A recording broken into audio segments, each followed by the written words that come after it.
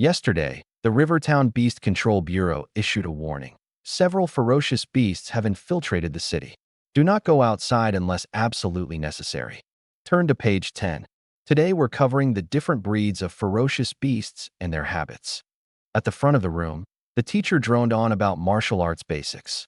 I sat in the very back row, quietly sliding open my desk drawer and slipping a chicken drumstick inside.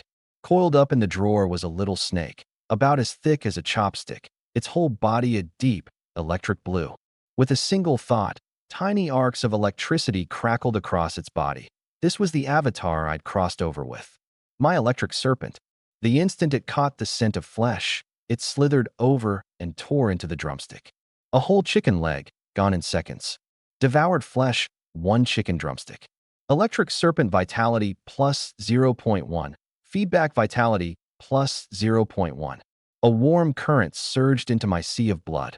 This was the vitality I could never earn no matter how hard I trained. Now, all I had to do was feed this snake. It would swallow the flesh and channel the power right back to me. Over the past few days, I'd gotten a handle on this world. It was 10,000 times larger than Earth, yet its nations and geography were more or less the same. The one difference, man-eating beasts. Humanity had been driven back inch by inch, until nothing remained but a handful of fortress cities forged from steel. The wilderness had long since become forbidden territory. Everyone in the city had to take the martial aptitude test upon coming of age. My result was rank D, dead last in talent, barely scraping past the admission line into the martial arts university. As for the avatar and the system, those had only awakened this morning. Personal profile, open. Host, Li Qingshan. Strength, level 0 martial artist vitality, 0.1/10 talent. Rank D.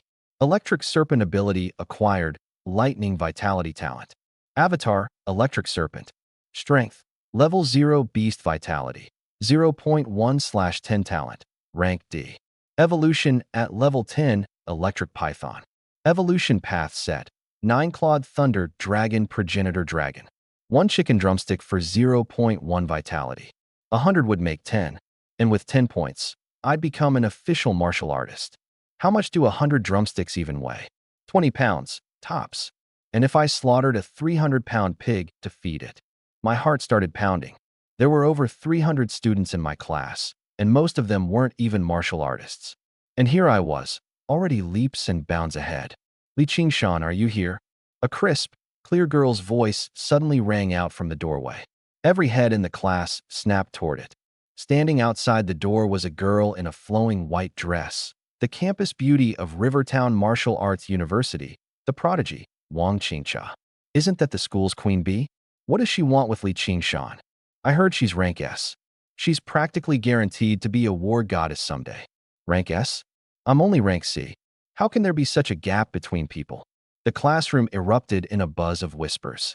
Wang Qingcha, is there something you need? The teacher recognized her and asked politely. But Wang Qingcha's eyes were locked on me. Her face was full of contempt. Li Qingshan, your family has no shame. Clinging to this engagement, refusing to call it off. Her voice rose. Your talent is only D rank. Your family's long past its glory days. What makes you think you're good enough for me? A toad and a swan can never be together.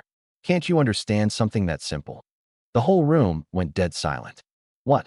The campus queen is engaged to Li Qingshan. What a lucky bastard. Lucky my ass. He's getting dumped anyway. I'd dump him too. She's S rank, he's D rank. They're not even from the same world. I was completely numb. Sure, this girl was gorgeous, but humiliating me in front of the entire class, was that really necessary? I'd only just started making friends with my classmates these past couple of days, and now it was all falling apart. A toad? From now on, who'd want anything to do with the toad? I wanted to fire back, but the words wouldn't come. When it came to talent, I really was that toad. And the thing about the system, I couldn't exactly bring that up. I was truly backed into a corner. This engagement was arranged by Qingshan's grandmother. On her deathbed, she made us promise again and again. If it weren't for the old woman's dying wish, do you think we'd give a damn about breaking it off with you Wangs? The ones rushing in were my parents. My mother laid into her first. You little brat. You actually have the nerve to come to the school and humiliate my son? You've gone too far. Wang Qingcha's parents arrived too, dressed head to toe in luxury, flanked by two martial artist bodyguards, clearly rich, clearly powerful. That presence alone was suffocating. Wang Wei sneered. Who's to say that vixen grandmother of yours didn't seduce my father back then, just to get him to agree to this match? Those words struck the deepest wound in my family. Years ago, it was grandmother and the Wang family patriarch who arranged the childhood betrothal. Both of them wore god-rank powerhouses. Later, during a mission, grandmother vanished. But the Wang patriarch and the others all swore up and down to the same story. My grandmother had turned traitor. Stripped of the war god's protection and burdened with the disgrace, my father and several uncles were all officially struck from the records. Our family was carved up among Jiangqing's great houses, and from then on, we fell hard and fast. You're spouting filthy lies. My father's fists clenched until the knuckles cracked, his eyes going red. The Wang family, don't push us too far. Too far, Wang Wei scoffed. Today the Wang family is pushing you. So what are you going to do about it? Why don't you have your son beg me, say? Don't look down on a poor young man. His gaze swept over me like I was a pile of garbage. A worthless father, a worthless son, and you think you're fit to marry my daughter? Let me tell you, the Wang family has already agreed to a marriage alliance with the Zhao family of Modu. If you know what's good for you, you'll sign this annulment paper. The air suddenly turned cold, pressing down on everyone's chest. The Wang family really has pushed things a little too far. A cool, clear woman's voice rang out beside me. The entire class turned to look in unison. And so did I. I turned my head. A white dress reaching down to her knees, a pair of fair, slender legs, resting in a wheelchair. My desk mate, the so-called cripple, Su Baijiu. She always wore a woman's veiled hat, white gauze draped down, covering her completely. Except for the one time I happened to catch a glimpse while she was eating, no one in the entire school knew what she looked like.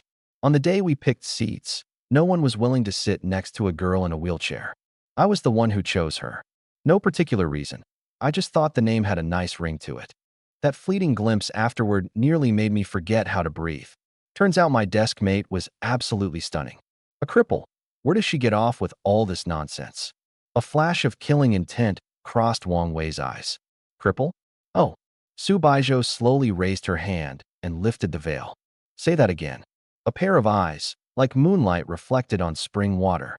The moment they saw her face clearly, Wang Wei and his wife both froze, their expressions changing instantly. Surely even a young lady of the Su family wouldn't forbid someone from calling off an engagement. Wang Wei's tone softened visibly. The Su family? The Su family of Shanghai. Judging by how Wang Qingcha's dad is acting, what other Su family could it be? If I'd known she looked like this, one look under that hat, and she'd have been named campus queen. I could kill myself. Why didn't I fight to sit next to her back then?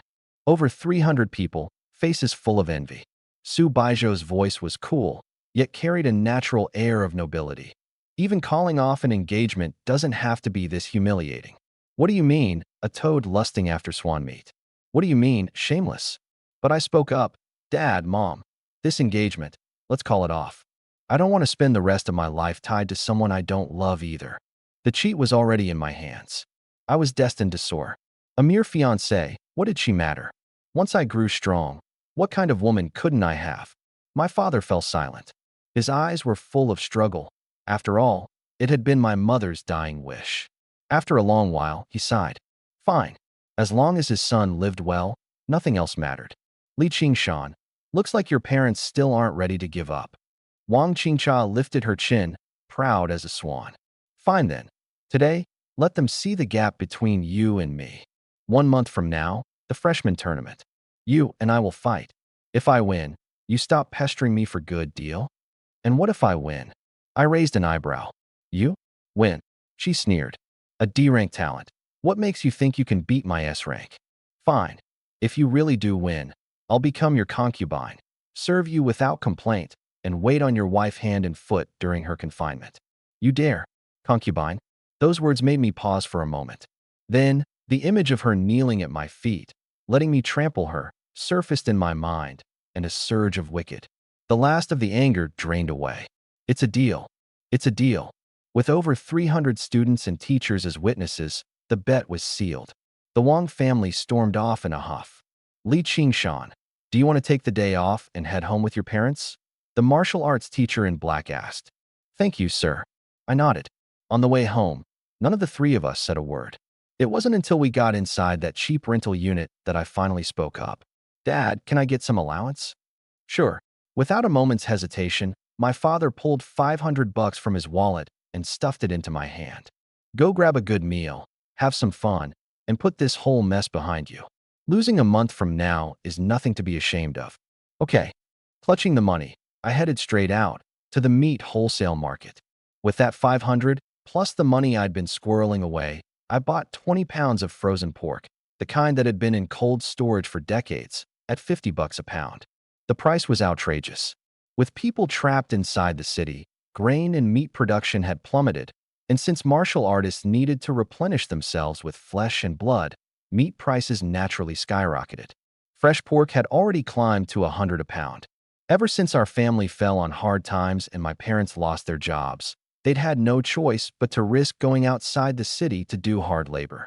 Otherwise, why would we be living in a place like this? 20 pounds. That was enough. By the time I got home, my parents had already left for work.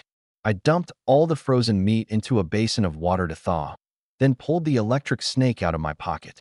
It was only as thick as a chopstick, but it radiated a fierce ferocity. Its fangs were sharp, its muscles taut. Strangling a few rats was child's play for it. Once it grew a little bigger, I could let it out to hunt on its own, save some money. An hour later, the meat had thawed. I tossed all of it in front of the creature at once. The moment the scent of meat hit, the electric snake pounced like a wild thing, tearing and biting, electric arcs crackling and popping all over its body. Strangely enough, as it swallowed those big chunks of flesh and blood, its belly didn't bulge in the slightest. Where on earth was all this meat going? Devoured flesh and blood, pork 1 pound. Electric snake vitality +1, feedback vitality +1. Devoured flesh and blood, pork 1 pound. Electric snake vitality +1, feedback vitality +1. Devoured flesh and blood, pork 2 pounds. Electric snake vitality +2, feedback vitality +2. By the time all 20 pounds were gone, my vitality had risen by a full 10 points. A sea of blood surged within me, and that sense of fullness was like nothing I'd ever felt before. Personal panel. Main body, Li Qingshan. Strength, level 0 martial artist vitality, 10 out of 10, upgradable, talent, grade D. Clone, electric snake. Strength, level 0 beast vitality, 10 out of 10, upgradable, talent, grade D. Click upgrade. Main body Li Qingshan has successfully broken through to level 1 martial artist. Clone electric snake has successfully broken through to level 1 beast. The vitality within my body suddenly surged. With a single effort, I could channel it to wherever I needed, unleashing power far beyond what I'd had before. I'd become a warrior? The little snake on the ground, barely 20 centimeters, visibly stretched and lengthened, and in the blink of an eye it hit 25. What really gives a person solid footing has never been some marriage arrangement or family name handed to them by others. It's the power you claw back for yourself, inch by inch. It was still early. I tucked the electric snake against my chest and headed straight for the outskirts of the city, Jiangxing Poultry Farm number 3. That place happened to belong to the Wang family. I didn't have money to burn on meat to feed it. The Wang's chickens would do just fine. The electric snake was only 25 centimeters long, about as thick as a chopstick. Small, silent, a natural-born hunter. I sank my consciousness into its body and slithered into the farm, hugging the ground. Row after row of iron cages slid past. The broilers inside them, from birth to death, probably never traveled even 2 meters. Prey delivered right to my mouth. All I had to do was open it. One chicken spotted me first and struck down hard. Snap. The scales didn't so much as budge. I was a tier 1 beast now. A chicken thought it could break through me. In an instant I coiled around it, and the current exploded. The chicken convulsed all over, then dropped and went still. I bared my fangs and tore into the flesh. The electric snake didn't swallow prey whole like other snakes. My teeth were sharp enough to rip the meat apart and gulp it down. The hunger slowly ebbed away. Devoured 1 broiler. Vitality +5. Feedback vitality +5. 5 points of vitality. My heart jumped. An ordinary person needs 10 points of vitality to become a Tier 1 warrior, and 20 to go from Tier 1 to Tier 2, which meant 4 chickens, and I'd step into Tier 2. The martial arts university had just started the semester. Fewer than half of the incoming students could reach Tier 2, and every one of them was exceptionally gifted, having barely piled it up by pouring in countless pills and beast flesh. Me? All I needed was 4 chickens. Sweet. Keep eating. The current cracked again and again, and the flesh went down mouthful by mouthful. Devoured 1 broiler. Vitality plus 5. Feedback vitality plus 5. Devoured 1 broiler. Vitality plus 5. Feedback vitality plus 5. I pulled up the panel. Main body, Li Qingshan. Length, 18 centimeters. Strength, Tier 1 warrior. Vitality, 20/20ths, upgrade available. Talent, Grade D. Electric Snake ability acquired, Thunder type vitality. Clone, Electric Snake. Length, 25 centimeters. Strength, Tier 1 beast. Vitality, 20/20ths, upgrade available. Can evolve into Electric Python at level 10. Evolution path locked in, 9-clawed Thunder Dragon, Progenitor Dragon. For chickens, 20 points of vitality in hand. I tapped upgrade. A sea of blood surged, and a mysterious power flooded instantly into my limbs and every part of my body. My physical body was growing stronger. I could clearly feel my bones and muscles lengthening, my strength turning more and more terrifying. As the vitality circulated, my fingertips actually. Electricity crackled faintly in the air. This was the gift the Thunder Serpent had given me. Lightning attribute chi and blood. Throw a punch, and thunder wrapped itself around the chi and blood inside. The destructive power was staggering, better than any martial technique. The serpent's body had grown too, stretching from 10 inches to 12. The next upgrade would cost 40 points of chi and blood. Bigger meant faster hunting and devouring. Coil, discharge, tier, all in one smooth motion. Devoured 1 broiler chicken. Chi and blood plus 5. Feedback chi and blood plus 5. 8 chickens, 40 points of chi and blood. I hit upgrade again, and the serpent grew to 14 inches. The two of us stepped into Tier 3 at the same time. What followed was pure harvest. Consumed 80 chi and blood. Advanced to Tier 5 beast/martial artist. Body length 45 centimeters. Consumed 320 chi and blood. Advanced to Tier 6. Consumed 640 chi and blood. Advanced to Tier 7. Consumed 1280 chi and blood. Advanced to Tier 8. Consumed 2,560 chi and blood. Advanced to Tier 9. Consumed 5,120 chi and blood. Advanced to Tier 10 beast/martial artist. Body length 70 centimeters. Inside this number 3 chicken farm, I devoured a full 2,000 chickens, nearly 10,000 pounds of flesh and blood, before I finally piled my strength up to a Tier 10 beast. The Thunder Serpent was now 70 centimeters long. Lightning-like patterns crawled across its scales, and every so often an electric arc would snap off it, its aura cold and menacing. I'd cleaned out every chicken in this building. Before the workers noticed, I needed to eat as much as I could, so I immediately sent the serpent darting toward the next building. The second one. Its nearly 3-foot body slid into the maze of cages and kept tearing away. Only this time, going from Tier 10 to Tier 11 required a full 10,000 points of chi and blood. I had to eat this building clean before I had enough. Evolution available. Consume 1,000 chi and blood to begin Electric Python evolution. Evolution takes 10 minutes. Please find a safe location. Auto starts after 30-minute countdown. Countdown can be ended early. Evolution takes 10 minutes? My heart tightened.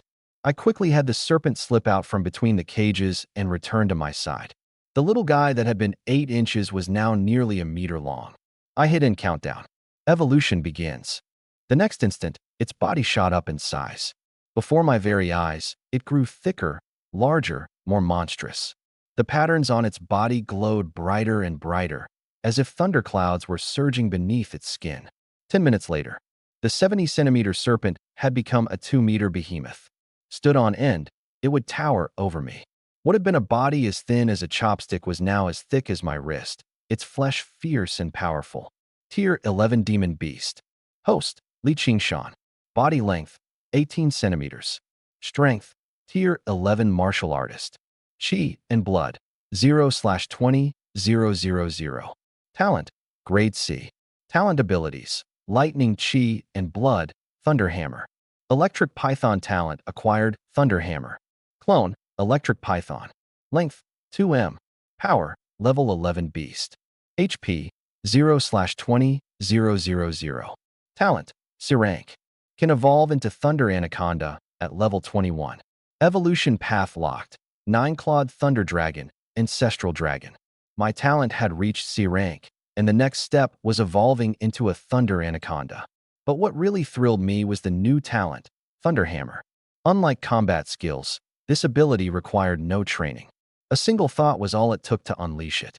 I channeled my blood C chi. ZZZT, ZZZT, ZZZT. A thunder hammer took shape in my palm, glowing deep blue, forged entirely from lightning, radiating an aura of pure destruction. As for its true power, I'd get my chance to test it eventually. Night fell. Panic broke out at the chicken farm. 4,000 chickens had vanished into thin air, and the workers had finally noticed. Sending the electric python back in to steal more was now out of the question. It had grown too big. The moment it slipped inside, it would be spotted. And if it alerted the Jiangxing Beast Management Bureau, I'd be in serious trouble. Inside the city, beasts were absolutely forbidden. I stuffed the electric python into a large backpack, bulging at the seams, and caught a cab to Honghu Lake. The lake stretched wide and open, teeming with fish and shrimp. It was the perfect place to release it. No worries about food, and plenty of cover to hide. Down the road, I could figure out ways to bring it flesh and blood to keep feeding its evolution. Once the electric python was settled, I hurried home. My parents still weren't back, working overtime again, no doubt. Back in my room, I couldn't wait to switch my perspective over to the electric python. I steered it down to the lake bed and began a fresh round of hunting. Honghu Lake had no shortage of fish, but they were mostly common stock: carp, crucian carp, grass carp, loach, and eel. A whole night of feeding netted only about 200 pounds of flesh and blood, 200 HP. Too slow. I'd be better off just buying pork and tossing it to the beast. Far more efficient. But pork was expensive, and money was the problem. I needed to find a way to make some cash. Dawn broke. My parents still hadn't come home from the night before.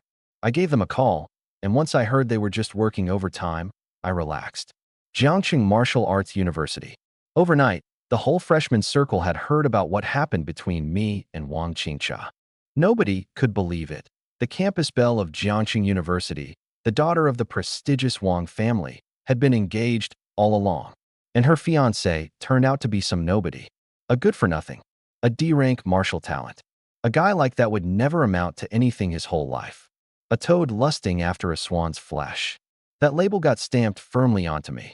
Everywhere I walked, there were pointing fingers and an endless stream of mocking voices. You see that? That's our university's famous toad. Thinks he can marry Wang Qingcha. He should take a good long look at himself in the mirror. This is the punk who got engaged to my goddess? I'm a level 3 martial artist. Watch me beat the crap out of this trash. You don't need to lift a finger. Someone's coming. Isn't that Zhang Hao? The guy who chased Wang Qingcha in his swift hawk chariot on the first day of school and got shot down right there on the spot. He's here to give Li Qingshan trouble, right? This should be good. I heard Zhang Hao's already a 4th-tier warrior, with A-grade talent too. A hulking figure blocked my path, radiating menace, like a beast ready to pounce at any second. You're Li Qingshan? I looked up and gave a little smile. Zhang Hao, 4th-tier warrior. Wang Qingcha's suitor. A-grade talent. You're here for me because you think I defiled her. So you want to beat the crap out of me, right? He froze, his face full of shock. You want to know how I knew all that? I glanced around. My talent may be trash, but I'm not deaf. Let's fight. 1 million dragon coins. You lose to me, and I lose. You can do whatever you want with me. How's that? 1 million? What? Zhang Hao clearly couldn't keep up with my train of thought. You fighting or not? I couldn't be bothered wasting words. Don't tell me you can't afford it, you broke loser. 1 million could buy 20,000 pounds of pork, enough to level up my electric python one more time. A cold glint flashed in Zhang Hao's eyes. For a rich kid like him, A million would sting, but he could cover it. Besides, he didn't think I was any kind of opponent. This money was as good as free, and he'd get to teach me a lesson while he was at it. Break one of my legs, and maybe Wang Qingcha would finally see him in a new light. You sure? I pressed.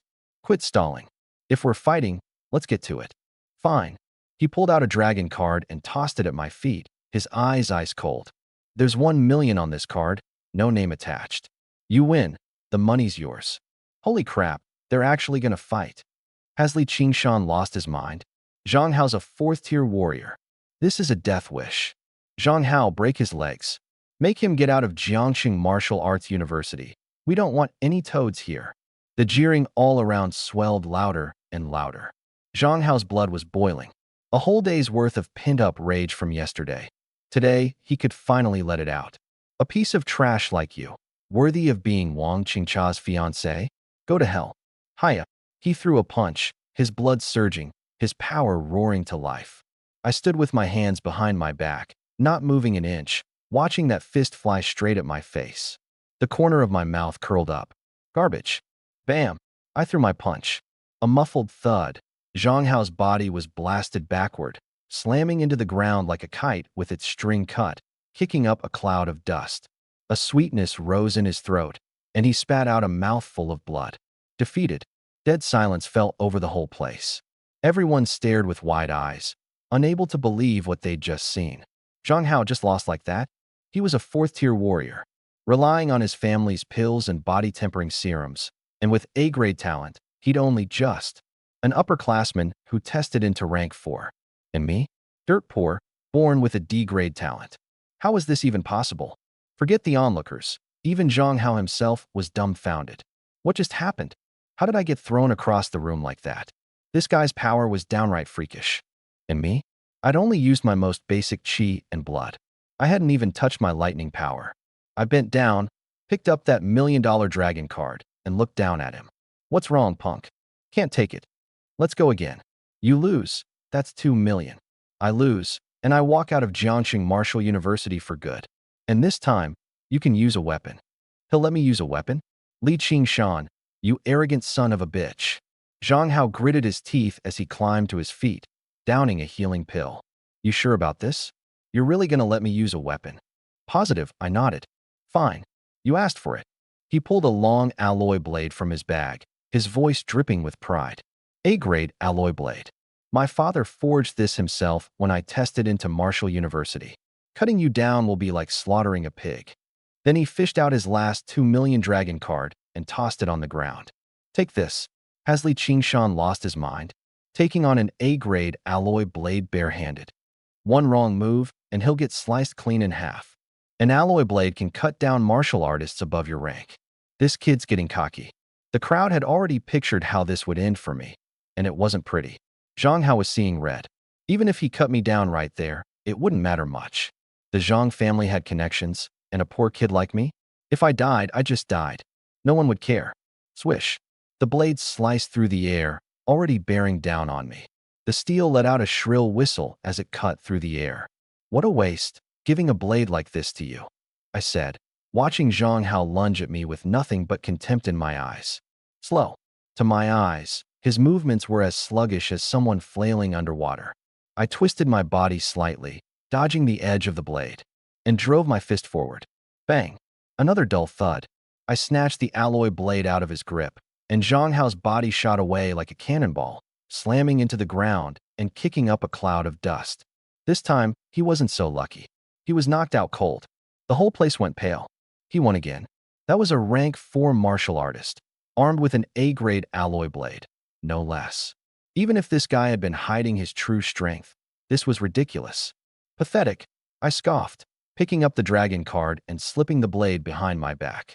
The freshmen at Jiangxing Martial University, every single one of them, are worthless trash. You worthless trash, spread the word. Anyone who's got a problem, come find me in my class and challenge me. One challenge, 1 million. The moment I lose a single match, I'll walk out of Jiangxing Martial University on the spot. Arrogant. Arrogant beyond belief. Every student around me was stunned into silence. He's insane, right? Taking on the entire freshman class. Zhang Hao isn't even the strongest. If those monsters among the new students hear this, they'll tear him apart. Big news, today's a real bombshell. I didn't even bother requesting leave. I walked straight out the school gate and headed for the wholesale market. As for that arrogant scene at school this morning, word was it had already blown up among the freshmen. Rumor had it a few self-proclaimed geniuses had stormed into my class looking for trouble, only to come up empty-handed. Li Qingshan's just scared, isn't he? Spouting off like that. Who wouldn't want to beat him up after hearing it? Can't run if you're not scared, right? Just wait. Sooner or later the school administration will force him to apologize in public. He's crossed the geniuses of our class. He's got no good days ahead. Exactly. Sullying Wang Qingxia was already enough to make people hate him, and now he's talking big too. He's just asking to die. Words repeated enough become truth. Wang Qingxia had called off our engagement, yet they still weren't satisfied. Why should a piece of trash like me get to sit next to someone like Su Baijiu? Why should this punk have such incredible luck? Boss, this is an A-grade alloy longsword. Your price makes no sense. I stared at the blade. 3 million. That's my best. Take it or leave it. Boss Tang of the weapons shop wouldn't budge.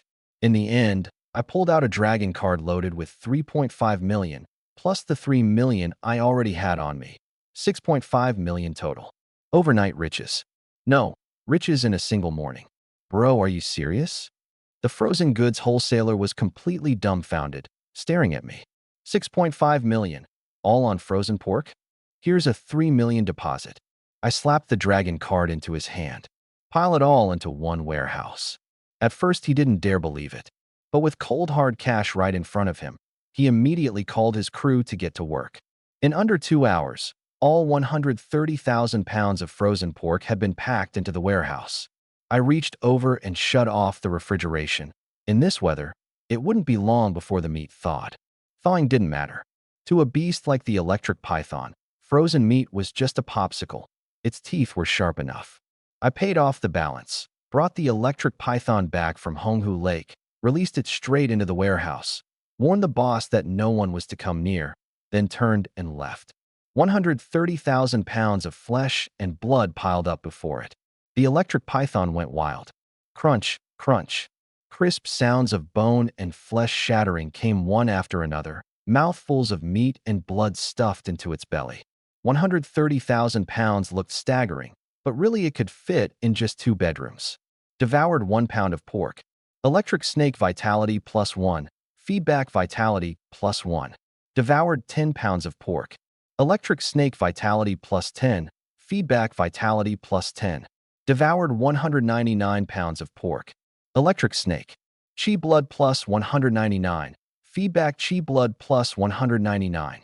As the system's chimes rang endlessly in my mind, I'd already made it back to the classroom. It was almost lunchtime. Teacher, I passed out in the bathroom. Just came to. Standing at the podium was my homeroom teacher, Li Qinya, wearing black stockings. I threw out the first excuse that came to mind. Passed out in the bathroom. She looked me up and down. Li Qingshan, that's the lamest excuse I've heard in my entire life. Go sit down. The buttons of her white blouse were stretched taut, and the black stockings traced a pair of long, slender legs. She was a good-looking woman. Thanks, teacher. I walked back to my seat under the gaze of the whole class. Li Qingshan, have you lost your mind this morning? I'd barely warmed my seat before my desk mate, Su Baijiu's voice bore down on me. Do you have any idea how many people want to come after you right now? Couldn't be better, I smiled. 1 comes, I beat 1 down. 2 come, I take down the pair. 1 person was worth 1 million. 2 people, 2 million. Best if a dozen or so came to challenge me. That'd be tens of millions in dragon coins. And my clone, Lightning Python, would get that much more flesh and bone to evolve and level up. Hopeless, Su Baijiu frowned. Don't leave this classroom before school lets out. If anyone comes looking for trouble, I'll cover for you. What if I need to use the bathroom? Hold it. Class dismissed. The moment Li Qinya finished speaking, the eyes of the entire class swung toward me. The show was about to begin. Sure enough, the second word got out. Someone in the hallway ran off to spread the news. Consumed 20,000 points of chi blood. Successfully upgraded to level 12 martial artist, level 12 fierce beast. In the sea of blood within my dantian, Terrifying chi and blood churned and brewed. Flesh, bone, and organs were all pushed up another notch. Level 12 martial artist. I'd grown a bit stronger. Tap, tap, tap. A rapid burst of footsteps suddenly sounded outside the door. A crowd surged in, led by a man in a white suit. Hanbin, a freshman at Jiangxing University and the acknowledged prodigy of his class. S-rank talent. School had only been in session a few days, yet backed by his family's resources, he was already a level 6 martial artist. Strength, talent, family background. He was top tier in every category, with countless fangirls across campus. Holy crap, it's Hanbin, the level 6 martial artist. Li Qingshan's screwed now. Hanbin's so handsome, he's got such presence. Li Qingshan was way too cocky this morning. Somebody needed to put him in his place. Arrogant people never end well. The buzz of whispers rose all around. Which one of you is Li Qingshan? Hanbin stepped into the classroom, his proud eyes sweeping over the class, his face full of contempt. Hey, show off, you here to challenge me? I stood up slowly, taking my time. Show off? The whole class's eyes snapped toward Hanbin. His face flushed crimson in an instant, the corner of his mouth twitching. He gritted his teeth. Li Qingshan, you've got some nerve. This is a 1 million dragon card. Want to fight for it? Sure thing, Mr. Show-Off. A flicker of delight ran through me. Before Subaijo could stop me, I agreed on the spot. Li Qingshan, he's a level 6 martial artist. Are you insane? Subaijo's voice dropped low. She turned and shot Hanbin an icy glare. Get lost. Hanbin froze, choking hard on that single word lost. If it had been anyone else, he'd have slapped them across the face already. But this woman was the Su family's precious daughter, someone he couldn't afford to cross. Li Qingshan, you really love hiding behind a woman, don't you? He sneered. Not always. I patted Su Baijo's shoulder. Sometimes I like standing in front of a woman to protect her too. Relax, little lady. Watch me knock this show-off flat on his ass. I strolled out of the classroom under everyone's watchful eyes, sizing Hanbin up from head to toe along the way. Wearing a suit in the middle of summer. If you're not Mr. Show-Off, then who is? Li Qingshan, you're asking to die. Hanbin's face went ashen. His energy erupted violently, thick killing intent surging in every direction, pressing down on the watching freshmen until they all stiffened as one. So this was the aura of a level 6 martial artist, seriously strong. I looked him up and down, but inside I was doing the math. 1 million. Honestly, that barely whets my appetite anymore. These rich kids never lack for cash, especially the prodigies. Their families throw funding and resources at them by the truckload. So I couldn't crush him too hard in the first round. I had to scratch just the right itch, make him think the whole thing was a fluke, that he'd surely win if we went again. That way I could reel in another million. 2 million, coming right up. At that thought, I nodded to myself, satisfied. Just then, Su Baijo steered her electric wheelchair out too. Watching me and Hanbin square off, a trace of worry flickered deep in her eyes. On the rooftop of the academic building. Li Qinya, your student's got quite the attitude, huh? A D-rank talent, and he dares run his mouth like that. The girl speaking wore short shorts that revealed a stretch of fair, long legs, her hair in a high ponytail, sneakers on her feet. A completely different style from Li Qinya beside her, with her black stockings and high heels. This morning, he defeated a level 5 martial artist. Li Qinya kept her eyes fixed on me at the classroom door, her tone grave. I want to see just how much this kid is hiding. Could it be he's been concealing his true strength all along, just to swindle dragon coins out of these rich kids? It's actually possible. Didn't you say he comes from a poor family? Han Yunyin narrowed her eyes. I suspect he's got at least a level 7 martial artist foundation. Otherwise, he wouldn't dare take on Hanbin. I think so too. Li Qinya nodded. Li Qingshan, take this. With a furious roar, Hanbin's suit-clad body lunged forward, riding a gust of fierce wind, the air being. A whistling shriek tore through the air. Everyone's breath caught. Whoosh. I moved too. Only an afterimage remained where I'd stood, and by the time I reappeared, I was already in front of him. One punch, straight to the chest. A muffled boom exploded. Just like that Zhang Hao this morning, Hanbin went flying straight back, slamming hard into the concrete. His chest heaved, his face was white as paper, and he could barely catch his breath. Holy crap. The crowd erupted, every pair of eyes locking onto me, filled with shock. This guy, just how strong was he? The way they looked at me had quietly changed. Who would dare call me trash now? Or say I wasn't even a martial artist? They'd get roasted alive by the whole class. Everyone had eyes. This kind of power, he'd hidden it way too deep. Beating a 5th-tier martial artist was one thing. But now even a 6th tier couldn't survive a single exchange with him? This. Su Baijiu stared blankly at the surge of blood energy pouring off me, astonishment flickering in her eyes. Wasn't this guy supposed to be a D-rank talent, a total waste? How could he be this strong? Up on the rooftop, Li Qinya and Han Yunyan exchanged a glance. Unexpected. A 7th-tier martial artist. That's right.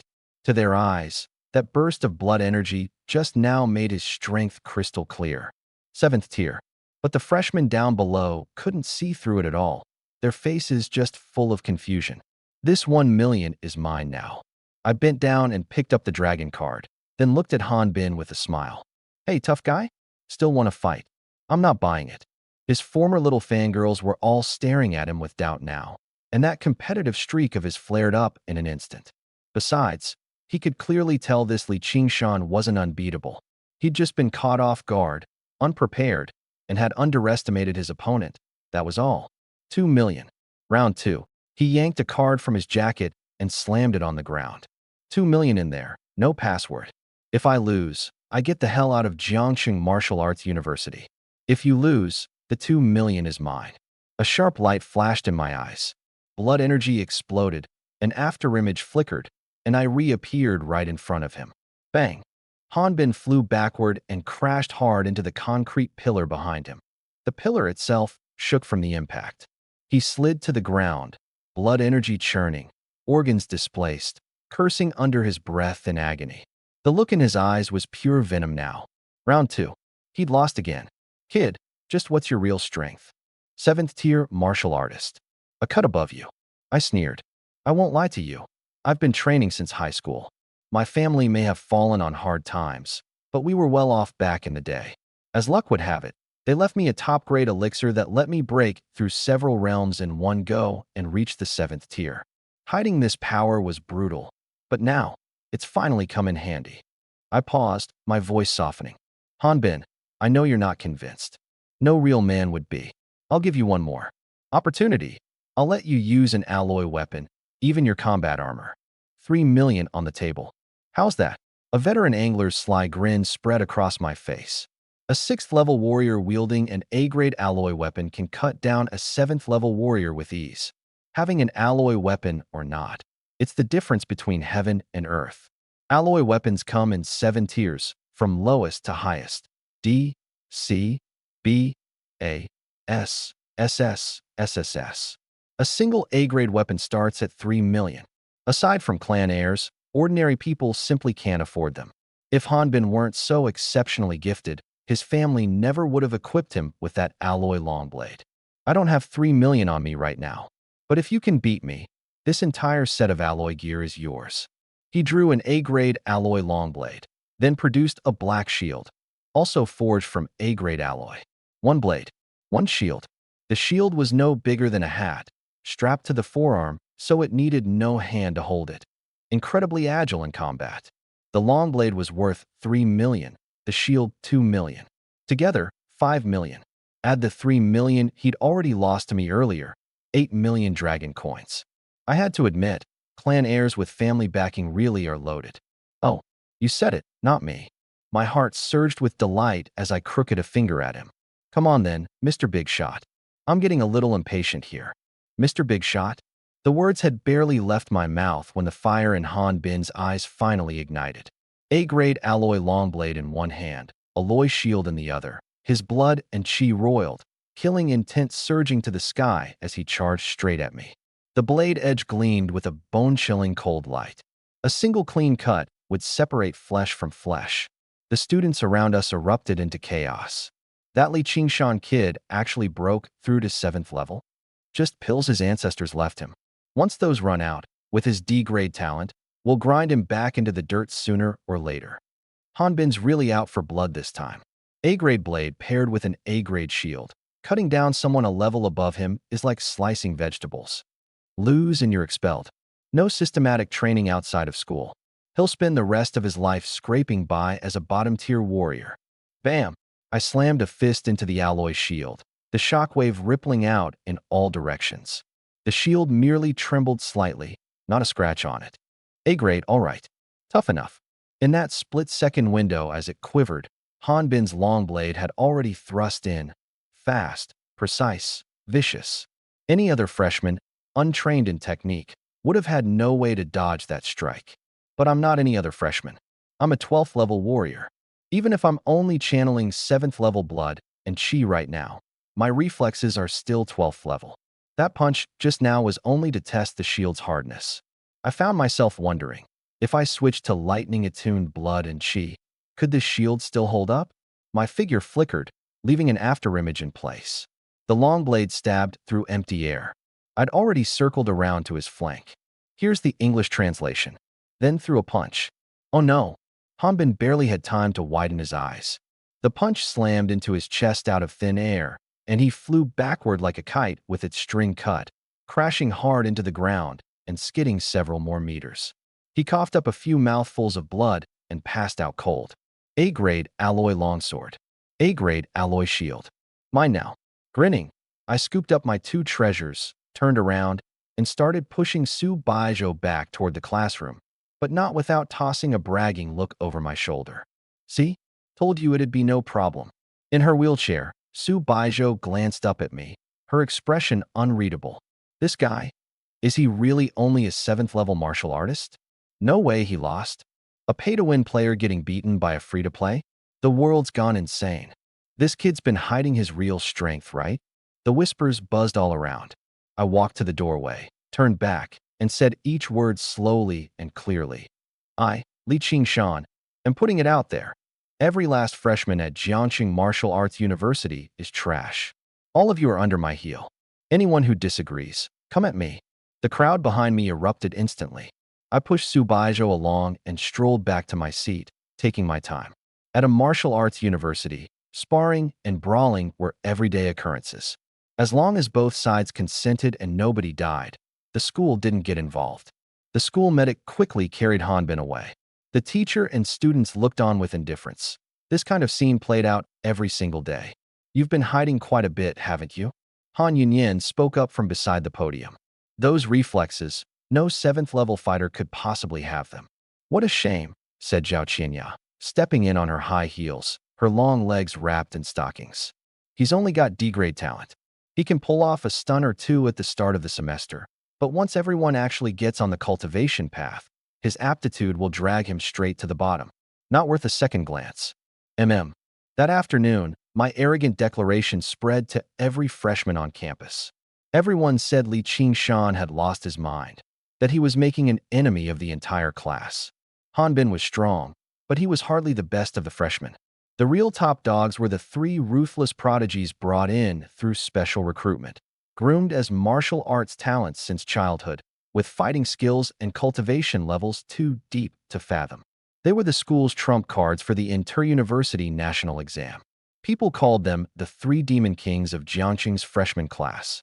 I'd beaten Hanbin, but nobody envied me. In their eyes, I was just coasting on the pills my ancestors left behind. Once those ran out, I'd be nothing but a grasshopper in autumn, not many days left to jump around. First period that afternoon was still Zhao Qianya's class. Those stocking-clad legs were definitely eye-catching. In my past life, I'd never seen legs shaped that beautifully, total oneness in energy. I gave Zhao Qianya a once-over, then glanced at the legs of Su Baijiu beside me. Each had its own charm. Su Baijiu's legs looked soft and fair, with a faint sweet fragrance to them. What are you staring at? Su Baijiu's tone was icy. Su Baijiu, these legs of yours, how'd they get crippled? Were you born this way? Or did something happen? She was fine at birth. Then after age 3, the feeling just slowly faded away. She paused. You're still looking? A quick glance is peeking. Staring is respect. I kept my eyes on her legs. So pale? I mean, such a shame. What's the shame to you? What did the doctors say? The doctors couldn't figure it out either. Some said it was the muscles, some said the meridians, some said the bones. Everybody had their own theory, and not one of them worked. Her voice sank. Can you feel anything if I touch it right now? Nothing. Then it's a nerve issue. Some doctors said that too. The treatments they prescribed didn't work either. All right. I took a few more looks before shifting my gaze back to Zhao Qianya's long legs. Su Baizhou followed my line of sight, and a flash of displeasure crossed her eyes. She quietly reached over and gave my arm a hard pinch. Too bad. As a level 12 warrior now, I didn't feel a thing. All she could do was grind her teeth. After one period, the teacher changed. The new one lectured on alloy weapon classifications, combat armor, and the like. No legs to look at this period. My gaze drifted back to Su Baizhou's calves. No feeling at all, huh? I quietly slipped one hand over and rested it on her thigh. Soft pale. The next instant, Su Baizhou's eyes went cold as a whisper from the Grim Reaper. It's my calf that has no feeling, not my thigh. Oh, sorry. I froze, then quickly moved my hand down to her calf. If looks could kill, she'd have cut me down a few hundred times already. No feeling. Keeping a straight face, I channeled a thread of lightning-infused qi and blood into her calf. MMN. Su Baizhou suddenly let out a soft moan. Her calf trembled, and then she looked at me, shocked and confused. Swish. The whole class, including the female teacher up at the podium, whipped their heads around to look at the two of us. What was that sound just now? A moan? We're in the middle of class. Jealous stares came shooting our way. Su Baizhou realized what she'd just done, and a blush crept across her cheeks. Talk about giving yourself away. Who couldn't guess now? Nice cabbages, all rooted up by a pig. First Wang Qingxia, now Su Baizhou. Attention, everyone. It's class time. If you have needs, take care of them after class. The female teacher gave Su Baizhou a meaningful look. Next, we'll cover the application of combat armor and its enhancement effects on warriors. Order returned to the classroom. I turned and asked in a low voice. Just now, you felt something, didn't you? Yeah. Su Baizhou nodded solemnly, her eyes full of curiosity. It's strange. My calf had no feeling at all, but the moment you touched it, it came back. I could feel it, clear as day, someone touching me. You, do it again. Really? The corner of my mouth curled up. Hurry, she said. Her face turned even redder. I channeled the qi and blood from the sea of blood in my dantian, letting a thread of lightning coat my fingertips as I slowly brushed against her fair, slender calf. MH. She bit her lip, but couldn't hold back another soft moan. In an instant, the whole class's eyes snapped toward us. The substitute teacher's face darkened. I yanked my hand back. Those glares, they looked like they wanted to chop me to pieces right then and there. Li Qingshan, are you free after school? Su Baizhou didn't dare let me touch her again, so she asked hurriedly. No time. I shook my head. I'd just scored 2 alloy weapons and 3 million dragon coins, and tonight I still had to go buy flesh and blood to feed my lightning python. After school, genuinely booked. Devoured 1 pound of pork. Lightning python chi and blood +1. Feedback chi and blood +1. Devoured 100 pounds of pork. Lightning python chi and blood +100. Feedback chi and blood +100. I closed the panel that only I could see. The lightning python was still going at it. Most of the 130,000 pounds of pork was already down its gullet, and in the blink of an eye it'd need another few 100,000 pounds. This thing was eating good. My chi and blood had piled up past 100,000, enough to level up. I silently tapped confirm. Consumed 20,000 chi and blood. Main body upgraded to level 13 warrior. Clone upgraded to level 13 beast. Consumed 40,000 chi and blood. Main body upgraded to level 14 warrior. Clone upgraded to level 14 beast. I could clearly feel the chi and blood in the sea of blood in my dantian surge, breaking straight through to level 14, with the lightning python advancing in sync. On top of that, the lightning python's body had grown to 3.5 meters. Half a meter longer per level. By the time it hit level 20, it'd probably be 7 meters long.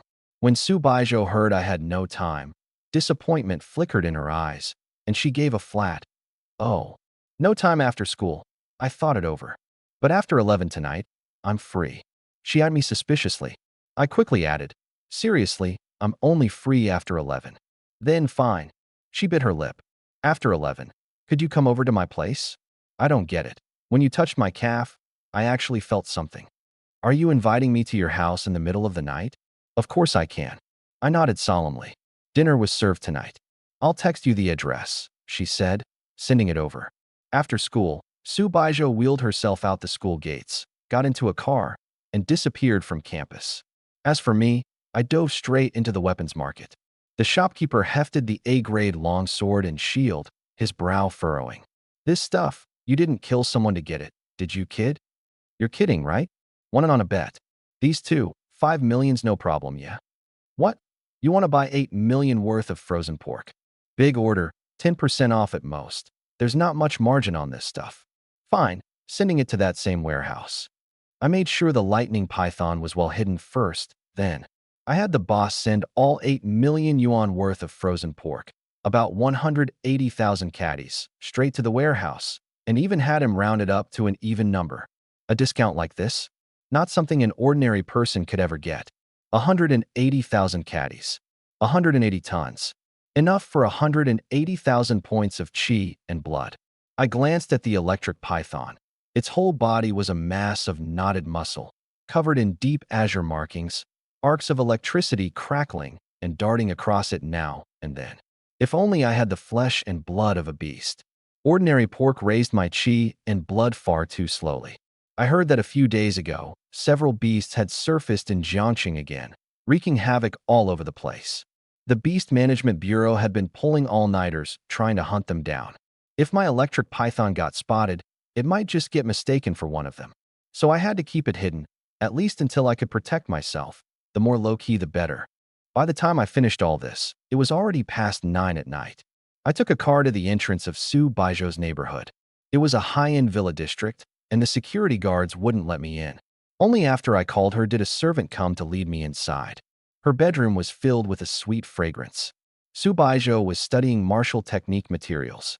With her legs impaired, she could hardly walk the path of martial arts. She'd come to the martial arts university for a different path. Martial arts analyst.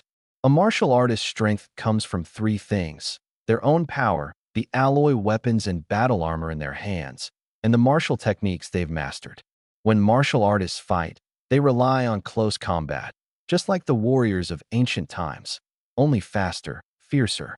But no matter how fast or fierce, it all comes down to technique.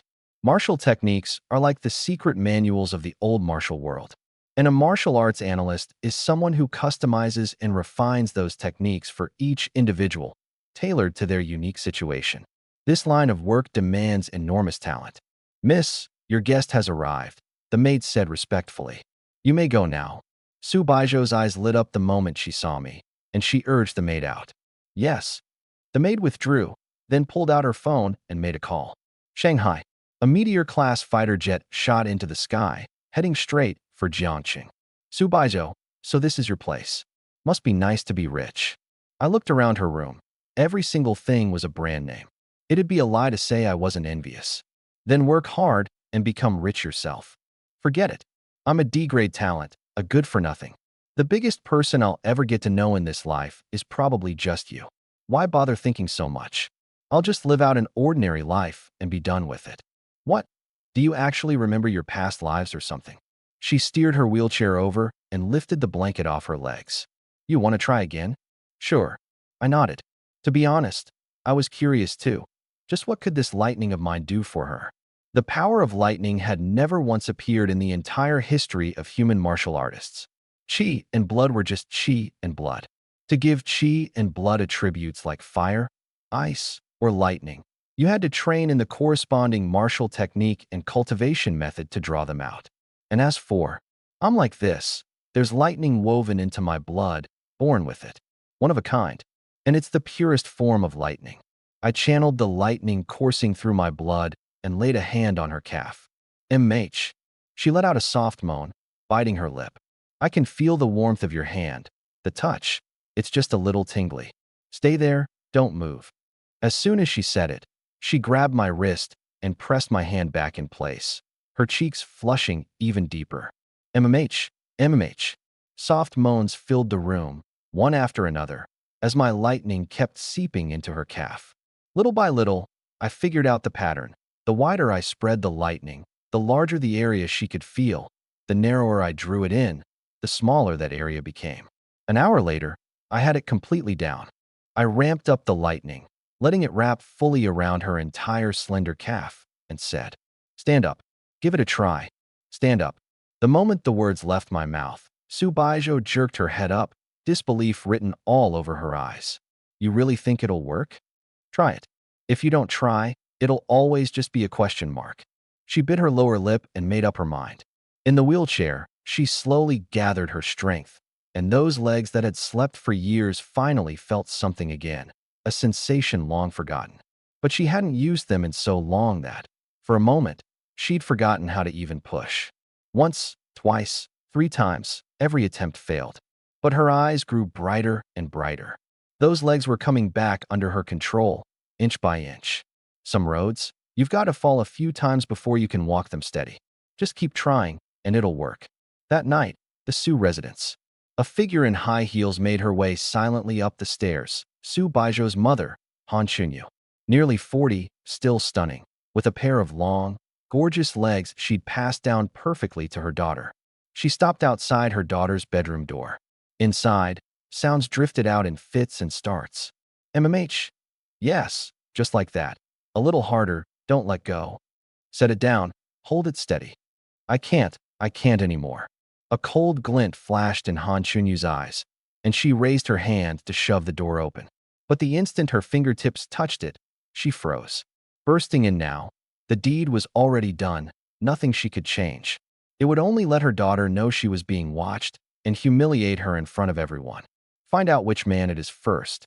Some wild city punk like this wasn't good enough for her daughter.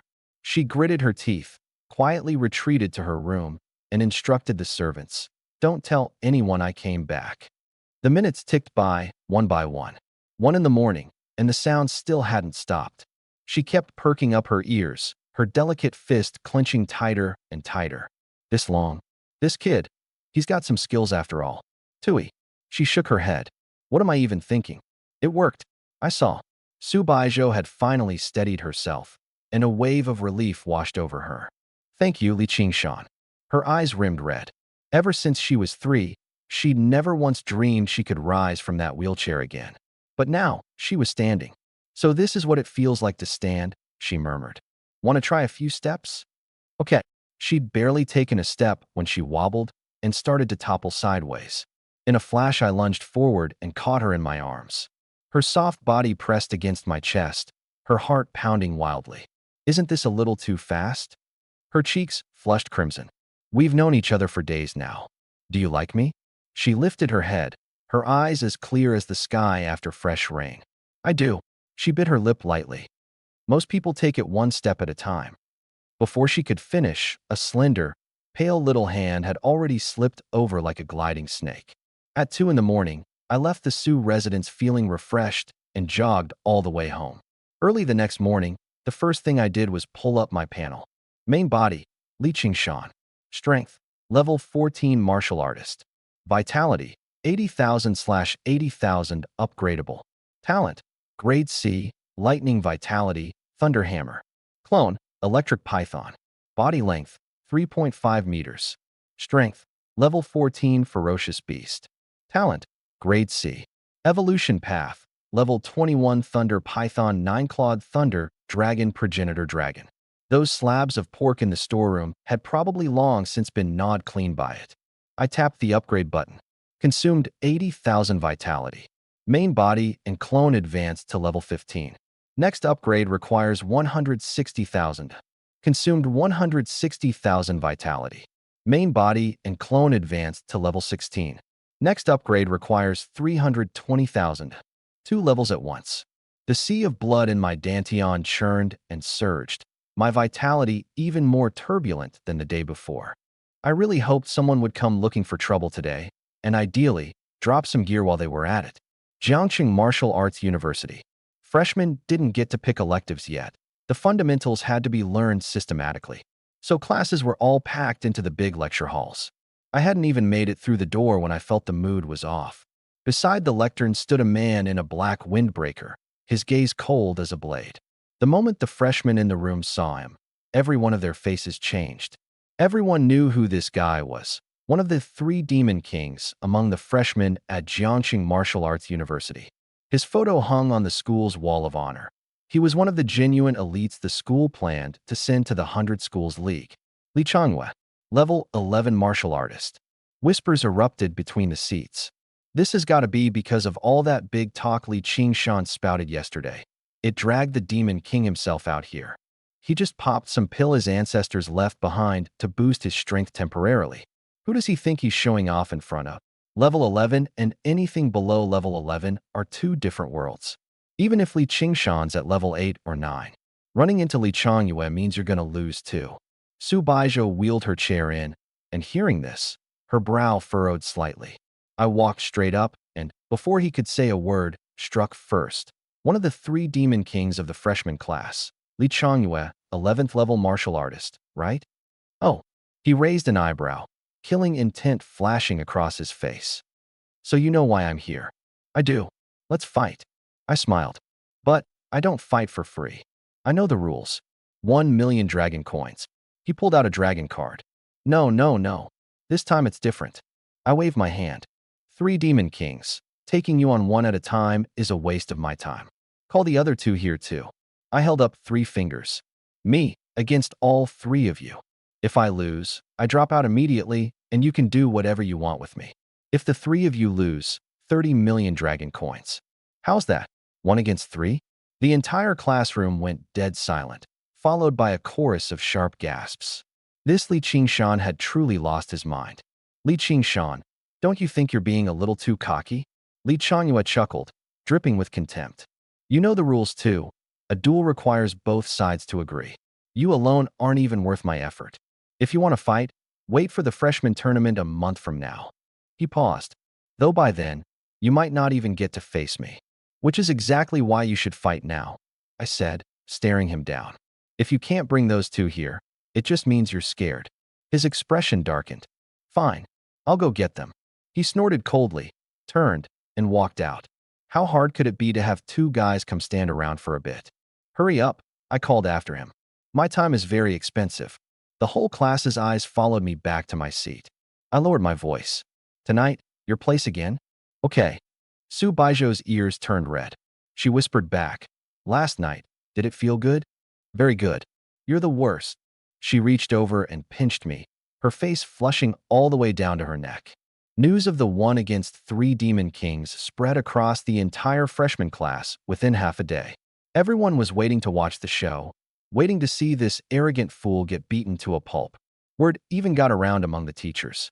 But once they heard I'd only temporarily boosted my strength with an ancestral pill, they lost interest. The Li family had produced a female war god, so it made sense they'd have a heaven-defying pill lying around. A D-rank talent could only go so far, no real future there. These teachers only cared about geniuses. They had no interest in dead weight. Only Wang Qingcha said quietly, "Go take a look. Consider it a farewell." At noon, the sports field. The 3 demon kings were already waiting. A dense crowd of freshmen had gathered in a ring, every face brimming with excitement.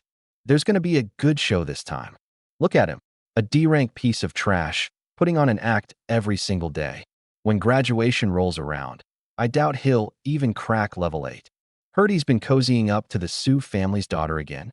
What a waste, another good cabbage rooted up by a pig. He's just a cripple. And didn't Wang Qingcha dump him anyway? I strolled in right on time, fashionably late. The crowd parted to let me through. 30 million on your dragon card. You got it ready? Humph. Li Changhua whipped out his dragon card. 30 million. That enough? Plenty, plenty. I nodded, satisfied. All 3 of you at once. Make it quick. I've got other things to do. Heh, cocky as expected. One of the demon kings sneered. You 2 watch. Let me teach this trash a lesson first. No matter how big your lucky break was, trash is still trash. Before he'd even finished, his blood energy exploded outward. He came charging like a raging bull, kicking up a fierce gust of wind. Also a level 11 martial artist. The freshmen watching held their breath, waiting to see me get crushed. Bam! A dull thud. The demon king went flying, slamming hard into the ground and kicking up a cloud of dust.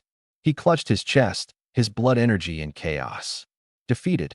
Not a single person in the crowd caught how I'd even moved. That, that was a level 11 martial artist. What level is he? Huh. I flick my wrist. 3 great demon kings? That's all you've got. Li Qingshan. Li Changyuan narrowed his eyes. What level are you now exactly? Level 11. Bullshit. Weren't you level 8 just yesterday? Forgot to mention, I grinned. That pill my grandmother left me doesn't work all at once. It keeps working. So overnight, yours truly hit level 11. I swept my gaze over the crowd of onlookers. As for the rest of you yapping away, you probably can't even scrape level 3 right now, huh? Maximum mockery. This kid. I've got B-rank talent. Surpassing you is just a matter of time. What are you so smug about? Can't take it anymore. Get him. Li Changyue and the remaining Demon King exchanged a glance, then erupted at the same time. 3 against 1. Thick, killing intent swept out in an instant, blood energy blasting in every direction. The crowd sucked in a sharp breath. Bam, bam, bam. 3 dull thuds went off one after another. All 3 of them went flying at once, crashing to the ground. This time, I held back just enough to leave them breathing. 30 million times 3 in the bag. I looked down at the 3 unlucky bastards on the ground. You can use alloy weapons and try again. But 30 million dragon coins each, and if your weapon loses, it's mine too. You dare. The 3 demon kings of the freshman class? I clicked my tongue. Looks more like 3 cockroaches to me. Trash. The crowd went into an uproar. Get him. 30 million ahead, and done. I bet 10,000 dragon coins. Take him down. No way. If I back out, I'll never be able to show my face at Jiangxing University again, beaten black and blue by a D-rank piece of trash. The 3 men on the ground scrambled to their feet. What 3 cockroaches? It's only 30 million. Li Changyue gritted his teeth. If I don't finish him today, my martial heart's gonna carry the scar forever. Get him. 90 million dragon coins, pulled together in the blink of an eye. To these rich kids, it was nothing. And what they drew were S-rank alloy long blades. 1 million apiece, just to start. 3 of them, worth at least 50 million. 3 cold, gleaming blades chilled the very air around them. Now we're talking. A sharp glint flashed in my eyes. Just as I'd thought, leaving them breathing earlier had been the right call. In the crowd, Wang Qingcha arched an eyebrow. This guy, he's actually got some skill. Then she smiled again. But a fighter wielding an S-rank alloy long blade isn't so easy to deal with. Swish. All 3 lunged at once, faces twisted with fury. The wind howled as 3 blades carved streaks of frost through the air, aiming straight for my head. The temperature dropped a few more degrees. The onlooker's eyes went wide, not daring to blink. I shifted my feet, leaving nothing but an afterimage where I'd stood. All 3 blades struck empty air. Thud, thud, thud. The same 3 dull impacts. The same 3 figures sent flying backward. Only this time, I'd already drained them of every dragon coin, and I no longer held back. 3 mouthfuls of blood sprayed out. The 3 of them crumpled to the ground, watching helplessly as I bent down and picked up their 3 S-rank alloy long blades, one by one. I grinned. Thanks for the generous gifts, buddies. Ha! Li Qingshan, in just a few short days, you've beaten all 3 of Jiangxing Martial Arts University's freshman demon kings? The crowd split open. Wang Qingcha stepped out, looking down at me from on high, a trace of contempt curling at her lips. Wang Qingcha, I said flatly. What? Having second thoughts. Second thoughts won't do you any good. The duel's in a month. Don't forget to show up. When the time comes, you'll be my obedient little concubine, waiting on my wife during her postpartum confinement. Hell, what a joke. She sneered. You beat 3 freshman demon kings, and now you think you're invincible? Where do you think that little bit of strength came from? You don't even know yourself. D-rank talent is D-rank talent. In a few months, these 3 freshmen will leave you so far behind you won't even see their shadows. She lifted her chin, her voice suddenly rising. And there's one more thing I want to tell you. Starting today, I'm no longer at Jiangxing Martial Arts University. I've been selected for the War God training camp. I report there tomorrow. From now on, one of us is in the heavens, the other in the dirt. Remember it well, you ant. The gap between us. War God training camp. The moment those words dropped, a collective gasp swept across the field. The War God training camp? Anyone who gets in is basically destined to become a war god someday. The Wang family already has one. If they get another, they'd shoot straight to the top of Jiang City. Number 1, hands down. But that camp is nationally run. The bare minimum is SSS tier talent, and you still have to pass the evaluation. Wang Qingcha's only S tier. You think she pulled some strings? Don't make me laugh. Even pulling strings requires having enough power to back it up. What does she have to offer? The doubts came pouring in. But Wang Qingcha just lifted her chin like a haughty swan. I won't keep it from you all. A few days ago, I awakened the Golden Crow sacred body. The War God training camp recruited me directly. Golden Crow sacred body. Those 4 words landed like a hammer. The entire field fell dead silent. You could have heard a pin drop. In this world, talent was ranked across 7 tiers: D, C, B, A, S, SS, and SSS. But a sacred body stood above even SSS. It transcended the very limits of talent itself. Once someone manifested a sacred body, they were all but guaranteed to become a war god. Holy crap, the Wang family's ancestors must be smiling down on them. A Golden Crow sacred body. A future war goddess. No wonder the Zhao family from the Magic City wants her as their daughter-in-law. Li Qingshan? Heh, he's not even fit to carry Wang Qingcha's shoes. The Wang family raises a phoenix. The Li family raises a mutt. Huh, well said. Gazes turned toward me one after another, full of pity and contempt. But I just smiled.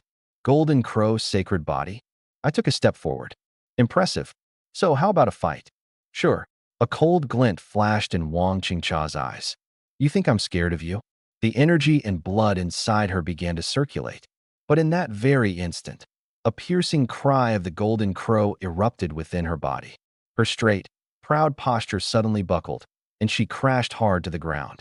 Deep in her pupils, a flame flickered and danced. Her sacred body is still awakening, Su Baijiu said, slowly rolling her wheelchair closer. If she channels her energy now, she'll explode from the inside and die. Qingshan, let it go. Settle the score a month from now. She lowered her voice, her eyes shimmering. Besides, even if she loses right now, she'll just weasel out of it. If she won't become your concubine, then who's going to take care of me during my postpartum recovery someday? A faint blush crept across her cheeks. Miss! A sharp shout rang out from the distance. A middle-aged woman warrior came sprinting over, scooped Wang Qingcha up off the ground, and dashed away without looking back. Hold on, miss. We're almost there. I shrugged. Fine by me. Someone already carried her off. 1 month from now, Su Baijiu said, lifting her eyes to me with a hint of reliance. Beat her fair and square, and take her as your concubine. After dropping the kanji off for Su Bai in the classroom, I headed out the school gates.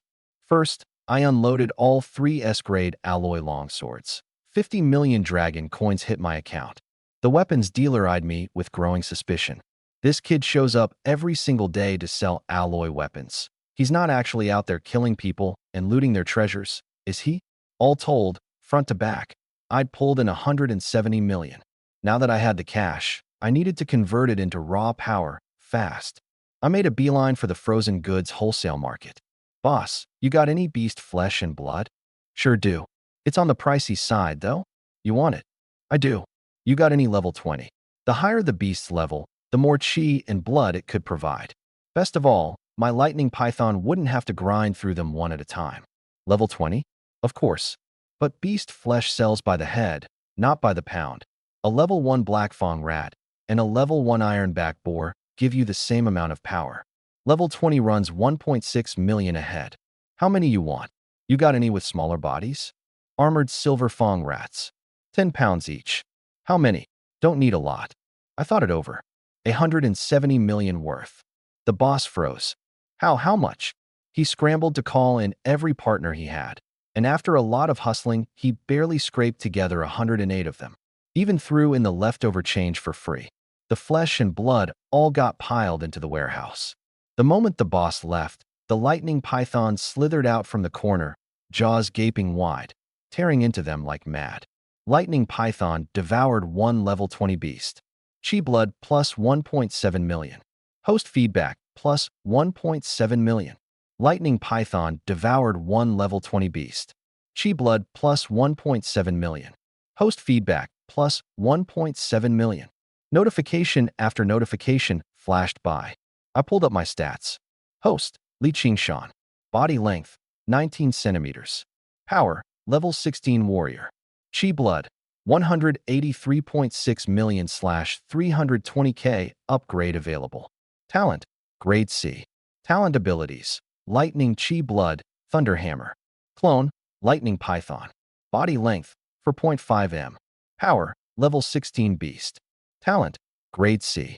Can evolve into thunder boa at level 21. Evolution path, 9-clawed thunder dragon, progenitor dragon.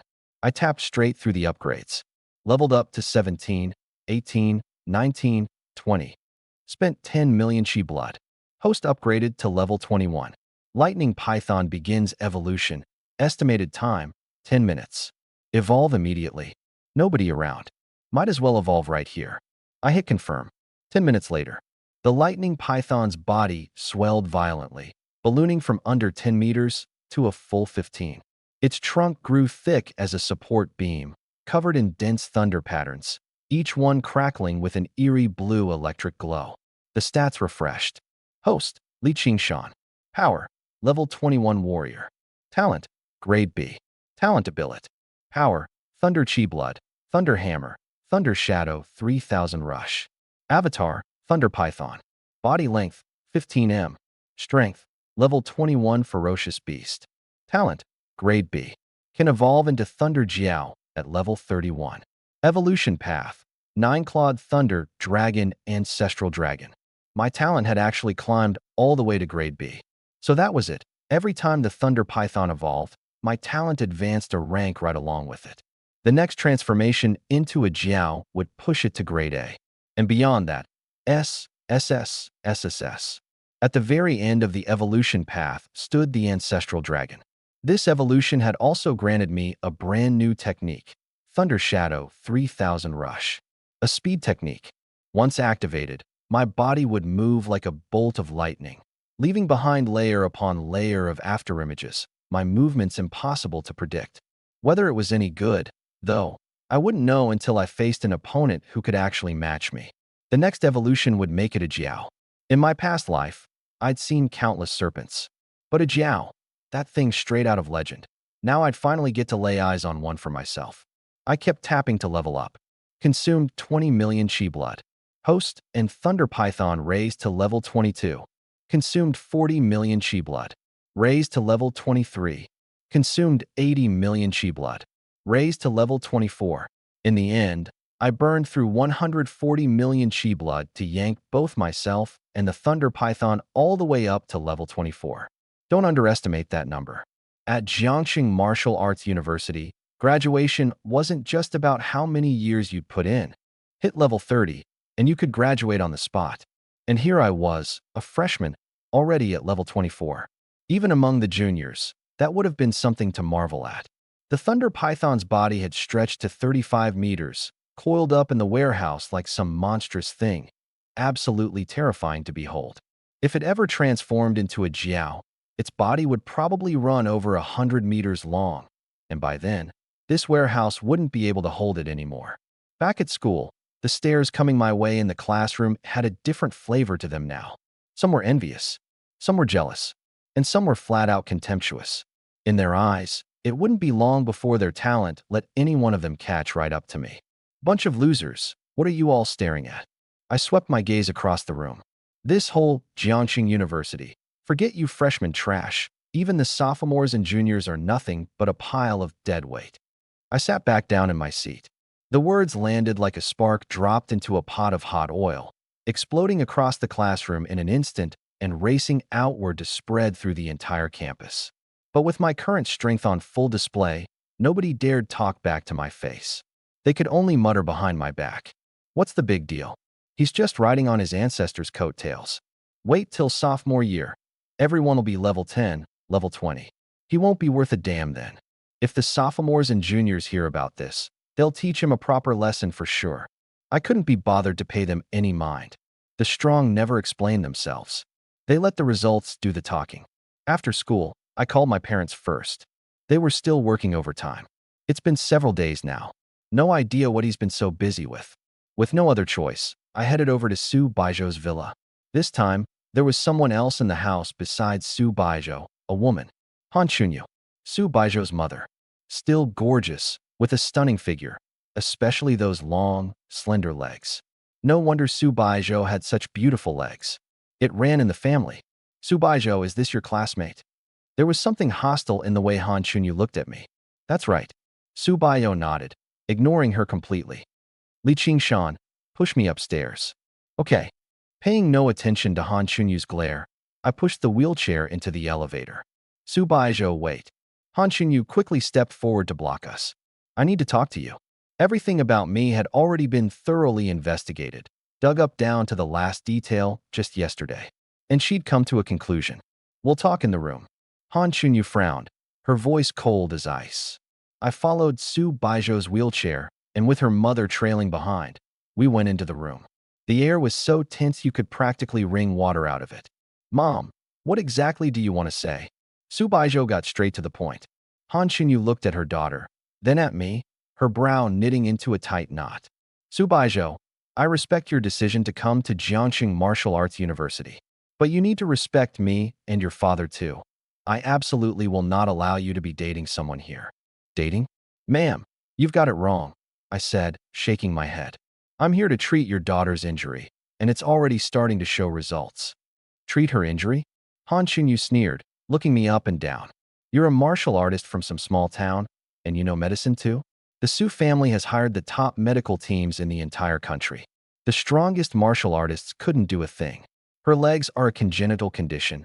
No one can fix it. And you're telling me you can cure her? The contempt in her eyes was almost overflowing. I know how badly my daughter wants to stand up again. That's exactly why I can't tolerate a con artist like you lighting a false hope in her, only to snuff it out with your own hands. Ma'am, I really can make her stand up again. I kept my patience. If it weren't for Su Baijiu, I'd have turned and walked out already. Huh. Han Chunyu's laughter was like a silver needle. Then why don't you tell me? How exactly do you plan to make my daughter stand up again? Something the top physicians couldn't accomplish. She was laughing like she'd just heard the biggest joke in the world. Let me feel her leg, and you'll see. The words had barely left my mouth when I saw Han Chunyu's whole body jolt. Her blood surged, her knuckles turned white from clenching, and she looked like she wanted to tear this pervert limb from limb right then and there. Li Qingshan, I dare you to say that again. One of her hands had already balled into a fist, her energy racing through her body. It's really about to go down. Mom, what are you doing? Su Baijiu shoved her wheelchair forward, throwing herself between us. I won't let you hurt him. You're my daughter. Han Chunyu's voice trembled with fury. Don't let this con artist mess with your head. If he can actually make you walk again, I'll rub his feet for the rest of my life. The rest of her life? My eyes lit up. Careful what you say, ma'am. I cleared my throat. I keep my word, she scoffed. If he can make you stand up, then so be it. I'll rub his feet for the rest of my life. Then watch closely. I laid a hand on Su Baijiu's slender calf. The lightning and blood energy within me began to circulate, and a thread of current followed my fingertips, flowing into meridians that had long gone numb. The next moment, Su Baijiu braced herself and slowly rose from the wheelchair. She wobbled, unsteady, but she was standing. She was actually standing. This. The words caught in Han Chunyu's throat. A chronic condition that hundreds of consultations had failed to cure, undone in a single touch by this nobody, this penniless kid standing right in front of her. Mom, I told you he's treating me. Get out, Su Baijiu huffed. Okay, I'm leaving. Han Chunyu stared at her daughter standing there, so overwhelmed she couldn't get a full sentence out, and stumbled backward out of the room. Just as the door was about to close, I suddenly called after her. Hey, a voice, faint as a mosquito's buzz, drifted into my ear. I'll be waiting. It was Han Chunyu's voice, but she was already far down the hall, a voice that's soft. No ordinary person could ever have heard it. So this was the power of a true martial artist? I glanced at Su Baijiu. Her face was blank. She clearly hadn't heard a thing. I continued her treatment. Just then, a line of system text appeared before my eyes. Form a contract with the Phoenix hatchling. Yes, no. Note. Once the contract is formed, The system can reforge the phoenix hatchling's physical body so it can bear the power of its inner soul, completely curing the leg ailment. Phoenix hatchling? I froze for a second. This was clearly a living human being. How was she a phoenix hatchling? A human body with a phoenix's soul? Or a phoenix reborn? Whatever. If I could form a contract, there was no way I'd let it slip by. I tapped yes. Contract successful. Contract beast acquired. Phoenix hatchling. Interface unlocked. Both parties bound. The contract beast is 100% loyal to its host. When the contract beast advances in strength, it will replenish the host's blood energy. Treat the phoenix hatchling's leg ailment now. Yes, no. 3 hours later, it was nearly dawn.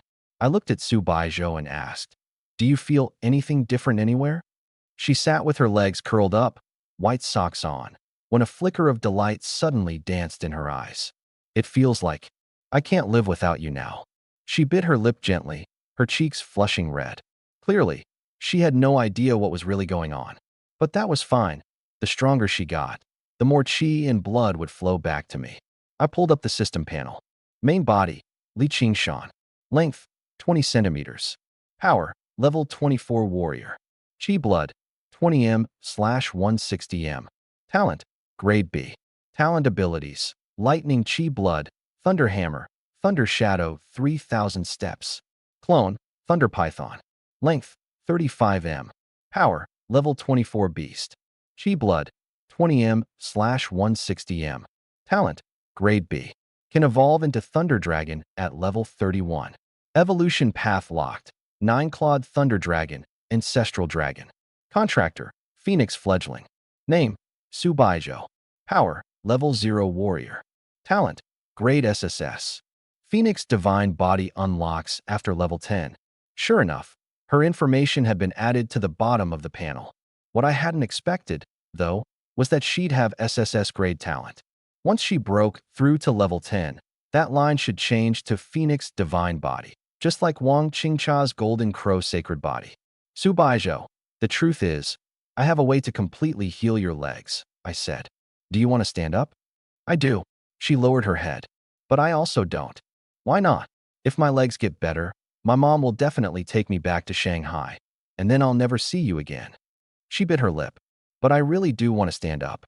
Still, right now, I think it's kind of nice not to be in a rush. These days with you have been the happiest time of my life. I want to make it last, just a little longer and longer still." I smiled. "Then why not just pretend you're still crippled?" She froze for a second, then her eyes lit up. Why didn't I think of that? Such a simple solution. Yes. I pressed my hand against her calf. A thread of chi and blood flowed in, and those long numb legs received a signal from her brain for the very first time. Even after I pulled my hand back, she could clearly feel strength surging up through both legs. Bracing herself against the wheelchair, inch by inch, she stood up on her own. "Li Qingshan, I'm standing. Did I really stand up by myself?" She wept for joy, tears rolling down one after another. "From today on, you can walk the path of a warrior," I said. "With talent this good, don't waste it. In life, the thing to fear most isn't lacking talent. It's having two perfectly good legs and choosing to stay seated where you are." She was taken aback for a moment, then nodded solemnly. I'll definitely work hard." And the harder she worked, the more chi and blood would flow back to me. An hour and a half later, I was fully satisfied. I left the room feeling satisfied and made my way toward the villa's exit, one hand against the wall for support. At the doorway, a strikingly elegant figure blocked my path. Black spaghetti straps, stiletto heels. It was Han Chunyu, staring at me with hostility in her eyes. My stomach tightened. I had a bad feeling about this. After all, this woman was a powerful martial artist. "Mrs. Han, please control yourself," I said, taking half a step back. "Killing someone means paying with your own life." Hee hee. She let out a soft laugh, her voice softening. "I was reckless just now. I thought you were some con artist using medical treatment as an excuse to take advantage. I never expected you to actually save my daughter. She hasn't been this happy in a long time." Han Chunyu paused. "Is there anything you want? As long as it's not too outrageous, I can make it happen for you. Although, that foot massage thing, you'll have to give me some time to mentally prepare." "I'm short on cash," I said bluntly.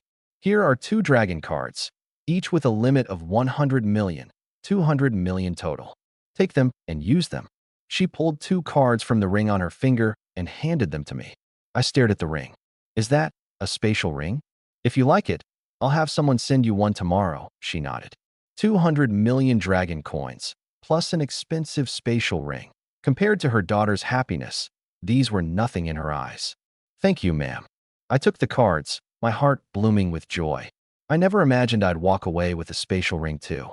Once outside the villa, I hurried home. Jiangxing Beast Management Bureau. Hello, it's the Beasts. Nanfu Residential Complex. So many beasts. Help, please come save us. Ah, the call cut off abruptly. A piercing alarm instantly tore through the entire building. Hundreds of martial artists in special combat gear leaped onto their armored vehicles and sped toward the Nanfu complex. At that very moment, the Nanfu complex had already become a bloody hell. Hordes of beasts had flooded into the complex, slaughtering residents indiscriminately. These monsters had long since infiltrated the city, lying low and biding their time, until tonight when they finally erupted all at once. The Bureau had known beasts had infiltrated, but they'd never been able to figure out their purpose. Now, the answer was about to be revealed. 10 minutes later, the martial artists arrived. In the plaza, on the lawns, across the roads, severed limbs lay everywhere, and the overwhelming stench of blood was suffocating.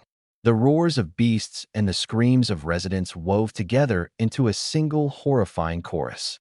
A resident on the 7th floor, probably because a beast had gotten into his home, was so terrified that he jumped straight out the window.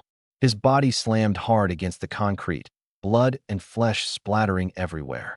One resident crawled desperately toward the martial artists, an iron-backed wolf clamping down on his legs from behind.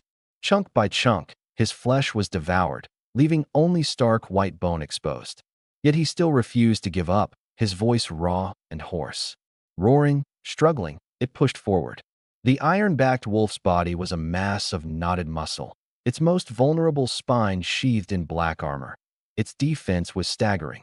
Its mouth bristled with fangs, and its foreclaws gleamed with a cold light. In the stairwell, a giant python coiled around a woman and swallowed her whole into its bloody maw, head to toe. In one of the rooms, a green-furred rat slipped in without a sound, its sharp claws tearing open a man's belly, entrails spilling out with a wet splatter. The stench of blood hung thick in the air. Move out. Wipe out every ferocious beast in the complex. At the command of the 7th Squad Captain, hundreds of warriors poured into the residential compound. The administration had 10 battalions in total. The other 9 were stationed across various parts of Jiang City. Here, a single 7th Squad was more than enough. 7th Squad, Team 1 in position. Full surveillance. 7th Squad, Team 2 in position. Clearing Building 1. 7th Squad, Team 3 in position. Clearing beasts from the roads. 7th Squad, Team 10 in position. Sealing the exits, intercepting any fleeing beasts. Everyone, come back alive. Yes, sir. Yes, sir. In an instant, the compound surged with raw energy and killing intent. Bam! A warrior's fist slammed viciously into the iron-backed wolf's skull, sending it flying and smashing through half a wall. One of the wolf's eyeballs burst, blood pouring out, yet it still came snarling back, baring its teeth. Bam! Bam! Bam! Every punch landed with a meaty thud until the entire floor trembled. This kind of slaughter was playing out in every corner of the complex. Some warriors had their battle armor ripped apart, a raging ape beast tearing into their flesh with savage fury. The entire Nanfu residential complex had, in the blink of an eye, become a living hell. Human corpses and beast corpses lay piled together. 2 hours later, the human warriors ultimately gained the upper hand, and the beasts fell back step by step. Team 1 reporting. A level 22 beast has escaped through the south gate. Black-clawed blood wolf. Team 1 reporting. A level 28 beast has escaped over the east wall. Netherworld spider. Team 1 reporting.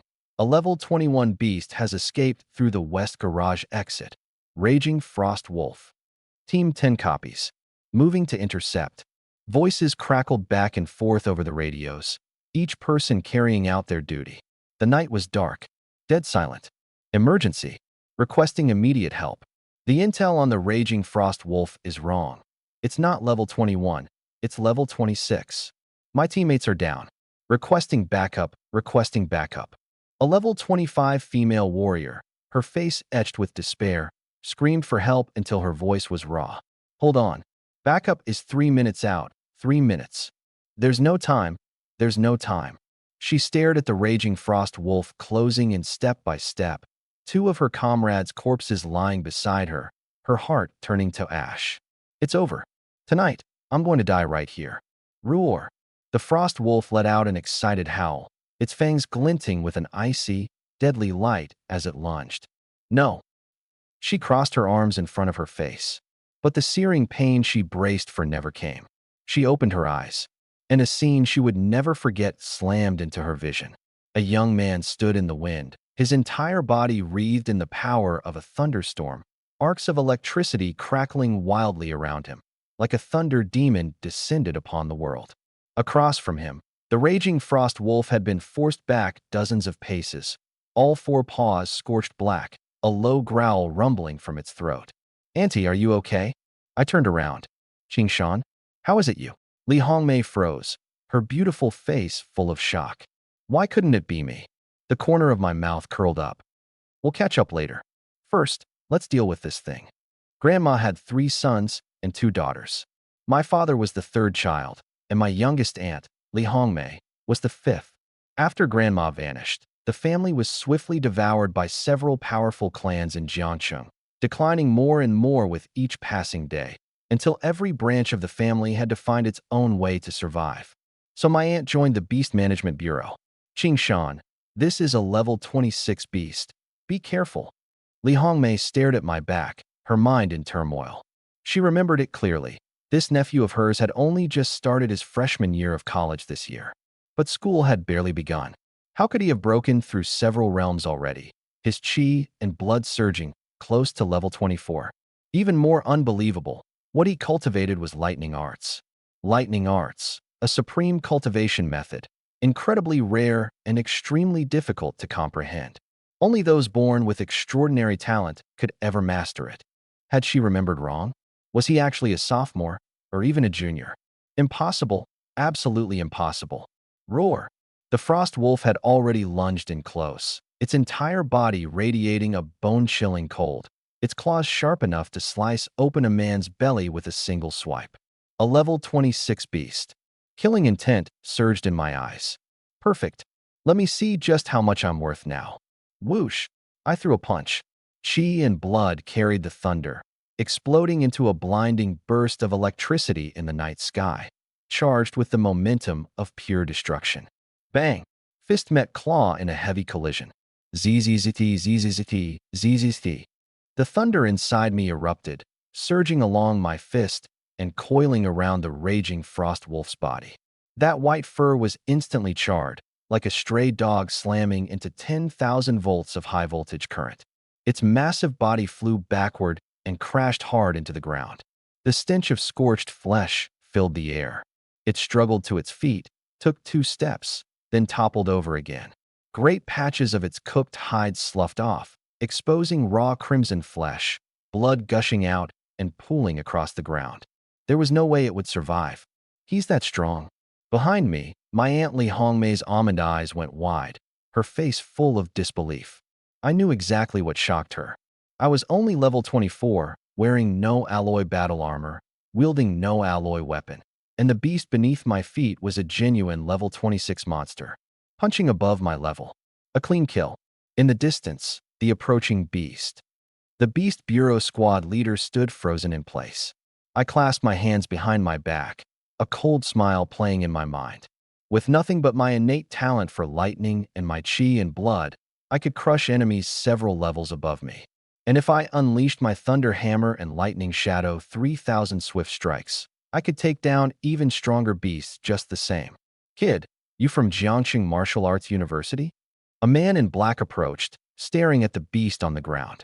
It was Shun Lian, leader of the Bureau's 10th squad. "Yeah." I turned and nodded.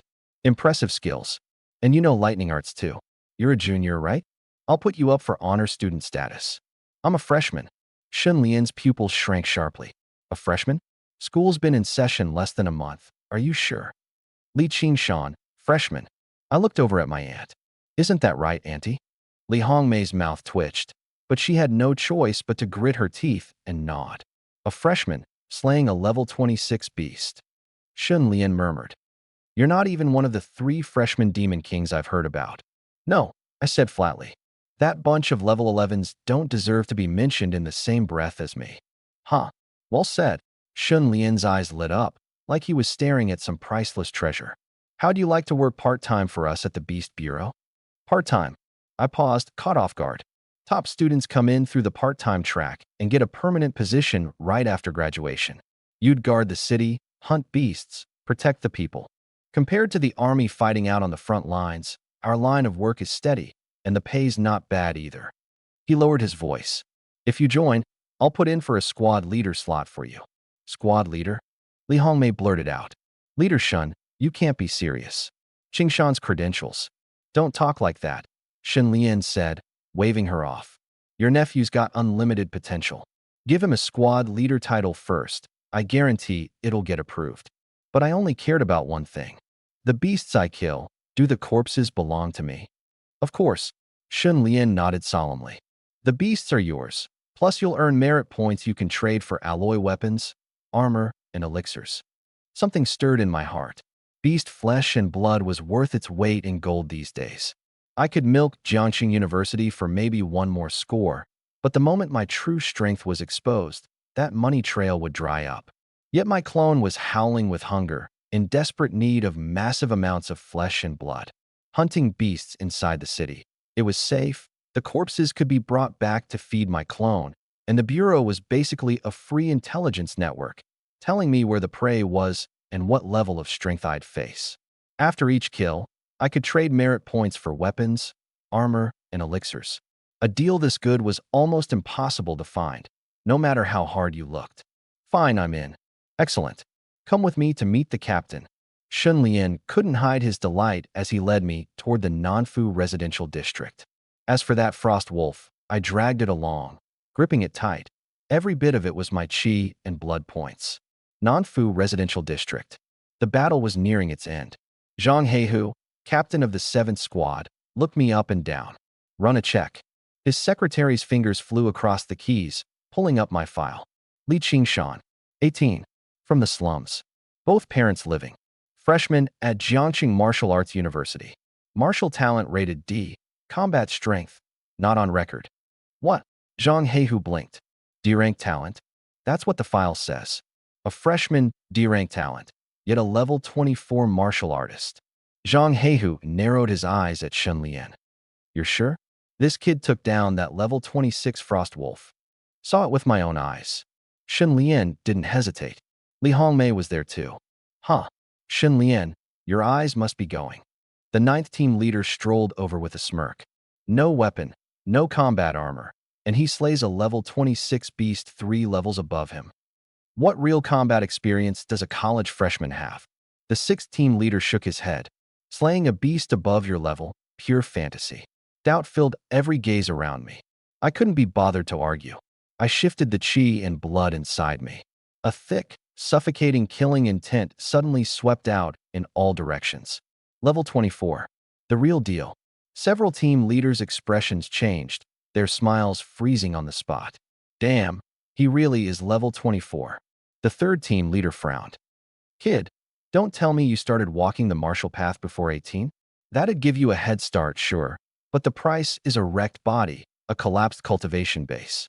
You'd be a cripple sooner or later. No, I cut him off. After I turned 18, I took a family heirloom pill. Shot my strength straight to the top. Just luck. Everyone nodded in understanding. So he juiced himself up. That explained it. No wonder. D-rank talent meant limited potential down the road, unless he kept feeding himself heaven-defying pills to stay alive. In an instant, everyone lost interest in me. Even Zhang Heihu. Shun Lian stood off to the side, a flicker of embarrassment crossing his face. He thought he'd recommended a peerless prodigy, and instead, I kept my expression blank. Talent can be hidden. Shine too bright, and you invite envy. Play weak and dumb. and you can reap the rewards at your leisure. Nobody understood that better than me. Rower. At that very moment, a beast smashed through the east wall of the complex and charged out into the open. The observer's voice exploded through my earpiece. Level 27 beast, bursting black armored bear, breaking out through the east wall. Send someone to intercept now. Level 27. I'll go. The third team leader flexed his wrists. Wait. But Zhang Heihu raised a hand to stop him, turning back to look at me, a hint of a test in his eyes. Kid, you got the guts to try? Kill it, and I'll bring you into the bureau. Give you a team leader's position. How's that sound? The corpse is mine. Of course. Deal. I looked toward the fleeing black-armored bear, a trace of cold intent flashing in my eyes. The next instant, the blood and chi erupted in an instant, and I shot forward like an arrow off the string. The others followed close behind. This kid's speed doesn't look like level 24, one of the team leaders murmured. The black-armored bear had already been intercepted by two level 27 warriors. Its eyes glowed crimson, lost to rage, and the two men were being driven back step by step. Had it not been for their alloy combat gear, they'd have been corpses on the ground long ago. The black-armored bear's gone berserk. Its combat power rivals level 28. Kid, you still dare. Zhang Heihu's voice cut off mid-sentence. I was no longer at his side. My figure had already charged into the battle. Is this kid insane? If he can survive 3 moves against a berserk black-armored bear, no, even 1 move, then he's got real skill. Ruhr, seeing me lunge at it head-on, the black-armored bear threw back its head and let out a savage roar. Its ferocious aura surged, and it barreled straight toward me. That body was like a heavy tank, plated in thick armor, brutal and unstoppable. Even warriors clad in combat alloy wouldn't dare meet it head-on.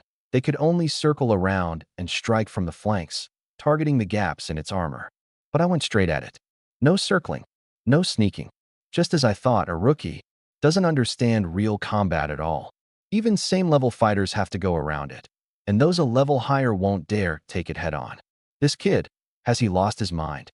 Several team leaders exchanged glances, shaking their heads to themselves. No one had any faith in me winning this fight. Good. The less they expected, the worse their defeat would be. Bam! My lightning surged into the black-armored bear's body in an instant. That armor, capable of shrugging off even terrifying destructive force, meant nothing against the thunder. In that moment, the beast went numb all over, its strength completely drained. I threw a single punch, and its tank-like body flew straight backward, slamming into the ground and kicking up a cloud of dust. But after all, it was a level 27 beast. In its berserk state, its attacks rivaled level 28, yet its defense still held the line at level 27. Far tougher, at least, than that frost wolf from before. After being ravaged by the thunder inside my body, it actually forced itself back to its feet, shook its head, its massive frame still dazed. And in the eyes it turned toward me, there was only one thing left. Fear. Fear that seeped up from the depths of its soul. That one punch ground every warrior's face, and every doubt, into the dirt. Holy crap, he's that strong. A level 27 beast, berserk and rivaling level 28, and he beat it into submission with one punch. Look at its eyes, it's afraid. A wild beast is actually afraid. 2 level 27s from the bureau were no match for it. And this kid's only level 24. He's vicious. It's his martial technique. The power his lightning art unleashes is unlike anything we've ever seen. His talent may be poor, but at lightning arts, he's a genius. I ignored him. I hadn't even needed to use Thunder Hammer. These beasts really couldn't take a hit. Die. I lunged again, flipping myself onto its back and straddling it. Thud, thud, thud. Every punch landed with a solid impact, arcs of lightning crackling around my body, visible to the naked eye. The burst black-armored bear roared over and over as thunder invaded its flesh, leaving it numb and tingling all over, unable to muster an ounce of strength. All it could do was struggle in its death throes. After a few more punches, it went silent. One was level 27, the other 28. No telling how many blood chi points these would earn me. Any more beasts? I turned to glance at the captain behind me, a grin still tugging at my lips. I'm not done having fun. The captain, A man named Zhang Heihu stared at me for a moment, his expression complicated. There are still stray beasts in the Nanfu residential complex. Go, he said slowly. From now on, you're the leader of Team 11 of the Beast Management Bureau. I'll assign you members as soon as I can. My heart leaped with joy. To everyone else, those were monstrous beasts. To me, they were all blood chi. They were all money. I charged deeper into the complex. A bone-devouring python smashed through an apartment door, and two screams rang out from inside. Two girls were huddled in the corner, clinging to each other and trembling, their eyes filled with despair. The massive python, as thick as a bucket, flicked its blood-red tongue, then lunged with its gaping maw at one of them. It clamped down around her waist, whipped its body twice, and swallowed her whole. It didn't even bother to chew. Ah! The other girl's scream echoed through the entire building. The python's eerie green eyes turned toward her as it opened its jaws once more. In that instant, I rushed in and threw a punch. An azure lightning storm wrapped around the python's body, its destructive force boring straight into flesh and blood. Hiss! It writhed in agony, and I seized it by the tail. Wave after wave of thunder crashed down, paralyzing every muscle in its body. Soon it lay limp on the ground, giving off the charred, savory smell of cooked meat. The girl in the corner watched me, wreathed in crackling lightning, and the terror in her eyes slowly gave way to awe. I didn't linger. I kept sprinting up the stairs. An hour later, the Nanfu residential complex was cleared. The authorities evacuated the civilians, and bureau personnel stayed behind to handle the cleanup. As for me, I was cheerfully hauling a truckload of beast carcasses back to the warehouse. There were two ways to deal with beast meat: keep it yourself, or turn it over to the bureau in exchange for money and merit. The payoff was actually about the same either way, so most people handed theirs in. I was the only one grinning as I hauled a whole truckload of meat back to my warehouse. Deep into the night, I pushed open the warehouse door. A thunder serpent over 30 meters long was coiled inside, its scales glowing with an eerie light. A few more levels, and it would evolve into a flood dragon. Catching the scent of blood, the thunder serpent immediately slithered over, swallowing the carcasses off the truck one by one. The panel before my eyes flickered in response. Thunder serpent has devoured 20. Level 7 beast devoured. Main body gains plus 200 million blood chi points. Clone gains plus 200 million. The thunder python devoured a level 28 beast. Main body gains plus 420 million. Clone gains plus 420 million. A total of 1 billion blood chi points credited. Consumed 160 million. Main body advanced to level 25 warrior. Clone thunder python advanced to level 25 beast. Consumed 320 million. Main body advanced to level 26 warrior. Clone advanced to level 26 beast. I pulled up the panel. Main body, Li Qingshan. Body length, 20 centimeters. Power, level 26 warrior. Blood chi, 480 million/640 million. Talent, grade B. Talent abilities, lightning blood chi, thunder hammer, thunder shadow, 3000 rush. Clone, thunder python. Body length, 45 m. Power, level 26 beast. Can evolve into thunder flood dragon at level 31. Path, 9-clawed thunder dragon progenitor dragon. Contractor, phoenix hatchling. Name, Subaijo. Power, level 0 warrior. Talent, grade SSS. Phoenix divine body unlocks after level 10. Level 26. Only 6 levels left before the thunder python transforms into a flood dragon. The next breakthrough requires 600 million blood chi, and I already hold nearly 500 million. The flesh and blood of a single level 27 beast would be enough to push me up another level. Too bad the South Manor complex had already been picked clean. Still, I had 200 million in cash on hand.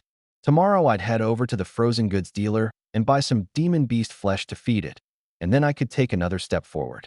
The thunder python had grown a bit more. Its 45-meter body was downright oppressive. Once it hit level 30 and became a flood dragon, its length would probably break 100 meters. This warehouse wouldn't be able to hide it anymore.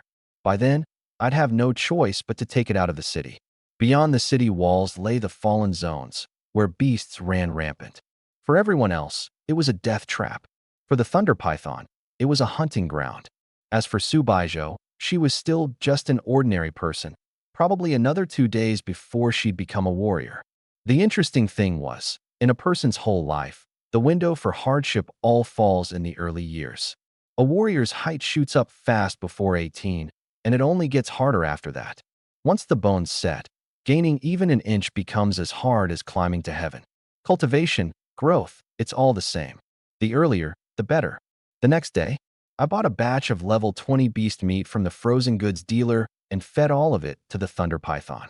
Blood chi surged back to nourish me, and my own blood chi climbed all the way to 700 million. Consumed 640 million. Main body advanced to level 27 warrior. Clone advanced to level 27 beast. In the sea of blood within my dantian, the blood chi churned even more fiercely, and my body strengthened along with it. I'd originally stood at 1.85 meters, but now I'd shot up to nearly 1.9 meters, every muscle sharply defined. The strong are rarely short. Ordinary warriors enter martial arts university at 18, and even the strongest, like the 3 demon kings among the freshmen, are only level 11 by now. I was already closing in on level 30. I could practically apply for early graduation. Jiangxing Martial Arts University. I arrived at school early and noticed that the way everyone looked at me had completely changed. It seemed yesterday's provocation had worked. Now I just had to wait for the fish to take the bait. Sophomores and juniors had more money, especially when it came to alloy weapons and battle armor. In the classroom, the way my classmates looked at me had shifted from envy and jealousy to admiration and fear. This was the transformation that raw strength brought.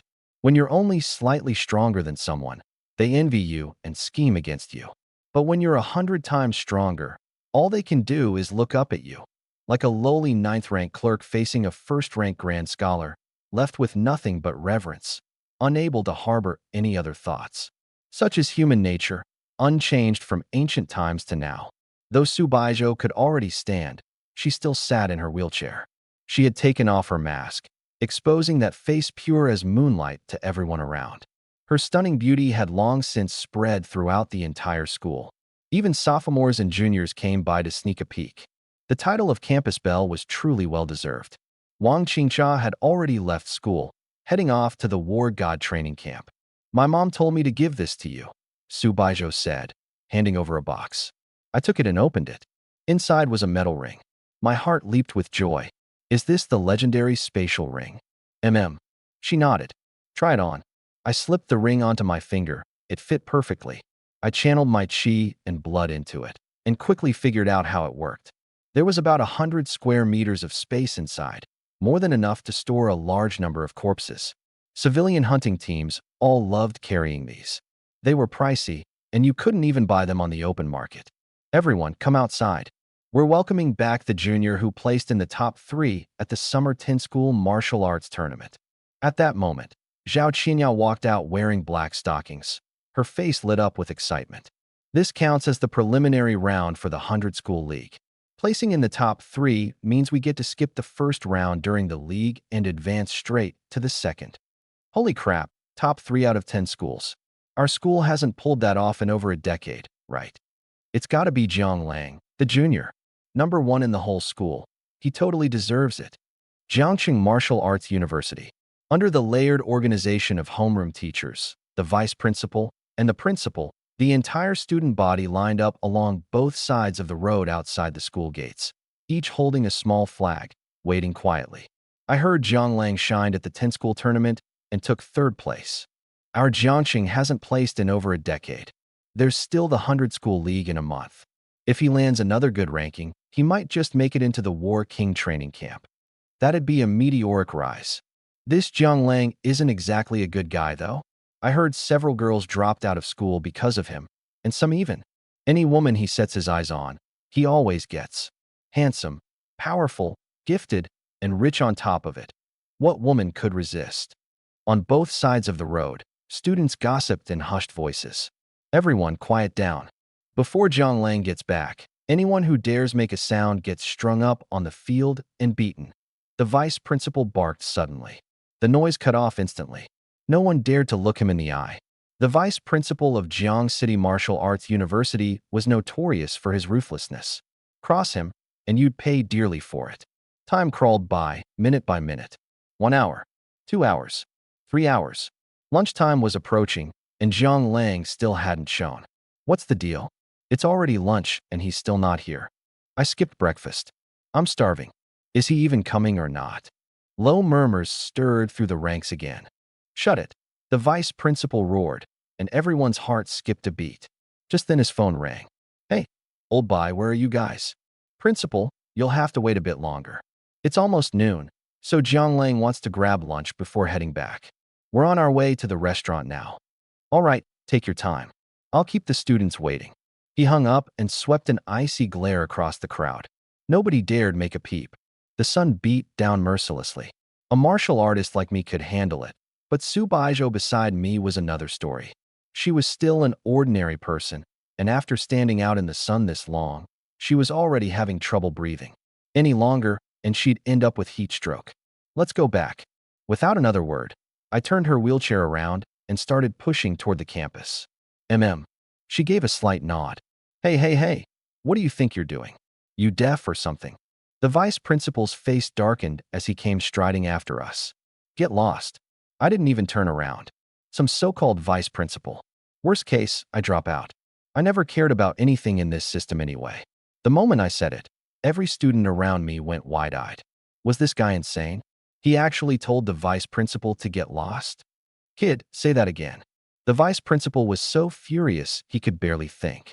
Never in his wildest dreams had he imagined a student would talk to him like that. Get lost. I repeated it without a care. For crying out loud, making the entire school stand out in the blazing sun all morning just to welcome one person. Who could stand that? You, and you. Tie this kid up and lash him to the railing on the field, the vice principal bellowed. Stop right there. With an urgent shout, the principal of Jiang City Martial Arts University came rushing over. One glance at Su Baijiu's pallid face, and his stomach dropped. Little Hong, what are you doing? Apologize to Miss Su this instant. This is Miss Su, from the Su family of Shanghai. Miss Su? The vice principal froze. The words, the Su family of Shanghai, flashed through his mind, and a chill shot straight to his heart. The daughter of the Shanghai Su family had enrolled at Jiang City Martial Arts University? How did he not know about this? He truly hadn't known.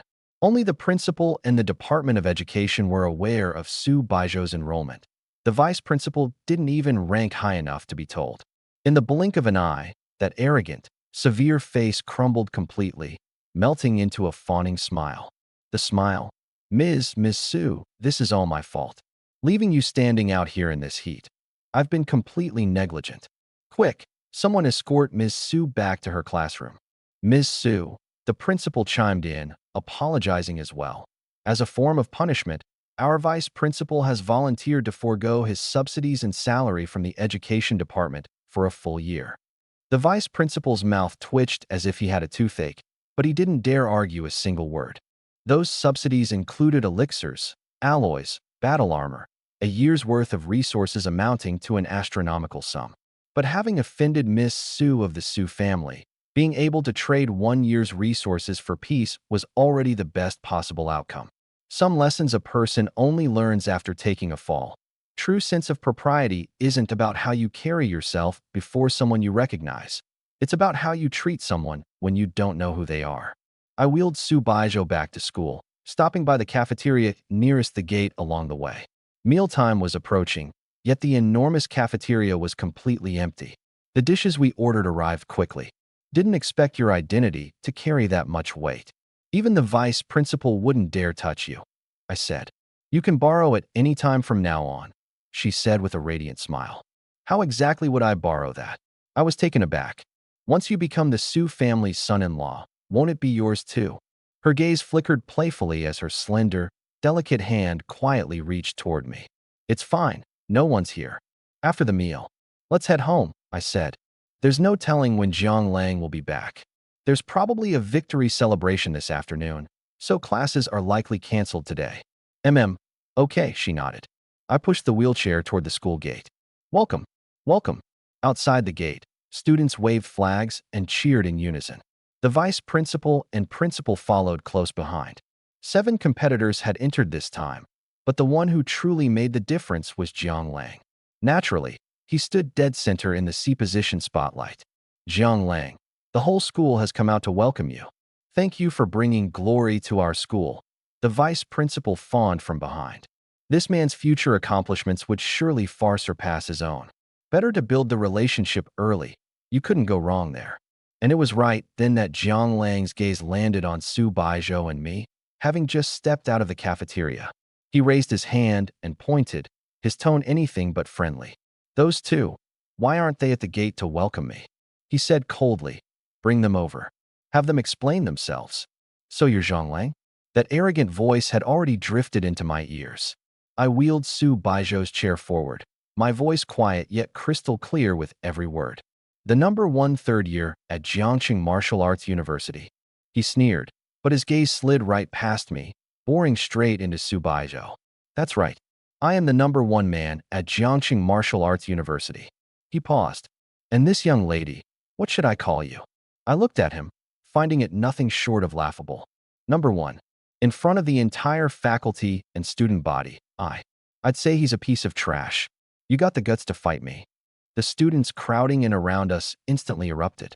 Holy crap, are these two demon kings really squaring off? Has Li Qingshan lost his mind? Jiang Lang placed 3rd in the 10 schools tournament. The chatter drilled into my ears, but I couldn't be bothered to respond to a single word of it. Jiang Lang's gaze lingered on Su Baizhou, his greed completely undisguised. That look made my stomach churn. A freshman with this much nerve. He licked the corner of his lips. Fine, let's fight. But if I win, the young lady beside you has dinner with me and gives me her number. How about it? The last string of restraint in my heart snapped with a crack. Not happening. I bit off each word. I'm me, and she's her. You can bet anything you want against me, but what belongs to someone else, especially her, you don't get to touch. Not even a finger. Qingshan, I trust you. Su Baizhou's voice was soft, yet it cut like a blade's edge. A flicker of cold light crossed her eyes as she raised her head toward Jiang Lang. And if you lose? If I lose. Jiang Lang's face was full of arrogance. The prize money from this tournament, every bit of the school's subsidized supplies, all converted into dragon coins. 1 billion. It's all yours. 1 billion dragon coins for a single phone number. Sweetheart, you're worth a lot in my book. Su Baizhou didn't smile. She drew a dragon card from her sleeve and set it lightly between the two of them. There's 3 billion in here. If you win, on top of that dinner and my number, the 3 billion is yours too. Her voice was terrifyingly calm. And if you lose, 31 billion. Hand it over. HSSSS. The entire crowd sucked in a sharp breath. 31 billion. She said the number like she was quoting the price of a breakfast tab. I understood what she meant. She trusted me, and she never made a move she wasn't sure of. And I would never let that trust down. Behind us, the vice principal quietly asked the principal whether they should step in. The principal shook his head. Miss Su has her own plans. Don't go making a nuisance of yourself. After that, no one dared say another word. But Jiang Lang's brow furrowed. He only had 10 billion on him, nowhere close to 31 billion. I saw right through his predicament, and the corner of my mouth curled up. Don't tell me you can't even come up with 31 billion. I showed no mercy. If you're short on cash, borrow from your classmates back there. Win and pay them back double, lose and eat it yourself. I bet this crowd would be plenty happy to lend. 31 billion. The moment I got my hands on it, I'd convert it all into demon beast flesh and blood to feed the thunder python. At least 30-some billion in vital energy right there. More than enough to break through to level 28. And with a little luck, level 29 wasn't out of reach either. Level 30 was right there within sight. Jiang Lang was clearly tempted too. He turned around and called out, Everyone, everyone, Jiang Lang is raising funds right here. Minimum loan of 10 million. If I win, I'll pay back double. If I lose, I'll return it in full. Go register with the vice principal. He'd turned the vice principal into his personal accountant. The vice principal's face darkened, but in the end he swallowed it and went to handle the paperwork. That wasn't out of respect for Jiang Lang. It was out of respect for Su Baizhou. The crowd went wild. I'll lend 20 million. I'll put in 50 million. This is basically free money.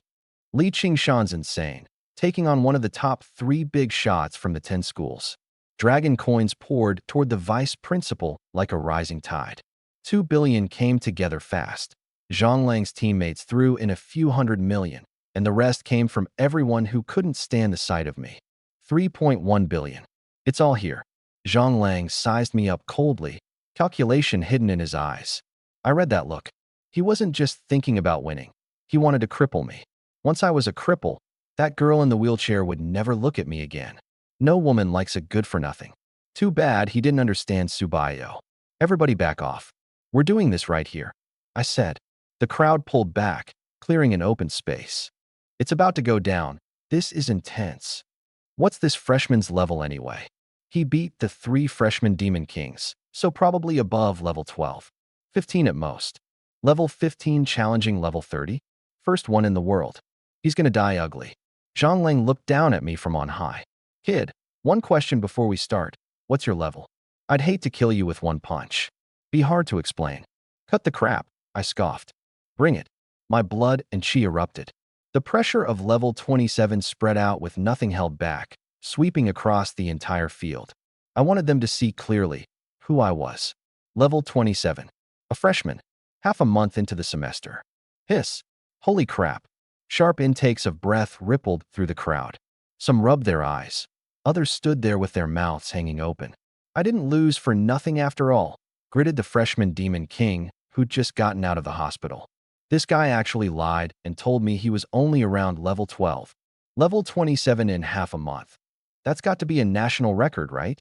Just then, Zhao Qinyao walked forward in her high heels, her voice crisp and clear.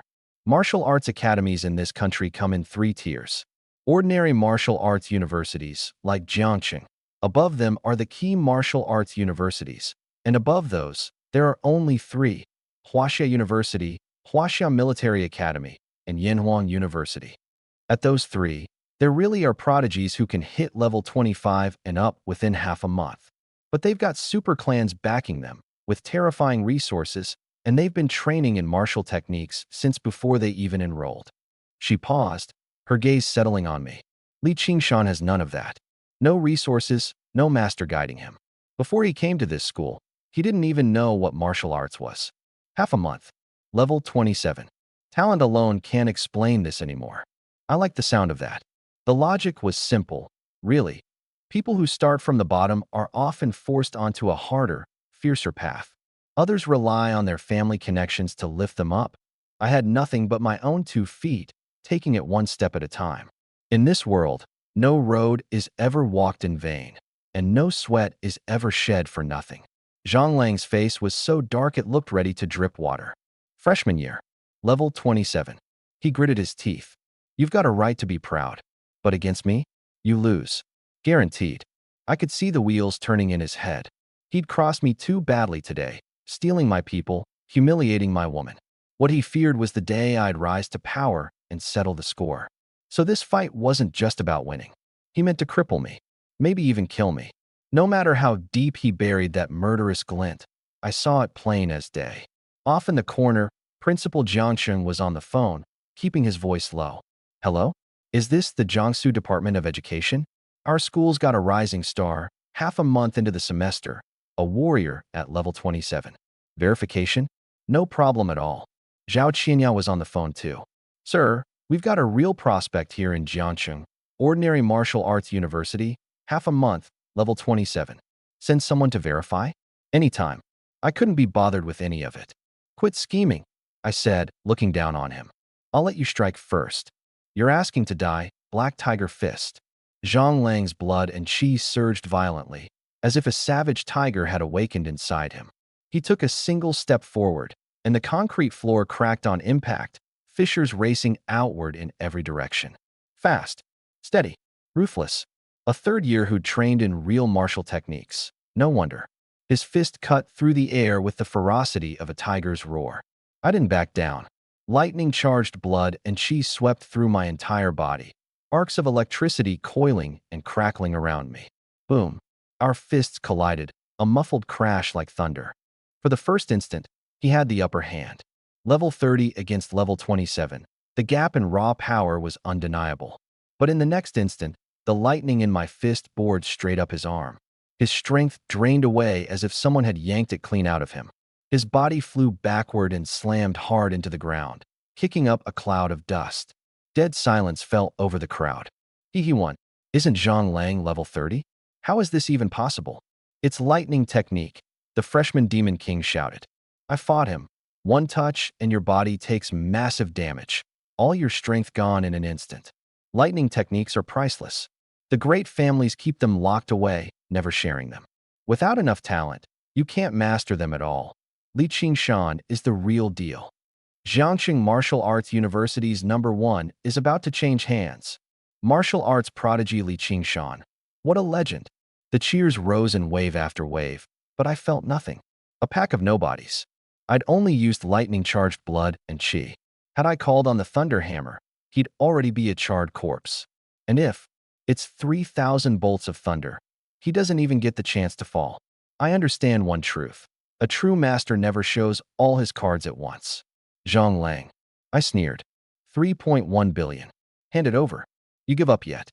Never. He struggled back to his feet. If you've got the guts, let me wear my combat armor and use alloy weapons. I never fight or spar with my bare hands. Who the hell goes into battle empty-handed? Oh, I fixed my eyes on him. Then what else do you have left to bet? I'll bet this combat armor and my alloy weapon. They're worth at least 1.5 billion. He gritted his teeth. Inside, I was already grinning from ear to ear. He thinks his armor can block lightning? Sure, alloy combat armor can cut fire, frost, and thunder damage by half, and it can keep me from getting close. That's the angle he's playing. But what he doesn't know is, this is exactly the move I wanted. 3.1 billion plus 1.5 billion in armor, 4.6 billion. Enough to buy a mountain of beast carcasses and feed my blood energy back up to 5 billion. Break through to level 28. Locked in. Push for level 29. Got a shot. By then, level 30 would truly be just one step away. Fine. The corner of my mouth curled up. You said it yourself. If I lose, I'll return every last cent of that 3.1 billion, just as it was. Li Qingshan, those are your words. A fiercer, more murderous glint flashed in Zhang Lang's eyes. He swiped a hand across his spatial ring. A set of combat armor flew out, breaking apart into countless components that clicked into place across his body with a sharp cha-cha, giving off a rippling blue glow like ocean waves. The armor rose and fell with his breathing, clinging to him like a second skin. Even his eyes were covered. A black iron-grade alloy longsword dropped into his palm. A crushing pressure erupted outward, sweeping across the entire arena. Li Qingshan, prepare to die. The longsword came slashing down, and a string of sonic booms cracked through the air. I stood right where I was, not moving an inch. Bring it. Whoosh. Zhang Lang drove the armor forward, charging straight at me to kill. With the armor's boost, his speed and strength surged in an instant. The cold, gleaming edge of the alloy longsword in his hand was so sharp and vicious there seemed to be no way to get near him. Only by donning combat armor and stepping into level 30 do you become a true warrior, one qualified to venture into the outer city. Behind him, the students of Jiangxing Martial Arts University were fired up with excitement. Combat armor, the most perfect work of art in this world. No one believed Zhang Lang could lose. His eyes, too, were full of confidence. But I only let out a long breath, letting the thunder blood energy surge and churn within me. Hammer of thunder. In an instant, countless electric arcs exploded across my body, and a massive hammer forged of pure thunder materialized in my right hand out of thin air. In the scorching air, it radiated an aura of destruction, arcs of lightning leaping wildly across it like the drumbeat of death. Zzzt, zzzt, zzzt. In the distance, the students' hair stood on end. That was the static electricity crackling against their scalps. Subdue. I burst forward, leaving nothing but a streak of azure light where I'd stood. Everywhere I passed, lightning crackled and exploded. I raised the hammer high and slammed it down onto Zhang Lang's battle armor. Boom. The thunder hammer collided with his alloy blade, and the blast shook the ground beneath us. Lightning surged up along the blade, tore through his armor, and drove deep into his flesh. Zhang Lang, who'd had me pinned just moments ago, went numb all over. His strength drained away in an instant, and horror spread across his face. The long blade flew from his grip. The second strike landed square on his chest plate. His whole body was blasted clean off the ground. How is this possible? He crashed to the earth, disbelief filling his eyes. His armor shell was intact, but the man inside couldn't even push himself up. A metallic sweetness rose in his throat, and he coughed up a mouthful of blood. He regretted it now. If he'd known this kid's lightning arts hit this hard, he never would have agreed to the duel. The lightning hadn't damaged his skin or muscle. It had ravaged his meridians and organs. From this day forward, his path in the martial way was severed, and his reputation as a prodigy was finished. Despair crept up his face like cold ashes. I looked down at him and put my hammer away. From the moment the fight began, he'd meant to kill me. He just never expected that I was far, far stronger than him. Holy crap, he lost. No armor, no alloy weapons, and he still took Zhang Lang down. The #1 martial artist at Jiangxing University. The reputation's well-earned. So badass. Barely 2 weeks into his freshman year and already unbeatable. This is insane. That hammer made of pure lightning. I want to learn lightning arts too. Lightning arts demand crazy talent. Even if someone taught you, you probably couldn't master it. I ignored the chatter. I bent down, stripped Zhang Lang's armor and blade off him, stored them in my spatial ring, then pushed Su Baiju's wheelchair and headed out of the school grounds. The dragon cards were all mine now, too. A full 3.1 billion. Overnight, my name spread across Jiangxing Martial University, and then across all of Jiangxing. A rising star who, less than half a month into his enrollment, had dominated the entire school with no one daring to challenge him. After taking Su Baizhou home, I stopped by a weapons shop and sold off all the black iron grade armor and blade. The owner stared at the goods I slid across the counter like he was about to call the cops and check whether I'd killed someone to get them. In the end, I walked out with 1.5 billion. Added to what I already had, that made 4.6 billion total. Then I headed over to the frozen goods wholesaler and cleaned out every scrap of beast flesh and blood in his warehouse. Level 25, level 26, level 27 ferocious beasts, you name it. I hauled it all back to my storehouse and fed the whole lot to the Thunder Serpent. Devoured level 26 ferocious beast. Main body chi and blood plus 100 million. Clone chi and blood plus 100 million. Devoured level 27 ferocious beast. Main body chi and blood plus 200 million. Clone chi and blood plus 200 million. Devoured level 28 ferocious beast. Main body chi and blood plus 430 million. Clone chi blood plus 430 million. The system prompts scrolled down my panel line by line. 4.6 billion in flesh and blood, all converted into raw chi and blood. Consuming 1.28 billion chi blood. Main body advancing to level 28 warrior. Clone advancing to level 28 beast. Consuming 2.56 billion chi blood. Main body advancing to level 29 warrior. Clone advancing to level 29 beast. The blood sea in my dantian churned. My physical body swelled at a rapid pace, finally settling at level 29 with 1.2 billion chi blood to spare. To break through one more rank, I need to swallow another 5 billion. A single level 30 beast could supply upwards of 1.5 billion chi blood. Not too far off.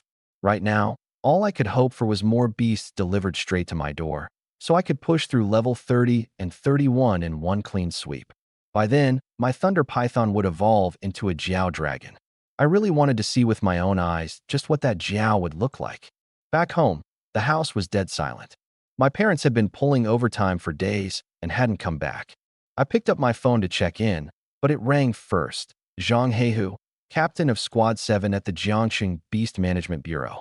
Li Qingshan, get to the bureau fast. Big job tonight. And I've got some new teammates to introduce to you. We hunting beasts. I perked up instantly. You little punk, mention hunting beasts and you light right up, huh?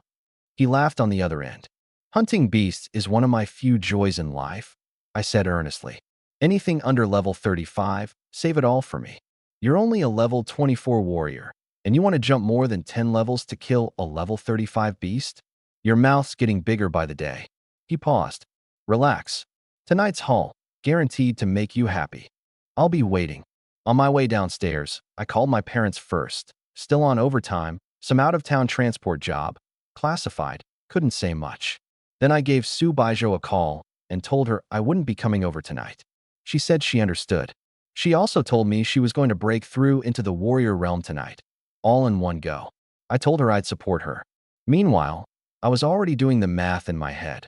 Once she broke through, how much chi blood could she feed back to me each day? At the entrance of the Jiangcheng Beast Management Bureau, Shin Lian was already waiting and led me inside.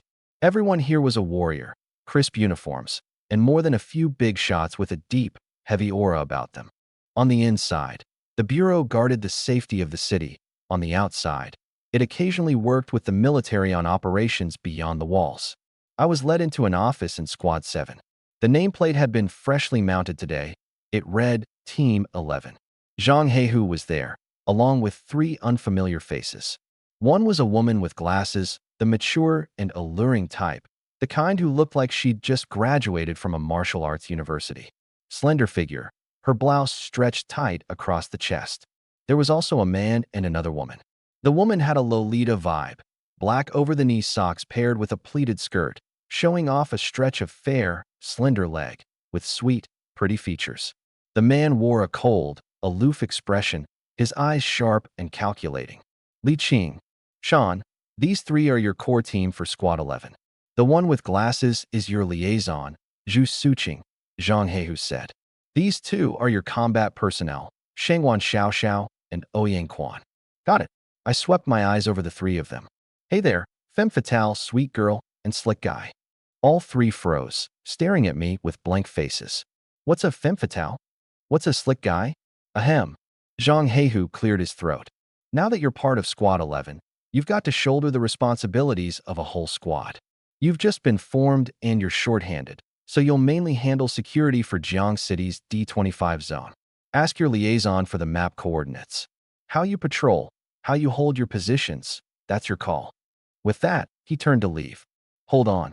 I threw out an arm to stop him. I came here to take down savage beasts, not to sit at a desk. Where are the beasts? The beasts have been unusually active these past few days. 9 times out of 10, they'll show up in your zone. You'll have plenty to do then. He slipped away in a flash. Take down beasts, take down beasts. If the beasts don't show, how am I supposed to fight them? Now I got it. This sly old fox wanted to pin me down at a desk and wait around for the prey to come to me. Captain, want to check out the area we're in charge of? The femme fatale asked. You 3 keep an eye on the district. I'm heading out. I turned and walked out the door. Behind me, the slick guy muttered under his breath. Why'd they pick someone like this as our captain? Flaky, and doesn't look like he's got any real skills. The femme fatale and the sweet girl exchanged a glance and said nothing, but the doubt in their eyes was impossible to hide. Can't blame them. In this line of work, you deal with savage beasts every single day. One slip and you get torn apart alive. Following the wrong person is a matter of life and death. I wandered around the courtyard a few times and quickly caught on. There were tons of vehicles parked in the yard, and every so often one of them would roar out packed full of warriors. That many people heading out together. They had to have found a beast. What if I hitched a ride too? A glint flashed in my eyes as I quietly crept over to a troop transport. Move, move, move. A swarm of beasts is attacking the psychiatric hospital.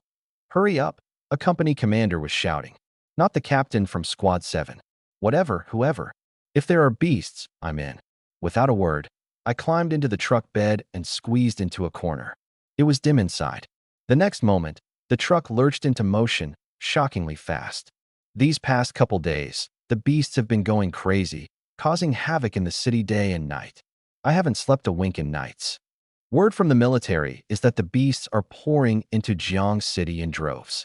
Looks like they're gearing up for a beast tide to storm the city. A few of the big families here have already started evacuating. Hey, buddy, don't recognize you. New here. One of the squad members suddenly looked over at me. Yeah, I'm new. I kept my head down and gave a slight nod. When things kick off, don't rush the front line. Learn the ropes first. Got it. Good. The truck roared forward, azure flames blasting from its rear.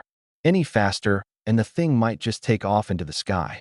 Qingyao Psychiatric Hospital. Everybody out. We filed out one after another, quickly fanning out, and taking positions per the orders crackling in our earpieces. Inside the hospital, wails went on, screams pierced the air, and the stench of blood hung so thick it wouldn't clear. No one knew why this pack of beasts had zeroed in on a psychiatric hospital of all places. Didn't matter now. My chi and blood erupted with a roar as I charged straight in. Beast after beast snarled, malevolent energy churning across their bodies. Combat personnel from the bureau poured in, and the fighting became one massive melee. Hey, I let out a furious shout. My chi and blood detonated, azure lightning coiling up around me, the power of destruction radiating menacingly. Roar. A gale wolf had just torn a medic to shreds. It whipped its head around, spotted me, rage flashing in its eyes, and lunged with a low growl. A level 30 beast. Its claws swept down, the air bursting into a string of sonic booms, savage energy howling. Bam! I met it head-on.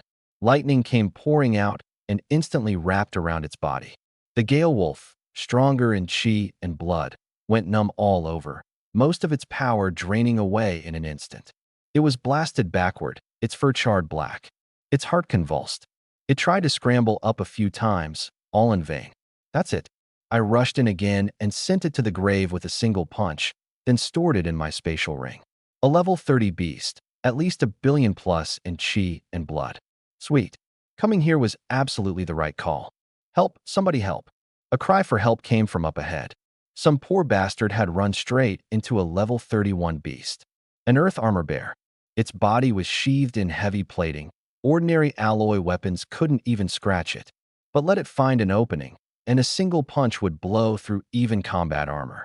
A warrior already lay at its feet, drenched in blood, his body ripped apart beyond recognition. Another warrior was sprawled on the ground, his alloy weapon lodged so deep in the bear's hide he couldn't yank it free, his face full of despair. Roar. The earth armor bear swung a paw at that warrior, its killing intent sky-high. Bam! In that hopeless instant, a figure crackling with electricity threw itself in front of him. I threw a punch.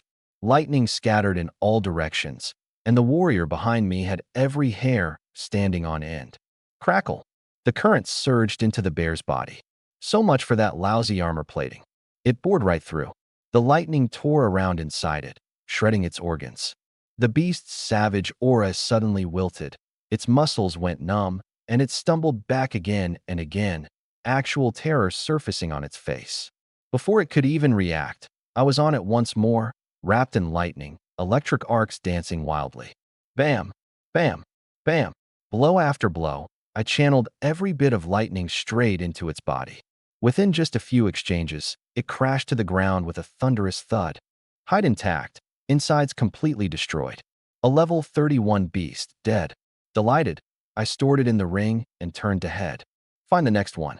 Throughout the entire Qingya Psychiatric Hospital, people would occasionally catch sight of a warrior wreathed in lightning, hunting down beasts everywhere he went, actively seeking them out to kill. Top floor of the psychiatric hospital. 3 squad captains stood shoulder to shoulder with the deputy director of the Beast Management Bureau, looking down below, searching for the mastermind behind this siege. But my presence was just too conspicuous, especially in the dead of night. Covered head to toe in crackling arcs of electricity, I was like a walking floodlight, lighting up wherever I charged. Huh, that guy down there. Is he from your 2nd squad or your 3rd? One captain asked, pointing below. Everyone followed his gaze, just in time to see me slay a level 32 beast. A gale wolf general, a full 3 levels above me. Wielding my hammer of thunder, lightning coiling around my body like a thunder god descending upon the world, I brought it down blow after blow, the muffled thuds ringing out without pause. With every strike, thunder bored into its body, driving straight for the organs wrapped in its blood energy. It roared again and again, but it couldn't get anywhere near me. Every time the hammer landed, the muscles across its body went numb, its movements freezing for an instant, and by then I'd already shifted position, bringing down yet another blow. Its fur was charred, its agony unbearable, and I killed it with room to spare. Not from my squad. None of US can use lightning arts. Not mine either. We definitely don't have anyone like that. The 2 captains exchanged a look and shook their heads. Lightning arts were rare and demanded extraordinary talent above all. At least in their squads, there wasn't a single one. That kid's blood energy looks like it's only level 29, but that beast is a solid level 32, one captain said, staring down. 3 levels apart, and he's still hammering it into the ground, dominating the whole fight. That's no small thing. Our bureau doesn't have anyone who can use lightning arts either, does it? The deputy director suddenly spoke up. What? All 3 captains whipped their heads around in unison. Now that you mention it. No, I don't think we do. Lightning arts aren't just rare. Forget rare. The talent barrier alone is too high for a place like ours to clear. So where the hell did this guy come from? For pairs of eyes locked onto the floor below. At that moment, I was killing to my heart's content. Beast after beast dropped at my feet, vanishing into my ring in the blink of an eye. The few of them on the rooftop looked at one another, at a loss. Deputy Director, should we head down and ask? The Deputy Director frowned, then finally nodded. Come on, let's go down. I just finished off another beast when the Deputy Director came up to me. Hey kid, are you with the Jiangxing Beast Management Bureau? Of course, I said, barely bothering to lift my head. Who are you? It was prime time for hunting beasts. Who had time for idle chit-chat? Every single one in front of me was my blood energy. Damn, I'd never been this rich in my whole life. Once I finished this fight, my Thunder Python would evolve into a Thunder Dragon. Locked in. Do you have any idea, the Deputy Director said, that impersonating a warrior of the Beast Management Bureau is a… What crime exactly?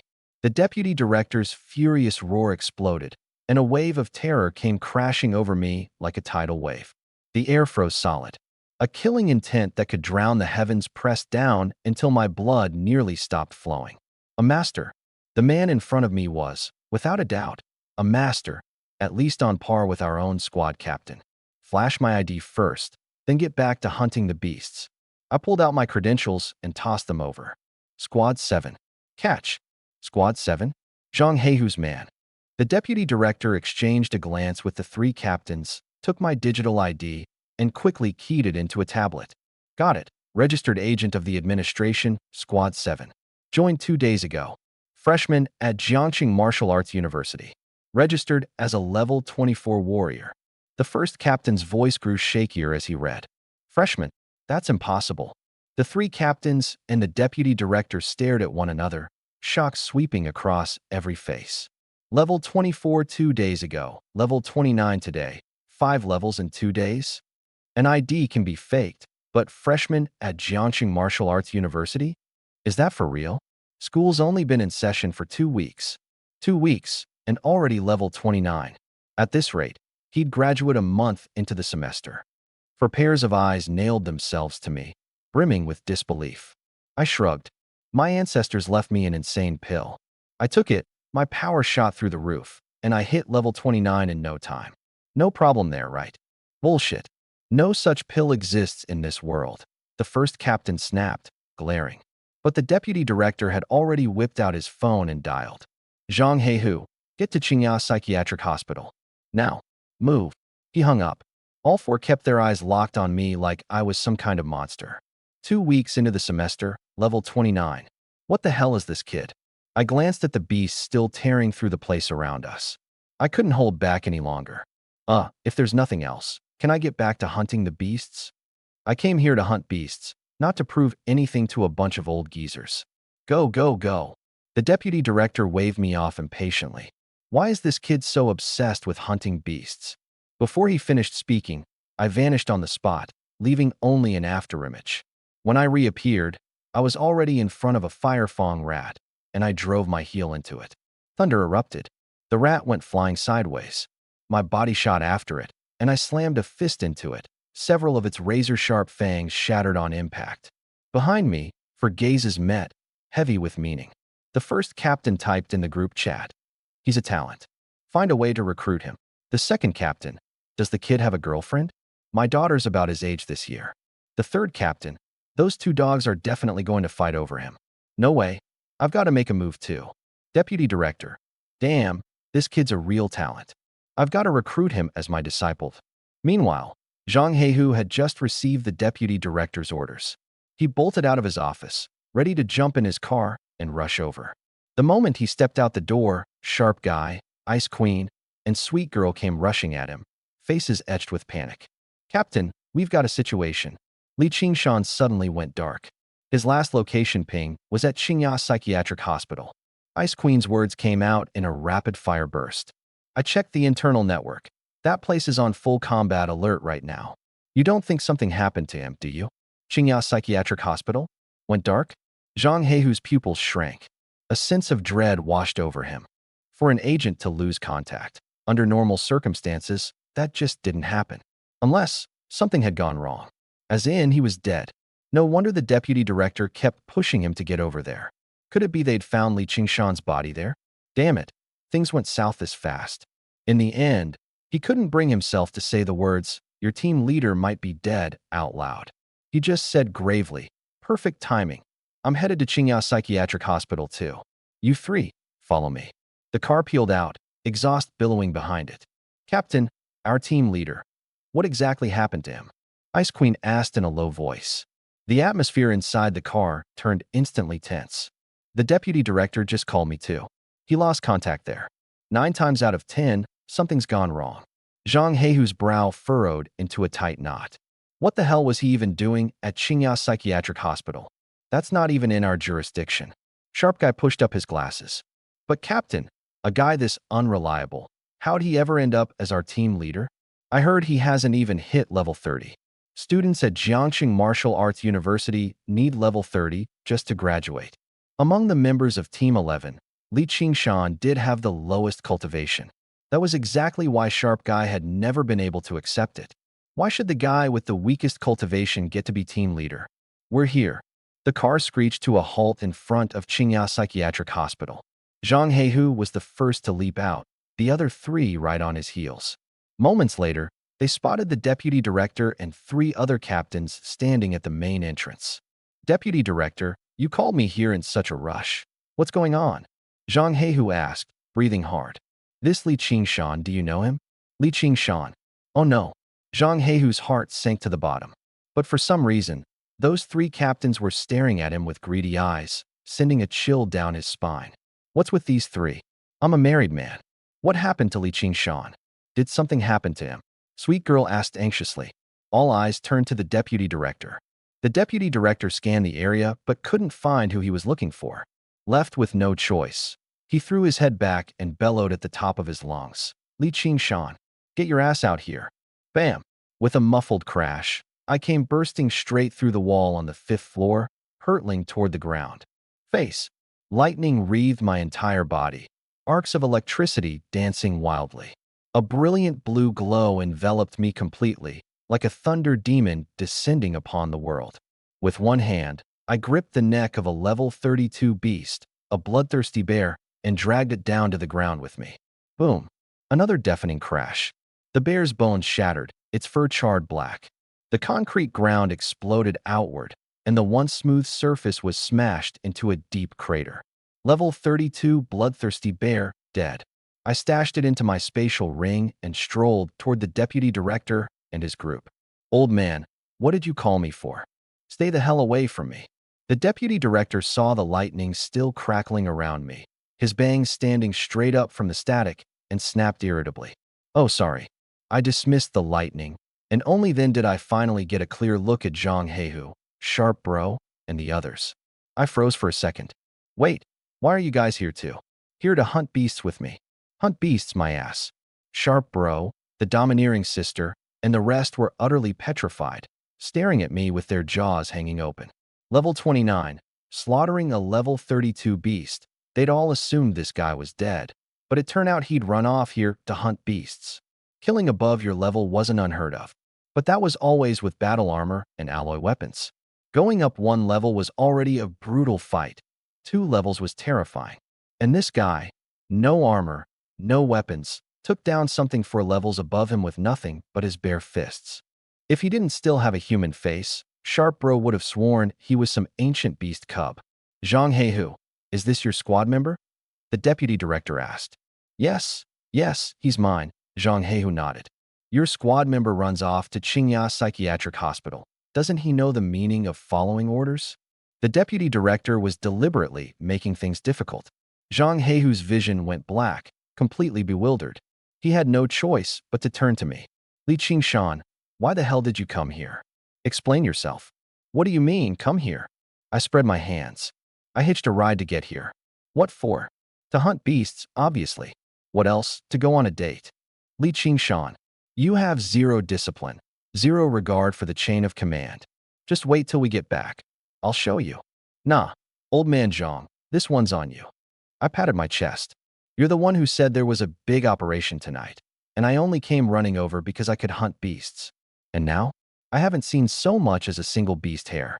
If I hadn't hitched a ride out here to hunt, where the hell was I supposed to go? Hunting beasts, not a crime. Hunting beasts, not a crime?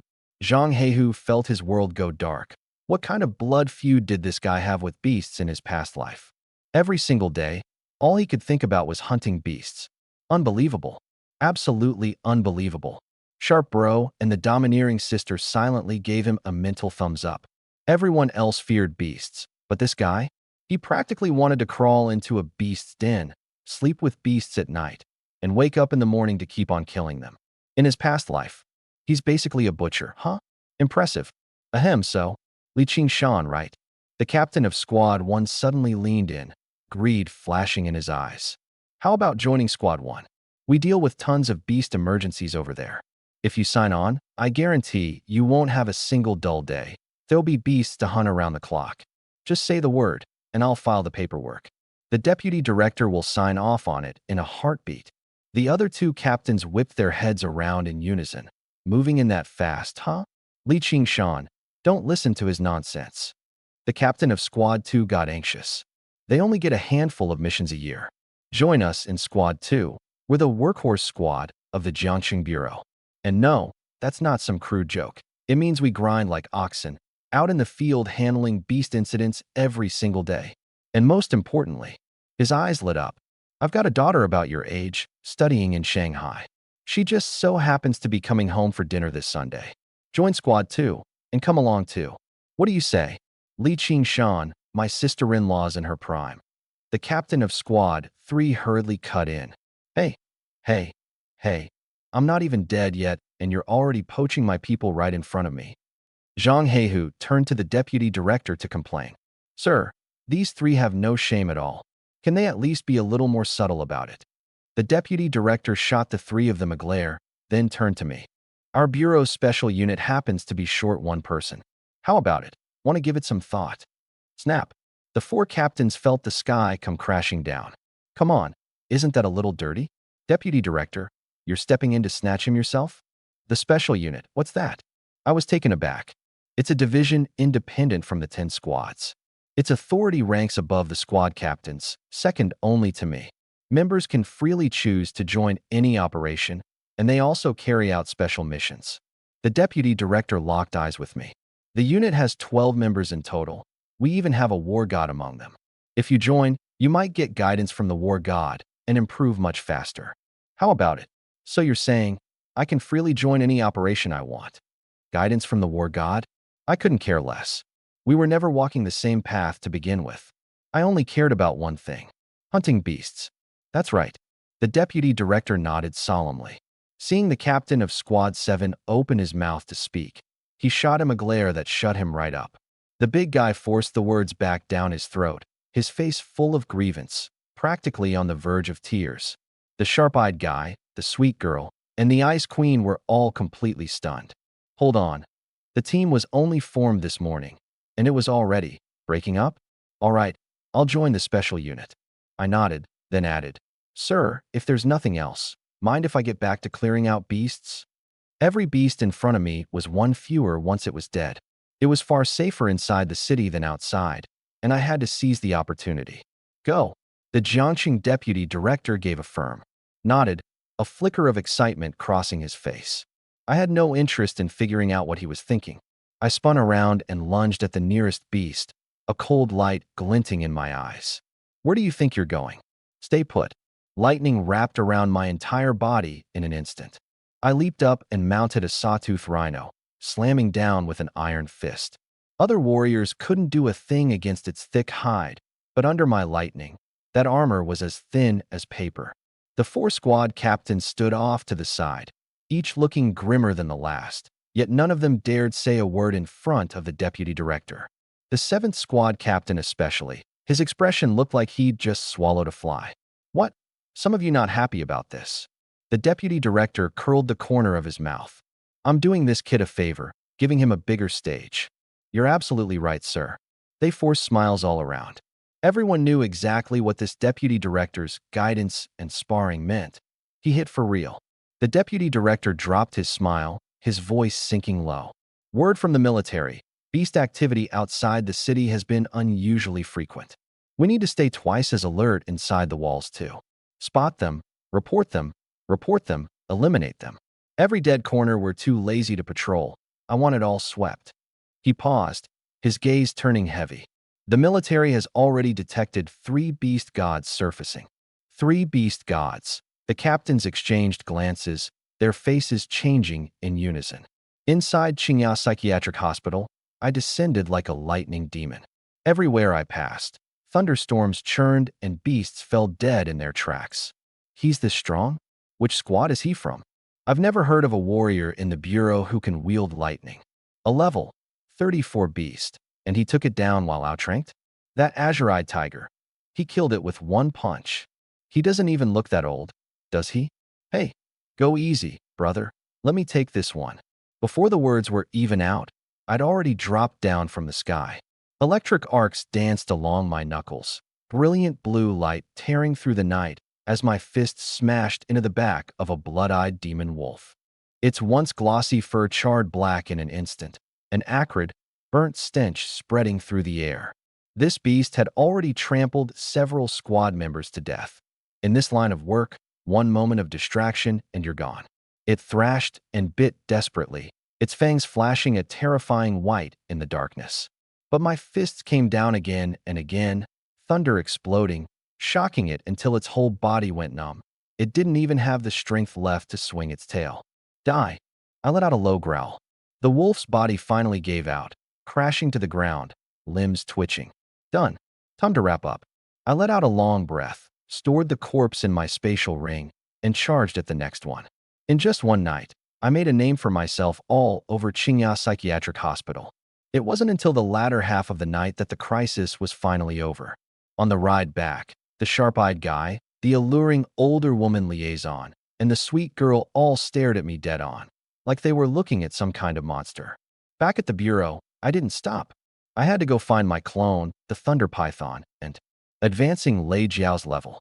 Contractor Su Baijiu has successfully stepped into the first rank of martial artist. Daily blood qi feedback, 1 point. 1 point of blood qi, negligible for now. But as she goes further and further, this feedback will only grow richer. The seeds you plant are never meant for today's harvest. Li Qingshan. Just as I was about to leave, Zhang Heihu came rushing over, his face grim. The deputy director wants to see you. Captain, why so serious? What's going on? He didn't answer. He just led me into the deputy director's office. The atmosphere inside was heavy, and a sudden sense of dread gripped me. Deputy director, what's wrong? Word just came from the military. His voice was low. A convoy delivering supplies to an outpost has gone missing. Location, inside the old Yanggu County town. Exact position, unknown. The entire team is out of contact, dead or alive, no one knows. The city's crawling with beasts. The military's already sent a squad to search. He paused for a moment, then forced the words out. I'm sorry to say, your parents were part of that convoy. My heart sank like a stone. Our family had fallen on hard times long ago. But my parents never held back when it came to me. Whatever I wanted, they did everything they could to provide. Meat prices these days are terrifying, yet for the sake of my martial path, they bought it anyway. They were only the lowest tier martial artists. Staying in the city to work would have kept them fed and warm. But they chose to leave, all because the pay outside was a little higher, so they could save a bit more to fund this money-devouring path of mine. A single pill costs a fortune. What they traded their lives for was, for the most part, all for me. In this world, this was the first time I'd ever tasted what family meant. That's why, right now, my heart aches like this. No, I have to leave the city. Thank you for letting me know, Deputy Director. I nodded and turned to go. Li Qingshan, don't be reckless.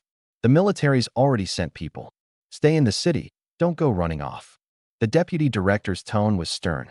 I'm telling you this only because you have the right to know. I understand, I answered. But as I turned away, a bitter smile tugged at the corner of my mouth. The deputy director stared at my retreating figure, then glanced at Zhang Heihu beside him. Follow him. Yes, sir. Zhang Heihu nodded, and his figure melted into the darkness. I took a cab to a warehouse. The moment I stepped inside, I reached back and locked the door tight. What's this kid doing here? Hidden in the shadows, Zhang Heihu wore a puzzled look. He raised a hand and pressed the communicator at his ear. Deputy Director, Li Qingshan just went into a warehouse. Understood. Lei Ran seemed to sense the anger burning in my heart. It squirmed its way over to me, its massive head nuzzling gently against my palm. Time to evolve. I dumped every beast carcass from my spatial ring out in front of it, all at once. The flesh and blood. The scent excited it, and it opened its mouth to swallow. Thunder Serpent devoured a level 31 beast. Main body HP plus 3.3 billion. Clone plus 3.3 billion. Thunder Serpent devoured a level 32 beast. Main body HP plus 6.7 billion. Clone plus 6.7 billion. Thunder Serpent devoured a level 33 beast. Main body HP plus 13.3 billion. Clone plus 13.3 billion. The system notifications exploded one after another. In just moments, the Thunder Serpent and I had gained a combined 300 billion HP. Consumed 5.12 billion HP. Main body upgraded to level 30 warrior. Clone upgraded to level 30 beast. Consumed 10 billion HP. Main body upgraded to level 31 warrior. Clone beginning evolution. 10 minutes later. Evolution successful. Clone. Level 31 Thunder Jiao. The Thunder Serpent that had been mere tens of meters long now surged to 100 meters. Its entire body was clad in thick, heavy scales that gleamed with a cold, metallic sheen.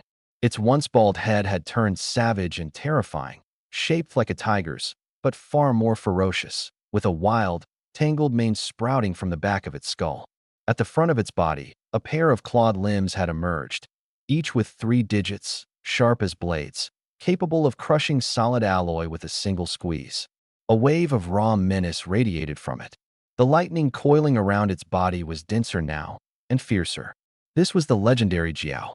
Its tail was no longer a thin, snake-like appendage, but had grown fin-like bone spurs, imposing and intimidating. I pulled up my panel. Main body, Li Qingshan. Length, 20 centimeters. Power, level 31 warrior.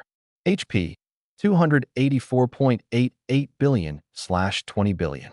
Talent, Grade A. Talent abilities, Lightning HP, Thunder Hammer, Thunder Shadow 3000 strikes, Domain of Thunder. Thunder Jiao talent acquired, Domain of Thunder. Clone, Thunder Jiao. Length, 100 m.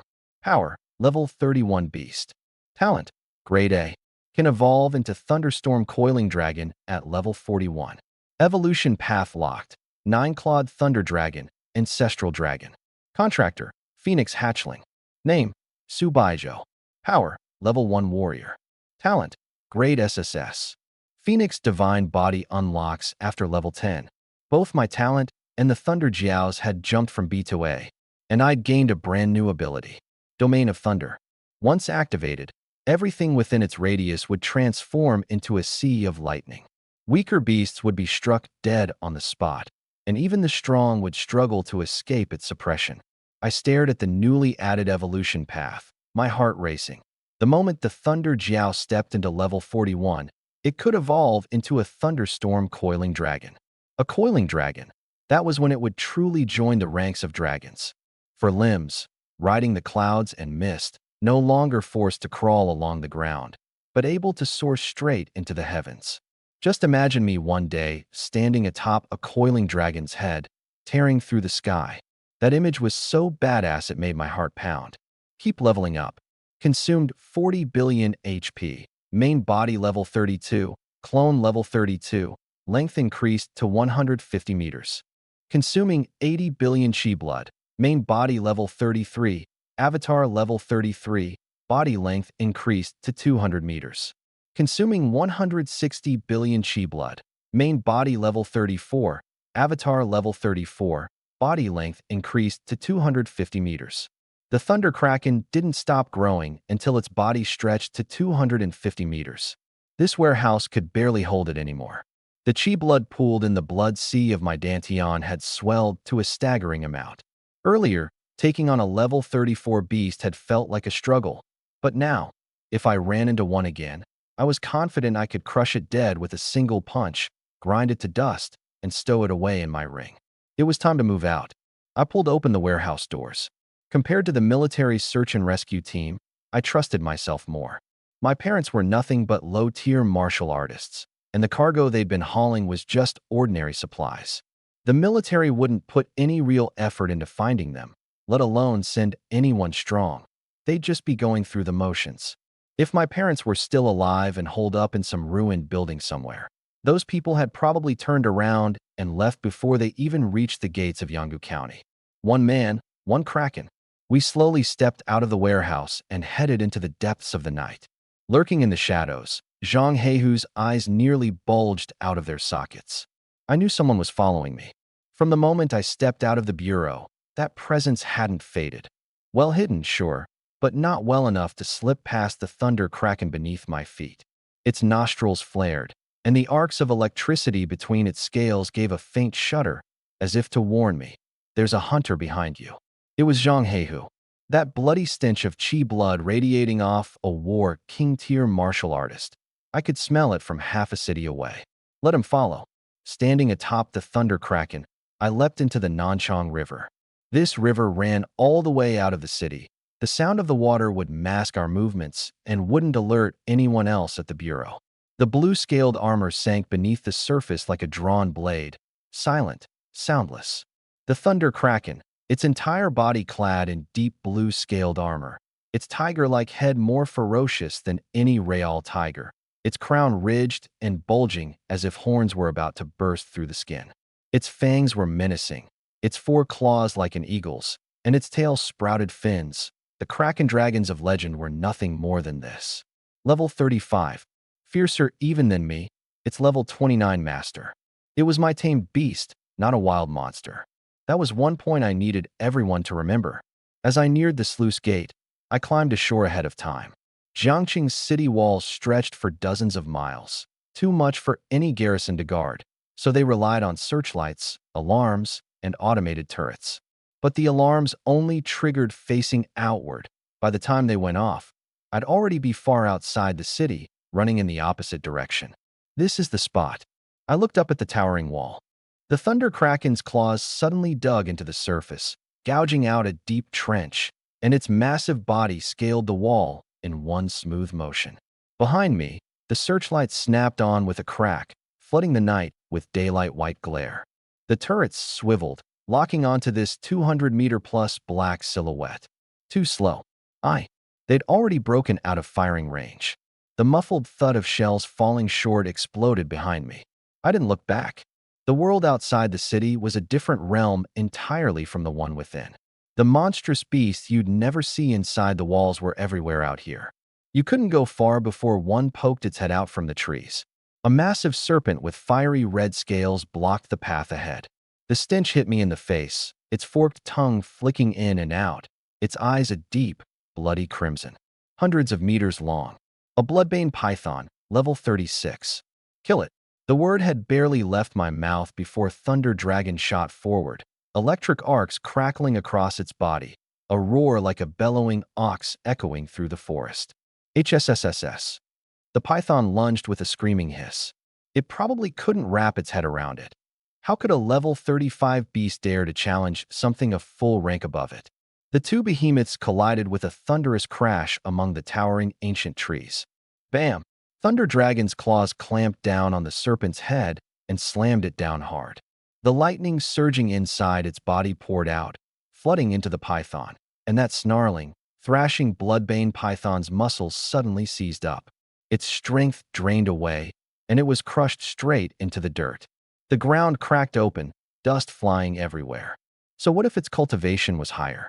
Under bloodline suppression, a rabbit could never kill a wolf. If it had run into any other level 35 beast, the outcome would have been anyone's guess. but it had run into Thunder Dragon, so all it could do was accept its fate. HSSSS. The python's struggles grew weaker and weaker until at last it stopped moving.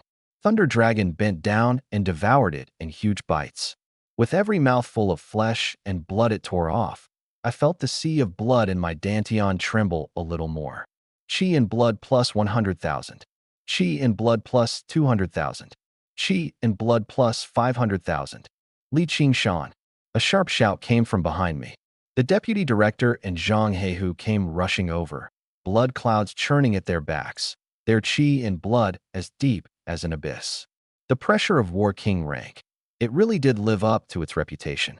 Deputy director. Captain. My chest tightened, but I spoke first. This is my beast, Thunder Dragon. It's not a wild beast. I know. The deputy director's face was grim. Come back with me. Yanggu County is no place for someone like you. So they'd come to drag me back. I stayed silent for a moment, then shook my head. I'm not going. My conscience won't rest, and my martial heart won't hold steady. This time I have to go? Don't worry, Deputy Director. If I run into anyone too strong, I'll pull back immediately. Wanting to avenge your parents is one thing, but you need to survive long enough to do it. The Deputy Director stared at me. The demon beasts in Yanggu County are level 40 and up, at the very least. Going in with your strength is a death sentence. Everyone has their own fate. I met his gaze. Maybe this is my chance. The moment I said the word chance, something shifted in the deputy director's eyes.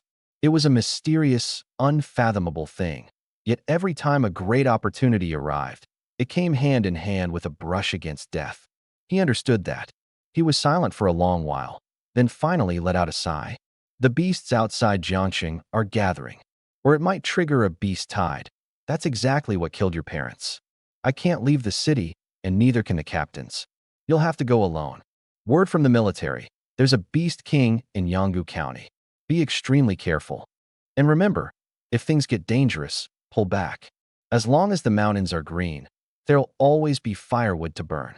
He suddenly pulled something from his spatial ring and tossed it to me. A metal alloy sphere the size of a soccer ball dropped into my palm, cold to the touch. A War King class escape pod.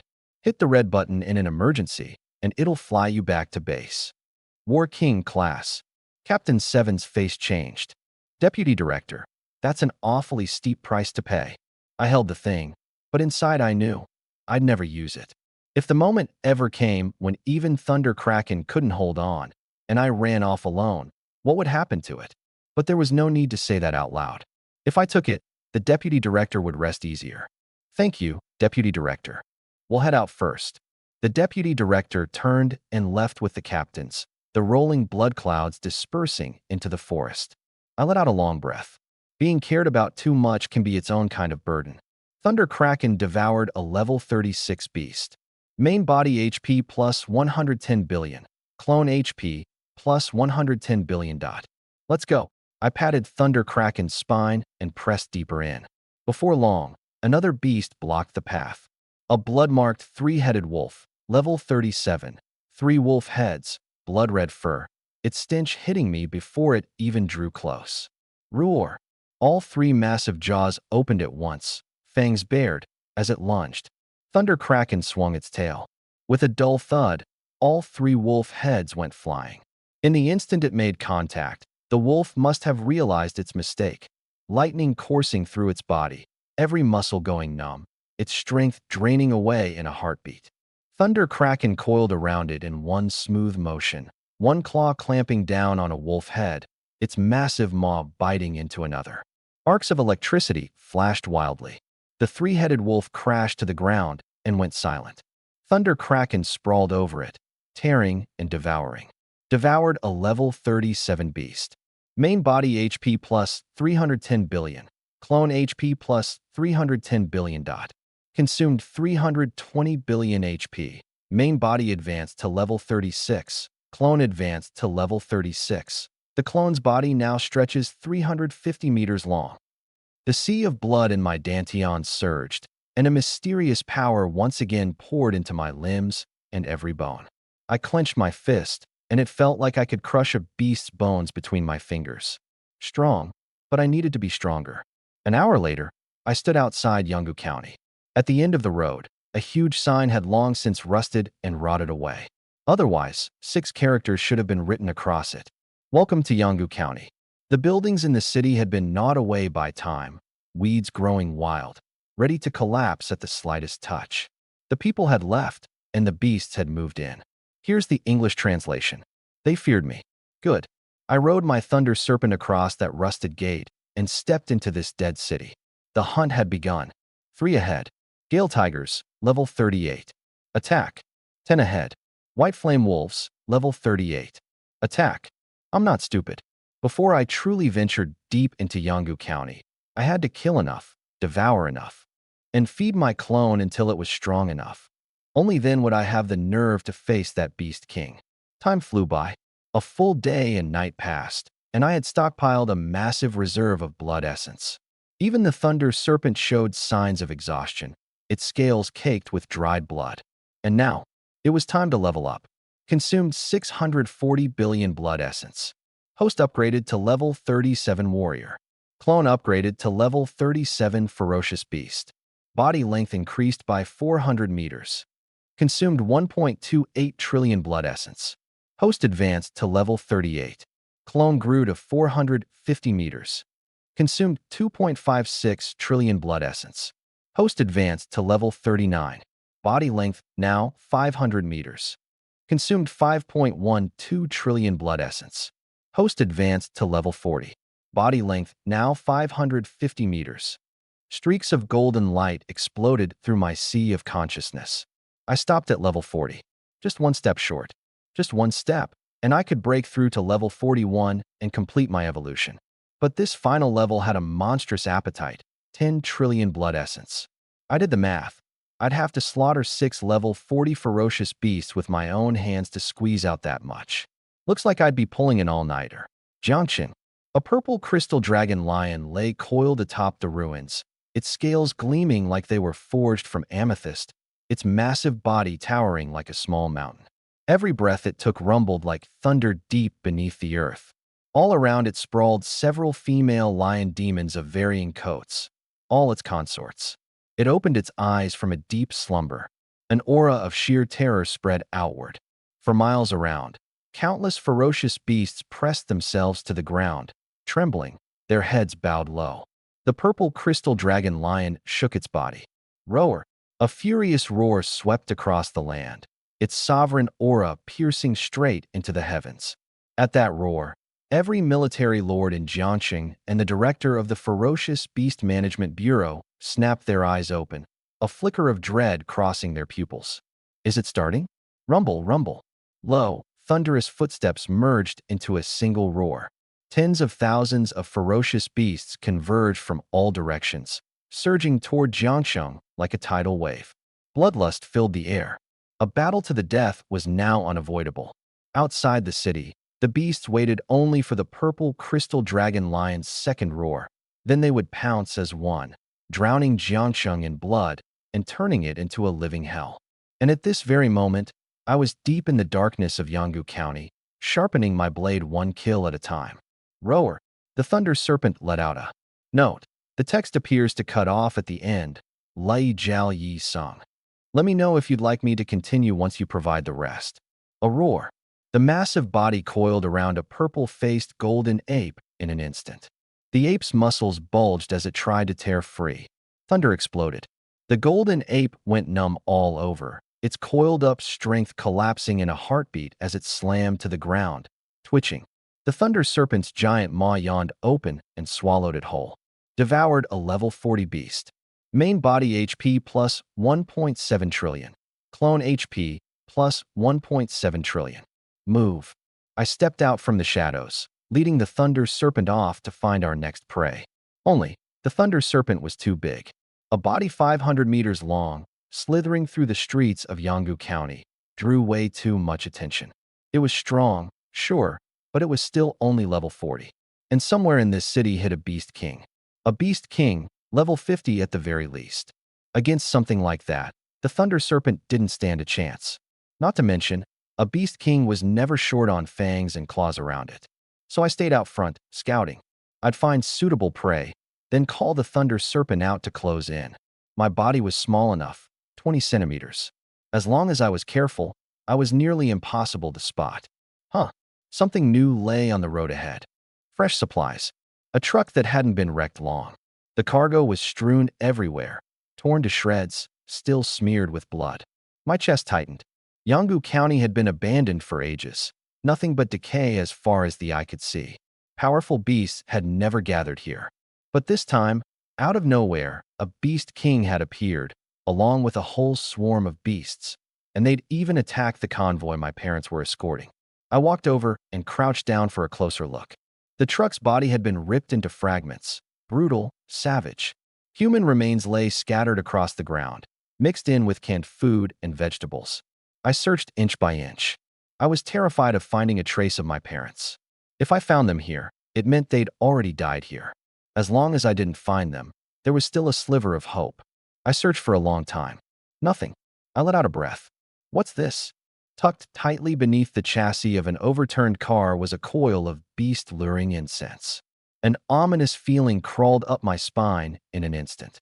I checked the other trucks. No incense under any of their chassis, but on the crossbeams of the old frames, thick layers of dust had settled, and every single one bore a clean patch. That was the mark left behind after the incense had been taken away. Only that one car, flipped over in a remote corner, had had its incense overlooked. Beast-luring incense. My homeroom teacher had covered it in class. Once lit, it drew every beast within range.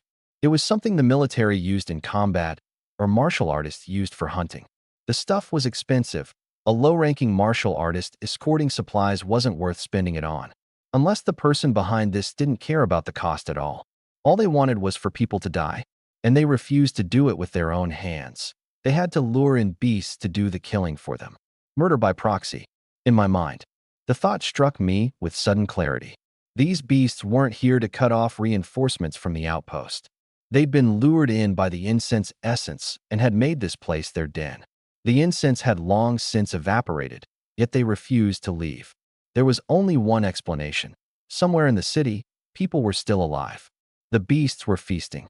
I'd figured out how it worked the moment I entered the city. The lower-tier beasts didn't even raid a spot inside. They guarded every intersection, sealing off any route of escape. Only the truly powerful ones hunted within the city, devouring their prey, treating slaughter like a game. In their eyes, human flesh and blood was the most delicious thing in this world. And there were survivors. That, at least, was good news.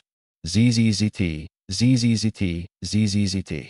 A giant-tailed venom scorpion crawled out of the darkness, its two poison-tipped tails gleaming with a cold light as they stabbed straight at my back. The air screamed. Level 41. A chill shot down my spine. My scalp prickled. Thunder shadow, 3,000 steps.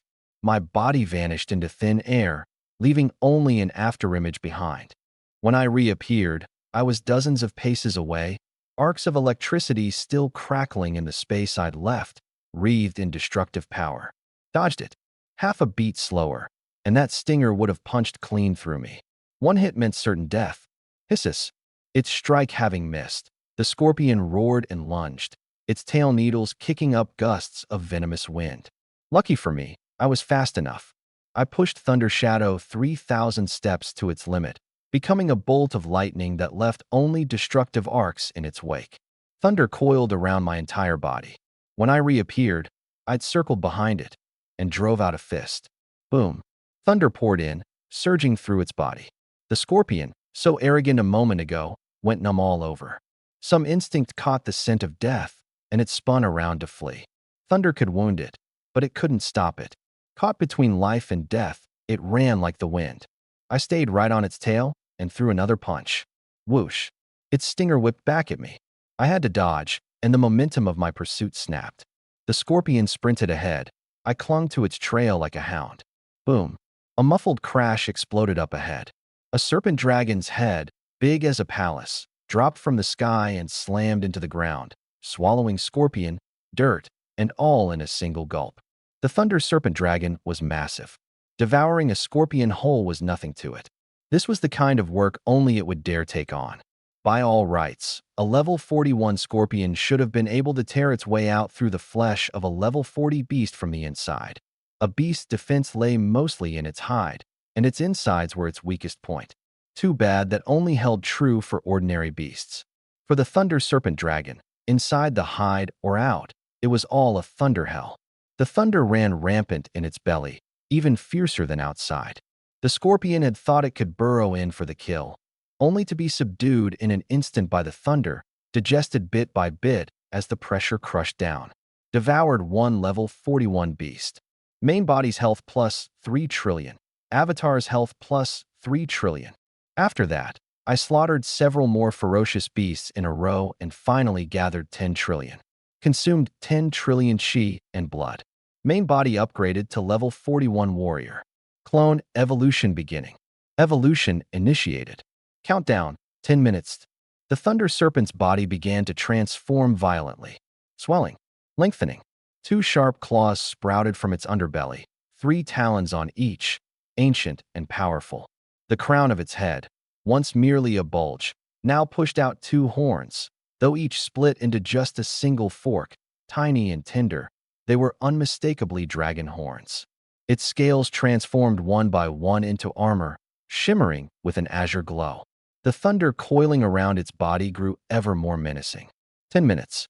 Evolution complete. A dragon's roar exploded through the air, 100 times more shocking than before. The nobility and dominance carved into its very bloodline. Body length, 1 kilometer. Blotting out the sky. Even coiled into a single mass, it was a living mountain. A 33-story building stood barely over 100 meters, and yet this creature was already a colossal giant stretching a full kilometer long. In both appearance and aura, it had taken on the form of a true dragon, and within its body now had a dragon pearl. Once refined and drawn out, its aura would grow even more terrifying. Those dragon claws, once they seized anything at all, they could crush it with ease. Evolution complete. A dragon. Was this the legendary dragon? Gazing at the thunderstorm coiling dragon before me, my heart pounded like a drum. In this life or my last, I had never truly laid eyes on a dragon. Never did I imagine that today I would not only see one, but that it would be my own clone. It felt almost unreal. I opened the system panel. Main body, Li Qingshan. Body length, 20 centimeters. Power, level 41 warrior. Chi blood, 1 trillion/20 trillion. Talent, grade S. Talent abilities, lightning chi blood, thunder hammer, 3000 thunder shadow steps, thunder domain, thunder dragon armor. Acquired thunderstorm coiling dragon talent, thunder dragon armor. Clone, thunderstorm coiling dragon. Body length, 1000 m. Power, level 41 ferocious beast. Chi blood, 1 trillion/20 trillion. Talent, grade S. At level 51, can evolve into a pure-blooded horned dragon. Evolution path set, 9-clawed thunder dragon ancestral dragon. Successfully transformed into a dragon. Ability gained, flight. Contractor, Phoenix Juvenile. Name, Subaijo. Power, level 1 warrior. Talent, grade SSS. Phoenix divine body unlocks after level 10. I suppressed the excitement surging through me. My dragon can fly? Holy crap. For a moment, I nearly wanted to climb onto its back right then and there, just to taste what it felt like to soar. Calm down. Calm down. This place was dangerous, with a beast king holding sway over it. I couldn't afford to rush. Once the thunderstorm coiling dragon reached level 50, rivaling the beast king itself, only then would I no longer have to hide and hold back like this. What's more, my talent had risen to grade S. My body had broken past a kilometer in length, and I'd gained a new talent, thunder dragon armor. I channeled my blood and chi converted. In an instant, plates of armor forged from lightning took shape around me, sheathing my entire body. Even my eyes were woven from arcs of thunder. Other warriors' armor carried a modern feel. Mine looked more like something out of the ancient world. Thunder dragon armor. How well it could defend, I didn't know yet. I'd find a chance to test it. This city was crawling with beasts. Slay just one, and that was trillions of blood chi banked. Reaching level 50 wouldn't be hard. Pure-blooded horned dragon. Now that was a true adult dragon. The thunderstorm coil dragon was a dragon too, but ultimately a juvenile, far from its complete form. You could tell just by looking at that crude, single-forked horn. A real dragon's horns branched out, intricate as a tree. Put plainly, the thunderstorm coil dragon was still just a mongrel dragon. The pure-blooded horned dragon, that was a genuine dragon. For the sake of that true dragon, and to reach level 50 as fast as possible so I could cross the threshold needed to save my parents, I had to be more ruthless. Some roads you can only walk yourself, step by step. Nobody's going to carry your parents out of a death trap for you. I kept moving through Yanggu County, hunting for prey. That was when a figure crossed into my line of sight. I crept over without a sound. The Zhao family's money isn't so easy to take. The Zhao family? There was no Zhao family in Jiangxing. If there was any connection at all, could it be the Zhao family in the Magic City? The words the Wang family had said back then flashed through my mind. Wang Qingcha was set to marry into the Zhao family of the Magic City. Beyond that, there was no other Zhao family. So the Zhaos knew too. They knew about the unclean past Wang Qingcha had here in Jiangcheng. Knew she'd once had a fiancé. The engagement had long since been broken. But as long as I was alive, I was a stain on Wang Qingcha and an insult to the Zhao family, especially to the man about to take her as his bride. The simplest solution was to wipe me out, and my parents along with me, pull the whole thing up by the roots. A month from now, once Wang Qingcha defeated me, that would be the day I died. They might not even wait that long. These two warriors were strong, one at level 43, the other at level 44. Whether there were others, I didn't know yet. Damn, the target's too good at hiding. We don't have enough people, and we can't disturb the beast king of this place. It's a real headache. One voice complained. Search 3 more days. If we can't find him, we report that he died in a beast's jaws. That's cutting it close, isn't it? The military rescue team's almost here. Doesn't matter. The beast tide is about to sweep through Jiangcheng. They'll have their hands full just staying alive. Besides, the military's only running search and rescue on the outer edges of Yanggu County. A bunch of insignificant ordinary people. Who's going to bother putting in the effort? The man waved his hand. Fine. 3 more days. If we don't find him, the target's most likely already become beast food. I waited. Power surged through the entire floor in an instant. The once dead silent space erupted with countless arcs of electricity out of nowhere. The two warriors stiffened. The chi and blood within their bodies were pinned down, locked in place. The electric arcs crackling all around radiated an aura of destruction. One touch, and you'd feel a numbing jolt. Extremely dangerous. This was one of my innate martial techniques, Thunder Domain. The crisis triggered an instant reaction. Their spatial rings flashed, and 2 sets of gold-tier battle armor snapped onto their bodies, fully assembled in under 3 seconds. Now armed to the teeth, they scanned their surroundings warily. But their chi and blood, I'd already suppressed 30% of it. The next moment, I struck. Thunder Dragon armor coiled around my entire body, a lightning storm churning beneath my feet, afterimages trailing behind me. In my hands, I gripped a massive hammer forged from pure thunder, impossibly heavy, lightning gathering at its core. Full combat power, chi and blood at their peak. The pressure was unlike anything before. Both warriors drew their own alloy weapons. Level 41. The one at level 43 sneered, his face full of contempt. You've got some nerve, challenging someone 2 levels above you? Death wish. Little small fry, let me crush you. He charged first. The other held his ground. Their armor had lightning resistance, and besides, it was 2 against 1, with a 2-level advantage. He waited to finish me off, curious to see what I was really made of. Kid, this blade of mine has slain more beasts and warriors than I can count. A cold glint filled the level 43 warrior's eyes as his alloy longsword came slashing down viciously. Today, I'll add you to the list. The wind howled. I didn't yield an inch. The thunder hammer smashed forward to meet him head-on. Boom! A muffled crash. I felt a surge of immense force and a sharp edge bearing down. Then it vanished in the blink of an eye. He wasn't so lucky. His whole body went numb, every muscle spiraling out of control. That battle armor was useless. The terrifying thunder force came crashing in one wave after another. Before he could even resist, he was sent flying, arcs of electricity dancing wildly across his armor. His internal organs ruptured. The level 44 warrior's heart lurched. He rushed forward and caught his comrade. Boom! Another muffled crash. The thunder force flowed straight through the armor and poured into his body. His hands went numb, the sensation spreading up both arms. His expression changed drastically.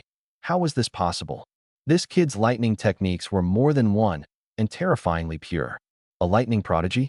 He flung his comrade, this ticking time bomb, aside and whipped his head around. Too late. I was already right in front of him. The thunder wrapped around my hammer, glowing a brilliant deep blue, hiding the power of destruction within. Wanting to run? With his entire back exposed to me, he'd only die a worse death. He knew it too. His spatial ring flashed, and a shield attached to his arm, thrown up horizontally to block. He was gambling, betting that my weapon was. One shot only. Once it's discharged, I need time to gather it again. If he can just block this strike with his shield, he can turn around and finish me with a single blow. Boom. The hammer of thunder slammed down onto the shield. Across the entire floor, azure lightning surged and exploded. An alloy shield could block ordinary lightning arts. Too bad. My lightning is purer, more vicious. Could a single shield really hold it back? Aya! He screamed. His organs took a brutal hit. His whole body went numb, and every ounce of strength drained out of him.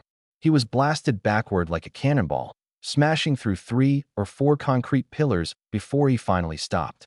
His combat armor was shredded to ruins by the thunder.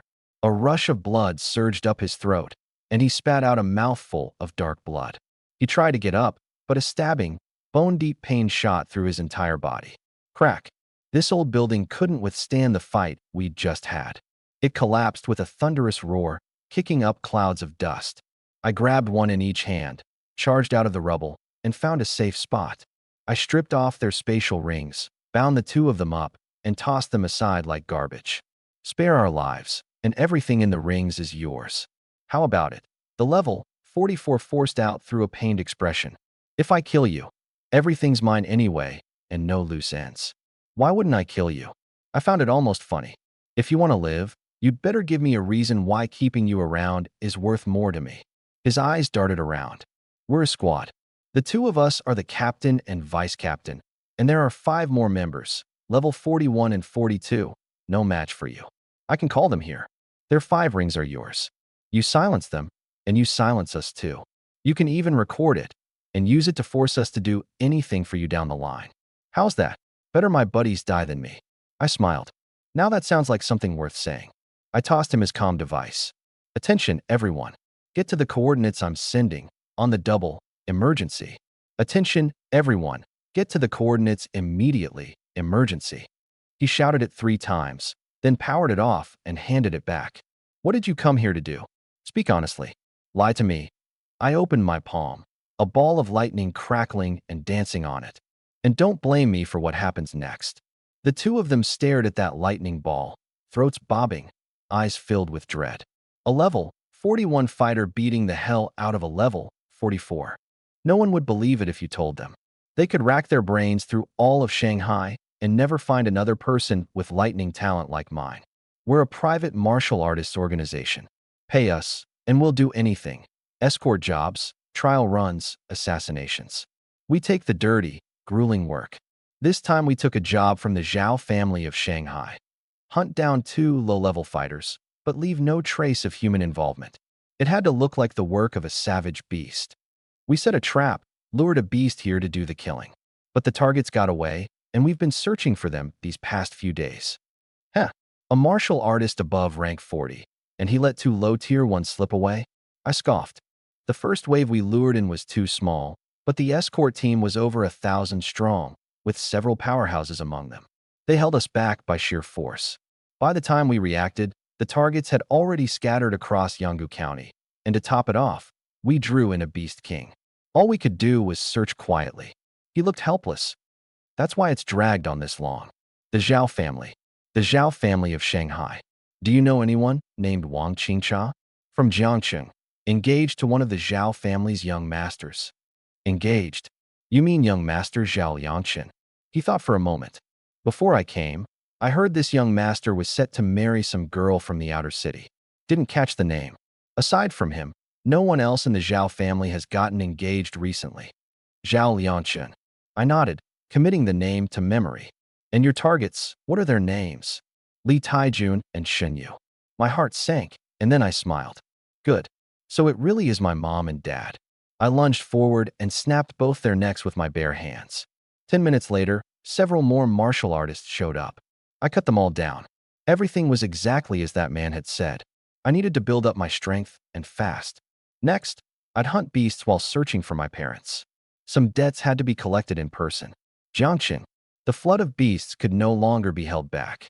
They were waiting for a single command to raze the city to the ground. Roar.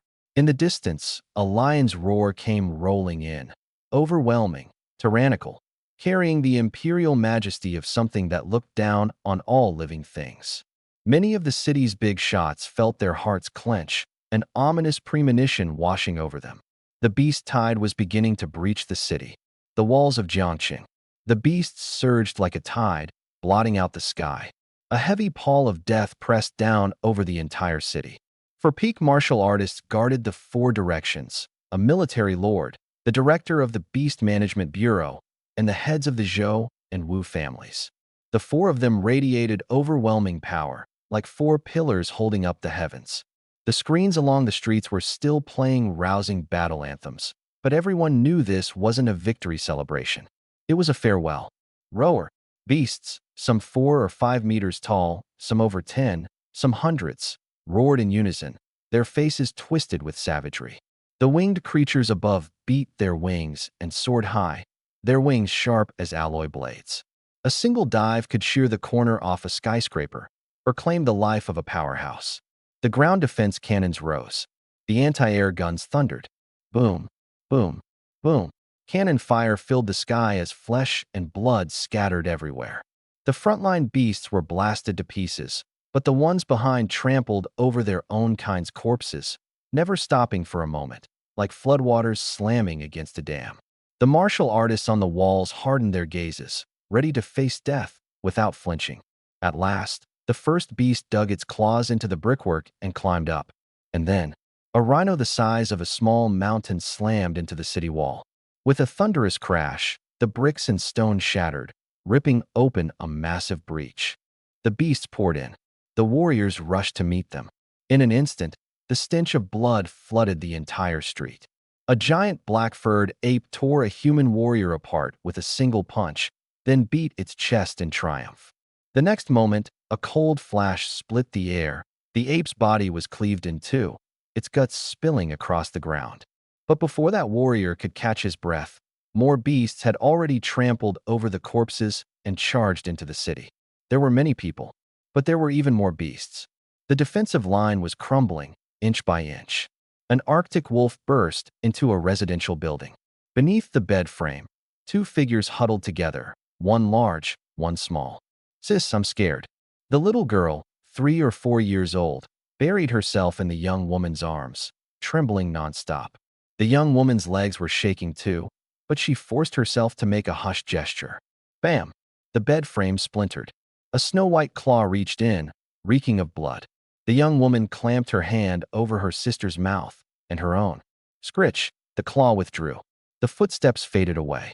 The young woman let out a long breath. But just then, another blood-red wolf face pushed in through the hole, splitting into a sinister grin that looked almost human. The one that came was never just a single wolf. There were two. The scream cut off abruptly. Dad, at your age, what do you think you're doing? The middle-aged man blocked his 70-year-old father. Killing beasts. The old man stared at the beasts tearing into civilians on the street, his eyes bloodshot. I'm a soldier. It's my duty to protect the people. Get out of my way. You've been retired for decades. You're just a bag of old bones. You think you can win. Move. The old man kicked his son to the ground, picked up his alloy spear, its tip gleaming with a cold, sharp light. His steps were steady, as if he'd returned to the battlefields of his youth. Sky Eagle Battalion, Centurion, Zhao Kuang, into battle. He didn't look back. A soldier lives his whole life by one rule. When beasts breach the city, you die in front of the people, not behind them. To die behind them, that's a disgrace. Yanggu County. I'd already lost count of how many this made. Level 40, 42, 45. One beast after another fell at my hands, their life force flooding into my body like rivers into the sea. Until I saw that beast king, the moon-howling red wolf. Over 200 meters tall, like a towering blood-red mountain. A single crimson horn crowned its head, and its breath rumbled like thunder. Level 55. Even among beast kings, a terrifying existence. I took one look, then turned and walked away. The me right now still wasn't worthy. But Yanggu County was full of prey. Growing stronger was only a matter of time. 1 day, 2 days. The numbers on my status panel jumped wildly. Consuming chi and blood. Main body advances to level 42. Clone advances to level 42 Savage Beast. Main body advances to level 43. Clone synchronized. Main body advances to level 44. Clone synchronized. Every kill above my level was an explosive surge. Take down a single level 47 beast, and I could leap an entire major realm. The more I killed, the faster I got, and the heavier my presence grew. I knew it. That Beast King's single horn would be mine, sooner or later. For those few days, I had no idea that all of Jiang City had gone into mourning. I didn't know the Zhou clan patriarch had fallen, or that the South Wall had been overrun. All I knew was that I still wasn't strong enough. The military's search and rescue team didn't push into Yanggu County until after several waves of the beast tide had passed. The orders were simple.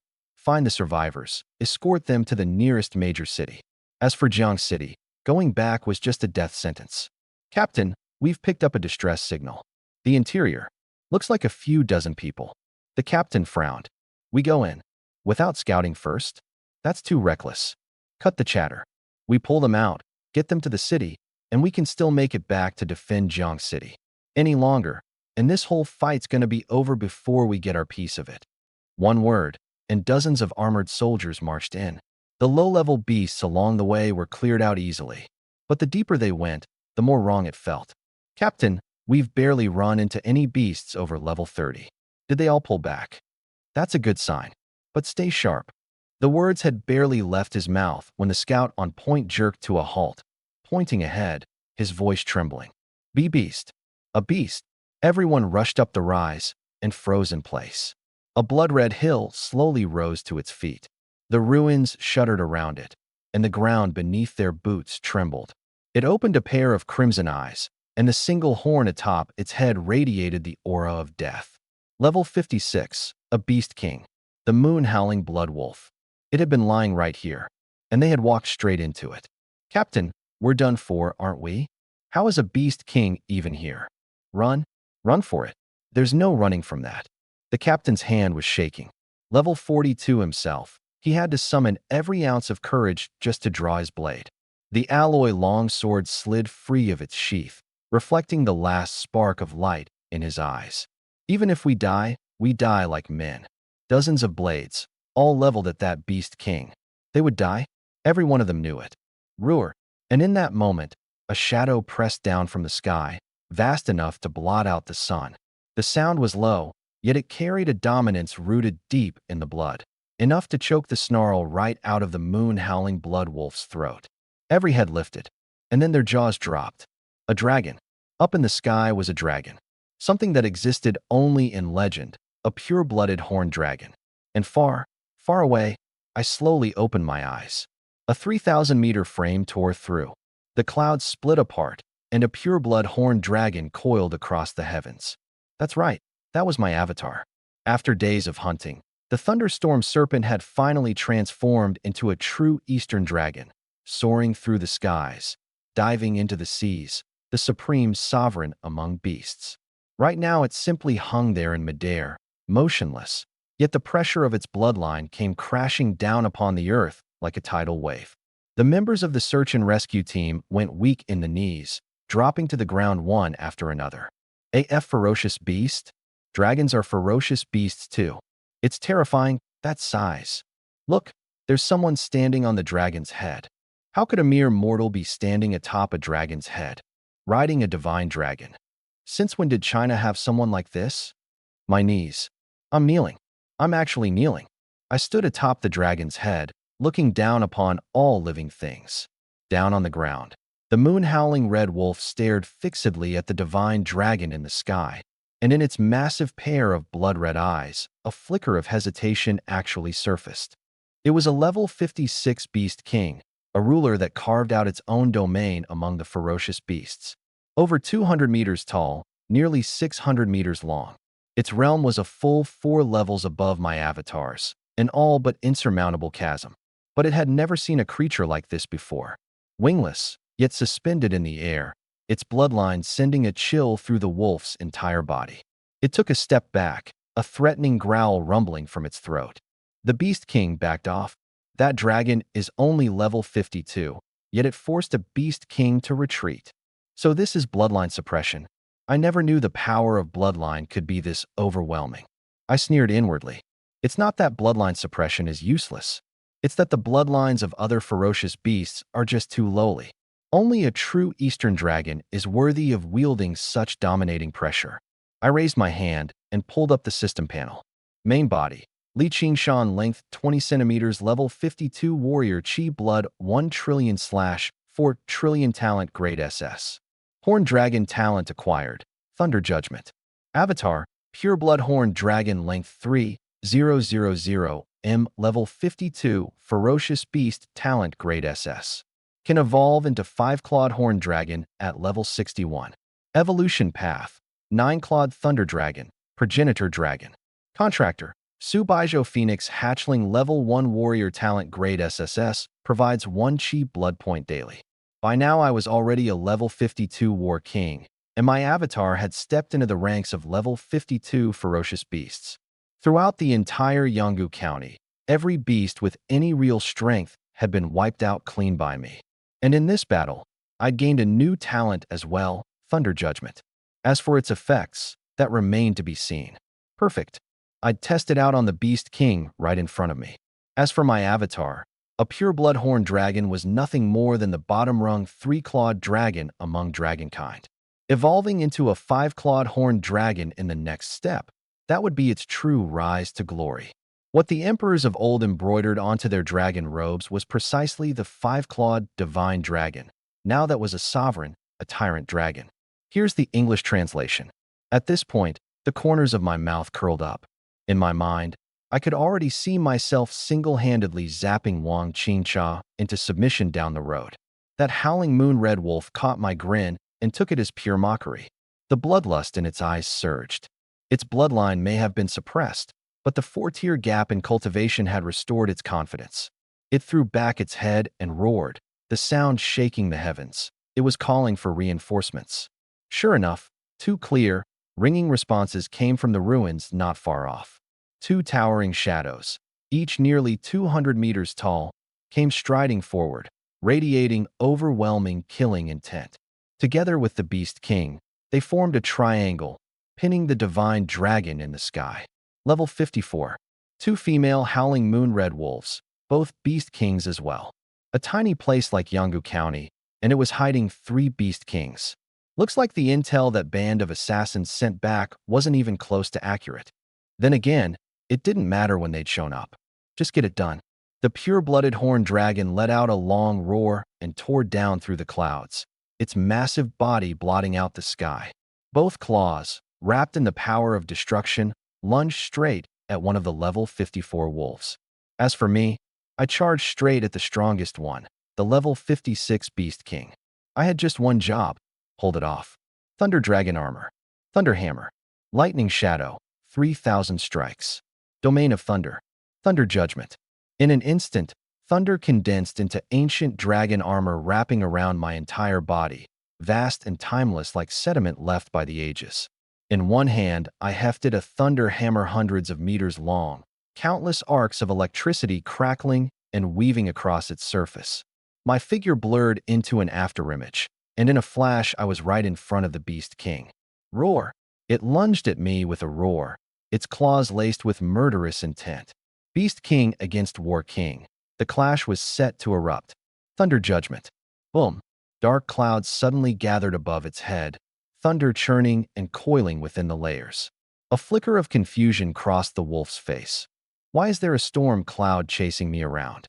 What it didn't realize was that this cloud wasn't just chasing it, it was striking it. Crack! A bolt of lightning came crashing down, slamming right into it. Its whole body went numb, and with its charge carrying too much momentum, it face-planted right at my feet, utterly humiliated. My thunder hammer was already coming down. Bam! Bam! Bam! Muffled explosions burst one after another. Its body was scorched black in patches, and wherever the hammer struck, terrifying thunder bored into its flesh, bringing pain like it was being ripped apart. Ow! It scrambled up with a howl, its blood-red eyes spewing hatred, giant claws swiping at me. Bam! Hammer met claw, the massive force sending me flying back a dozen steps. It hadn't found my strength all that impressive, but the thunder carried in that hammer left its entire foreleg instantly numb and powerless. Its body listed to one side, and it toppled over with a crash. The heavenly judgment fell from the clouds again. Once more it went numb. I charged in again. Within the domain, arcs of electricity burst all around, wrapped in the power of destruction, tormenting it in agony. Roll. I never planned to take down this Wolf King on my own. No need. My real trump card is my clone, the pureblood horned dragon. This War King is insane. A level 52 dominating a level 56 Beast King. That's a 4-level gap. This doesn't make any sense. The search and rescue team scrambled to set up their cameras and recorded the whole battle. With my tacit approval, of course. Up in the sky, the pureblood horned dragon shredded the first red wolf with a single claw, soared into the clouds, and swallowed it whole. Below, the other female wolf howled in vain. Devoured a level 54 beast. Main body gains 3 trillion vitality. Clone gains 3 trillion vitality. Then the dragon dove, lunging at the last red wolf. A moment later, devoured a level 54 beast. Main body gains 3 trillion vitality. Clone gains 3 trillion vitality. Consumed for trillion vitality. Main body advances to level 53 War King. Clone advances to level 53 Beast King. Body length increased to 3,500 meters. Power surged through me. My clone and I leapt from level 52 to level 53. I'd been pushed to the very edge, battered and worn down. But now the killing intent reignited in my eyes. The tide had turned. The pure blood-horned dragon and I stood side by side, facing that level 56 Beast King. A level 56 Beast King against a level 53 War King and a level 53 Beast King. The real hunt was only beginning. Wolf King, level 56. Today is the day you die. I could feel it. Something in my bloodline was awakening. My strength was exploding. In that instant, the auras of the pure blood-horned dragon and myself surged simultaneously, like twin suns bursting through the clouds. Gasps rose from the search team below. His power, it's growing stronger? A breakthrough mid-battle. Only a true prodigy can pull that off. With a hero like this in China, why should we fear these rampaging beasts? I couldn't be bothered to answer.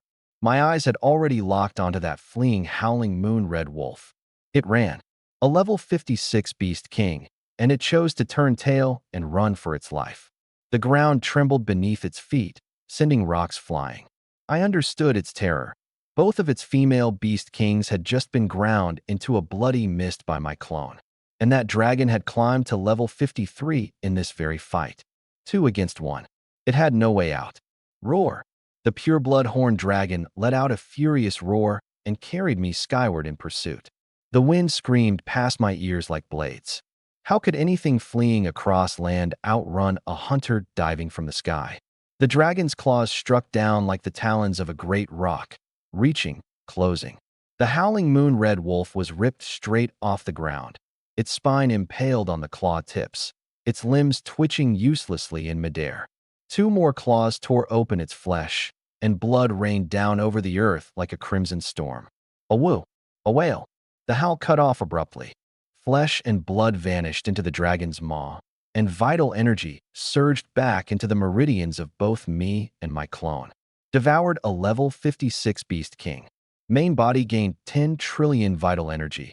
Clone gained 10 trillion vital energy. Consumed 8 trillion vital energy. Main body advanced to level 54 Warrior. Clone advanced to level 54 Beast King. Clone body length increased to 4,000 meters. I opened my eyes. Just like that, I'd kicked down the threshold that separated Jiangqing's elites from everyone else. 3 Beast Kings just gone like that? The search and rescue team stared up at me as I came riding in on the dragon, their shock melting into awe. I stepped down onto the dragon's head, my voice calm. You're here for the rescue operation in Yanggu County? Yes. May I ask, Senior? You don't need to know who I am. I cut him off with a wave. Any leads? The captain gritted his teeth and nodded. Yes. We've pinpointed the location. We just couldn't reach the survivors. The Beast Kings were blocking the way. Then what are you standing around for? Less than 10 minutes later, deep in the rubble, we found the survivors. Among them were my father, Li Taijun, and my mother, Shenyu. Qingshan, what are you doing here? My father's face was caked with dust, and shock left him speechless. My mother threw herself in front of me, her trembling hands checking me over inch by inch. The beasts outside the city are so terrifying. You're not hurt, are you? The rescue workers looked on, utterly bewildered. You too. The only reason we could save you was your son. He's the one who took down all 3 Beast Kings here. Otherwise, none of us would have made it out. Took down 3 Beast Kings? My father's mouth fell open. How is this possible? Qingshan, didn't you just start college? My mother looked even more incredulous. I met their eyes and said, word by word, Dad, my talent was never D-rank. It's an unknown constitution. That's why I've been growing so fast. Right now, I'm a War King level warrior. Those 3 Beast Kings really did die by my hand. I paused. The age of the Li family is coming back. My father looked me up and down, and the shock in his eyes slowly kindled into a blazing fire. It was as if he could see the very moment our entire family reclaimed its glory, with his son leading the way. I gave a faint smile and said nothing more. Becoming a war god in a year or two was too slow. I'd already set my goal. By the day I dueled Wang Qingsha, I would step into the war god realm. My parents' colleagues crowded around to offer congratulations, their envy written all over their faces. Now that you're all safe, we should set out immediately. I'll take you to the nearest city, Changsha, the captain said. Why not back to Jiangqing? My father was startled. A beast tide is assaulting Jiangqing right now. The moment the words beast tide left his mouth, everyone in the ruins went pale. They were too. Now I understand what that means. On the day the city falls, not a single soul among its people will be spared, all of them devoured by beasts. Huaxia's warriors may be powerful, but the territory is simply too vast. Cities like Jiang City are beyond counting, and each of the strong has their own domain to guard. They can't be in 2 places at once. In that instant, a shadow fell over everyone. Some grew frantic, begging again and again to return to Jiang City, because Jiang City was their home. My eldest uncle, my second uncle, my fourth uncle, several aunts, and my mother's 3 uncles were all still in the city. They had always treated my family well. The bond forged from supporting one another through hardship was something I couldn't just turn my back on. Don't worry, I said. Once I get you to Chang City, I'll go back to save them. Driving is too slow. I snapped my fingers. A dragon's roar tore across the sky. A colossal divine dragon swept in from the distance, its massive body settling smoothly behind me. It hadn't released any aura, yet the sheer pressure it radiated already made everyone's breath catch in their throats. This is a dragon? Even my father's voice was trembling. It's my beast, I said, raising a hand. Everyone get on. We're heading to Chang City, so I can go back and reinforce Jiang City. Trembling, the crowd climbed onto the dragon's back. Even as their fingers touched the cold, hard scales, they still couldn't believe it was real. The divine dragon of legend was now crouched beneath their feet. In half an hour, the pure-blood horned dragon delivered everyone to Chang City. I instructed the captain to stay behind and look after my parents, then turned and stepped back onto the dragon's head. I had 3 reasons for returning to Jiang City. First, that overwhelming beast tide was the perfect hunting ground for me and my horned dragon. A vast ocean of flesh and blood just waiting for me to devour. Second, my family was still in that city, and I couldn't stand by and do nothing. If they'd been the kind of relatives who took advantage of us and bullied my family, I'd have been glad to see them finished. But that wasn't the case. They had done nothing but good by my family. Third, saving an entire city of people would be a bold, defining mark I'd leave upon this world. The dragon spread its wings, and I streaked toward Jiang City. Jiang City had already become a living hell. The stench of blood filled the streets and alleys, and the severed limbs of beasts and humans alike were scattered among the collapsed buildings. The pinnacle of the Wu family's warriors had fallen. 2 war gods in the city were already dead, and more than half the warriors had been killed or wounded. The army's commander was drenched in blood from head to toe. He brought his alloy Modeo crashing down onto the back of a sky-raging iron rhino, but only managed to break through its outermost layer of defense. The rhino could already stand upright on 2 legs, and wherever its iron hooves struck, sonic booms erupted one after another, unstoppable. Reinforcements. When are the reinforcements arriving? He roared. A voice came through his earpiece, reporting, Commander, the cities near Chang City are also facing beast god incursions. No forces can be spared. The demon capital has dispatched 2 war gods and 20 war kings, but they're still at the East Sea defense line. It'll take time for them to get here. By the time they arrive, Jiang City, long gone. The commander seethed with rage. The director of the Beast Control Bureau listened to the same report, his brow furrowed tight. In both their hearts, the same truth had already settled in. Jiang City stood alone. No reinforcements. There was no time to pull troops from the East Sea. This city was doomed to be trampled flat. And the 2 of them, 2 war gods, were doomed to stay here and die. Because those beast gods would never let a single war god walk away. A hopeless, no way out situation lay right before their eyes. Should we announce it to the whole city? The director asked, even as he wrestled with a 6-armed demon ape. We can't let them die in the dark. The commander's voice was iron hard. They have a right to know the truth. Tell everyone, no one's getting out of here alive. But before you go down, take 2 of these beasts with you. That's not a bad way to go. In an instant, every loudspeaker, screen, and phone across the city lit up at once. Citizens of Jiang City, I have grave news to share. Jiang City stands alone. No help is coming. This beast tide, we face it on our own. Maybe we can't win this fight, but at the very least, we can die with dignity. And of course, maybe, just maybe, we win. By the time he said this last line, the voice in the broadcast had already lost its conviction.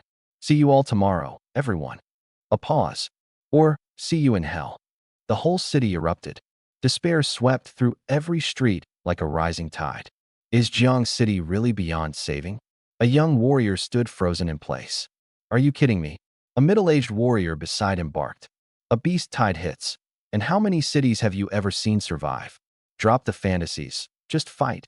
And kill every last one of them. He swung his blade and charged back into the swarm, blood spraying in all directions. The young warrior gritted his teeth, resolve blazing in his eyes, and gripped his long blade tight as he rushed into the fray.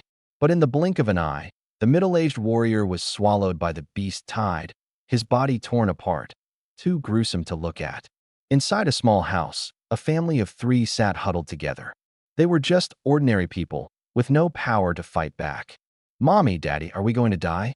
The little girl lifted her face, her clear eyes gazing up at her parents. No, we're not. The father held his wife and daughter close. Mommy and Daddy will keep you safe. We promise. Then, pinky promise. No take-backs. The girl held out her little finger.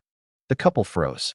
They knew that this time, they might truly be unable to keep that promise. This child, who hadn't yet seen how beautiful the world could be, was about to close her eyes forever. It was too cruel. In the end, trembling, the father still hooked his pinky with his daughter's. Half a minute later, the girl asked softly, Mommy, Daddy, if we die, will we still be together? Warriors could choose to fall in battle with dignity. But ordinary people had nothing left but to wait. Atop the city wall, the 3 battalions, hold the line to the death. To the death. To the death. A group of military warriors stood drenched in blood, their alloy long blades already notched and battered, yet their killing intent only grew sharper and colder. Retreat?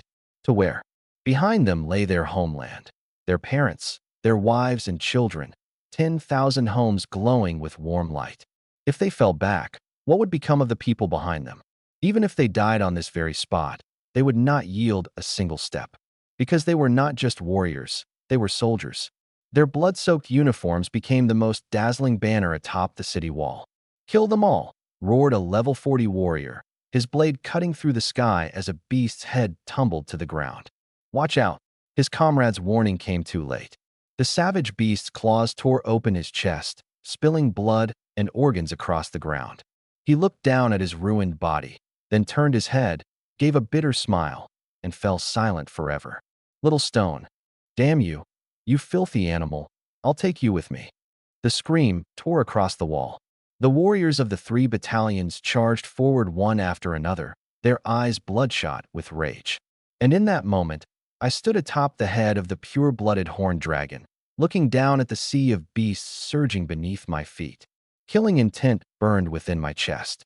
Some gave their lives to defend this city, trading their final strike for a shred of dignity. But what I brought was not dignity. It was the power to crush them all. "It's starting," I said, patting the horned dragon on the head. "Devour to your heart's content. Plunder without restraint." As the words left my mouth, I leapt down and threw myself into the battle. A massive black-furred ape beat its chest and roared, charging madly toward the walls of Jiang City.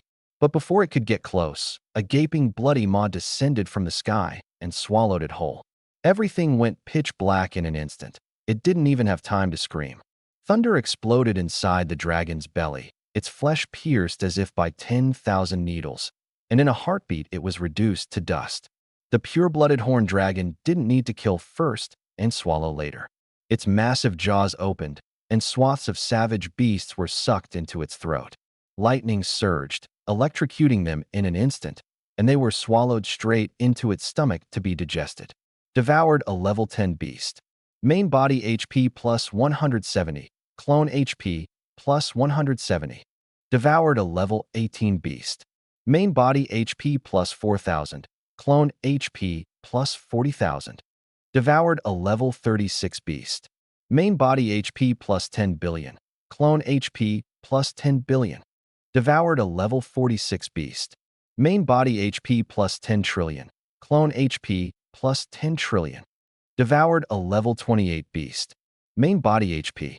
At the edge of the beast tide, my pure-blooded horned dragon was feasting. Its body stretched over 4,000 meters, colossal as a mountain.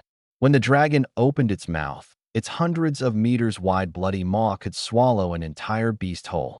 Every open and close was an act of plunder. Countless streams of blood and vitality were torn apart, swallowed down, and fed back inside my body, consuming 16 trillion chi and blood. Main body advanced to level 55 War King. Avatar advanced to level 55 Beast King, consuming 32 trillion chi and blood. Main body advanced to level 56 War King. Avatar advanced to level 56 Beast King. The numbers flickered wildly before my eyes. Up ahead, an ice-armored Croc King smashed straight through the South City wall. Its body was sheathed in white armor, hard as iron, and its nearly kilometer-long frame made it a colossus even among the beasts. Level 59, just one step short of becoming a beast god. A single sweep of its tail, and the towering wall crumbled with a deafening roar, sending bricks and stone flying everywhere. The warriors atop the wall were shredded into a bloody mist by the shockwave, torn into a spray of red before they could even scream. The Beast Kings broken through the line at South City. "We can't hold it." A warrior howled into his comm device. "No reinforcements available. Handle it yourselves." A cold reply. I wasn't surprised. Real strength was never the reinforcements you waited for. It was the blade you dared to grip in the middle of hell. "Brothers," someone shouted from the wall. "No backup doesn't mean we let this beast run wild.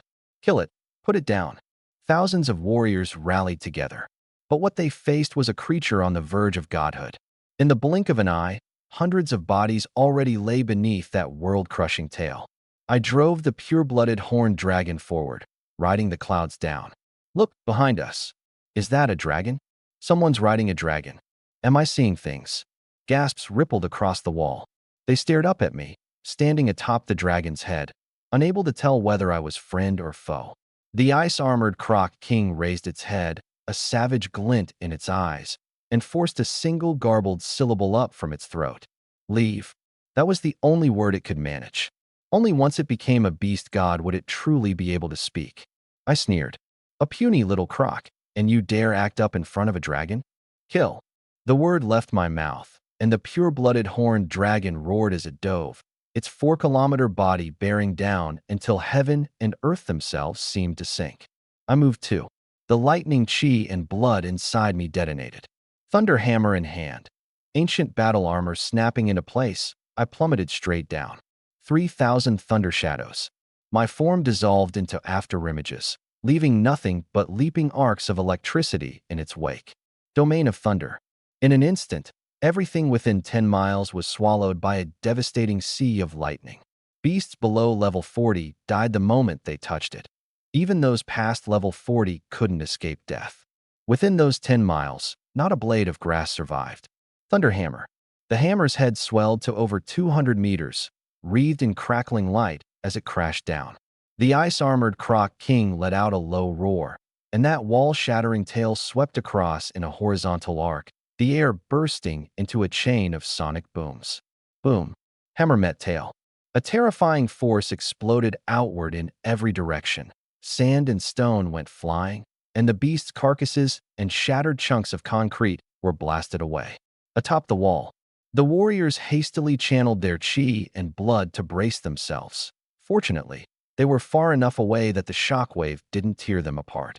In their eyes, this was an evenly matched duel, a level 56 War King going toe-to-toe with a level 59 Beast King. But only I knew the truth. That was just a small tremor from the backlash of raw power. My lightning had already burrowed into its body through the point of contact, searing its flesh from within. The way it looked at me now held fear for the first time. That's when the pure-blooded horned dragon struck. The ice-armored crocodile king swung its tail to meet the attack, only to be seized by a dragon's claw. Those razor-sharp talons pierced clean through the white armor it prided itself on, hauling it into the air. For 1,000 meters against 1,000. The crushing weight of bloodline. The moment it left the ground, every advantage it had vanished. The other two claws ripped through its armor, its flesh, great chunks torn away and tossed into the dragon's maw, swallowed whole. Chi and blood came surging back, wave after wave.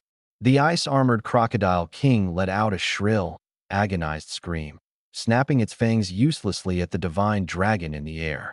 A pointless struggle, until it fell silent. Devoured level 59 Beast King. Main body chi and blood plus 80 trillion. Clone chi and blood plus 80 trillion. Consumed 64 trillion chi and blood. Main body advanced to level 57 War King. Clone advanced to level 57 Beast King. That dragon-riding kid is incredible. Level 56 fighting a level 59. If he keeps growing, what will he become? He looks maybe 18 or 19.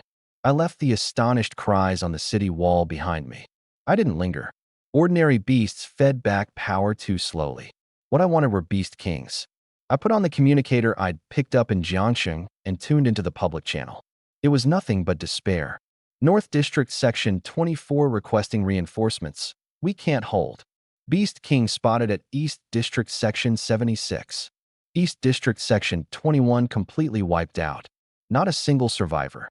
One cry for help after another, like stones dropped into an abyss, stirring not the faintest echo. I pressed the transmit button, my voice steady. Everyone, I'm at South District Section 18.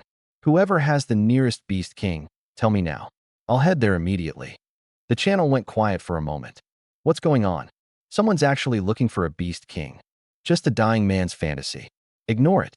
Every section is stretched thin. Who has anyone to spare? I didn't bother explaining.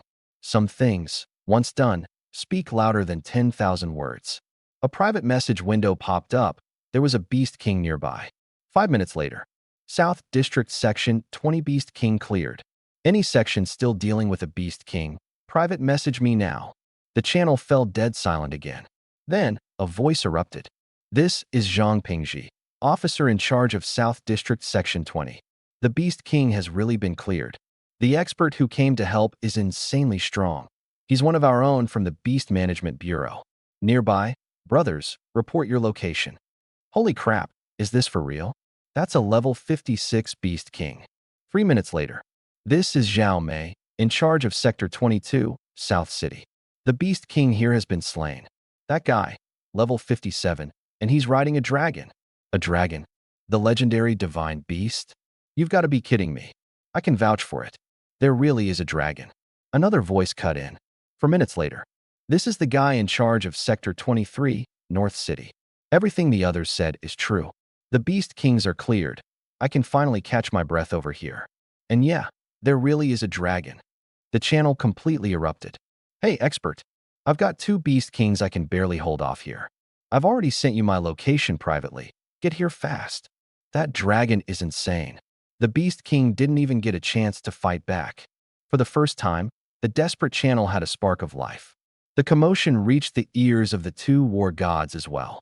Military commander, the one clearing out the Beast Kings, is he one of yours? Director, no idea. All my people are at their posts. We don't have many who could take down level 57 or 58 beasts that fast. Military commander, check the ID. 5 minutes later. Military commander, well, what's the result? Director, we've got it. But it's a bit of a surprise. Military commander, talk. Director, Li Qingshan, college freshman, member of the Beast Management Bureau, 18 years old. Military commander, are you drunk? Director, I had the intelligence department run it 7 or 8 times. It's him. He slew most of the Beast Kings outside the city. And there's a dragon, too. Silence. The military commander's mind was in turmoil. Military commander, if it's true, get him out of Jiang City immediately. Him staying alive matters far more than him dying. Director, I've already sent people. Director, China's #1 prodigy probably doesn't even compare to this guy. Military commander, but in the end, he's not a war god. He can't change the bigger picture. After today's battle, I'm afraid you and I are both going to fall here. And me? I was still hunting. Consumed 128 million HP. Main body advanced to level 58 War King. Consumed 256 million HP. Main body advanced to level 59 War King. I stared at the numbers on the panel. Just a little more HP, and I could break through to level 60, a true war god. And before level 61, my dragon would complete its evolution, transforming into a 5-clawed horned dragon. By then, even among the divine dragon race, it would no longer be the runt at the bottom. I'd assumed the 1-month deadline I'd been given would eat up all my time. I never expected to get here so fast that even I was caught off guard. How much time fate gives you never matters. What matters is how far you dare to push yourself in the time you have. Li Qingshan, get out of Jiangxing now. A war king came rushing in, tilting his head back to look up at me where I stood atop the dragon's head, his voice thick with urgency. Leave Jiangxing. I stood on the crown of the pure-blooded horned dragon, my brow furrowing. The voice came from below. It was that war king from the army. I was just one step away. One more step, and the pure-blooded horned dragon would break through to become a 5-clawed horned dragon. And now, of all times, they wanted me to leave? This comes from the 2 war gods. The war king shouted up at me. You're extraordinarily gifted, a rare genius for our people. As long as the Green Hills remain, we'll never lack for firewood. Grow strong, and come back one day to avenge us. He paused, his tone almost pleading. Brotherly, please, just go. I see. I nodded, then let out a cold laugh. Go tell your 2 war gods this. I'm not leaving Jiangxing. The war king froze. I've still got beast kings to clean up. So either go defend the city, or get lost. Quit wasting my time. Before he could reply, I'd already taken the dragon skyward. Behind me, the war king watched my figure vanish into the distance, unable to say a single word for a long, long while. Inside the command post, the kid won't leave. He's dead set on going down with Jiangxing. The director's voice was heavy with resignation. Doesn't he understand? As long as the Green Hills remain, you'll never lack for firewood. The army's commander sighed. We finally produce a genius, and he throws his life away here. Such a waste. Respect his choice. But if either of us runs into him again, we still have to talk sense into him. The commander fell silent for a moment, his voice dropping low. Honestly, I can't hold out much longer. There are too many beast gods, and reinforcements can't make it back. You, me, all of Jiangxing. I'm afraid we're all going to be buried here. Consumed 512 quadrillion units of chi and blood. Main body advanced to level 60 warrior. Clone advanced to level 60 fiend beast.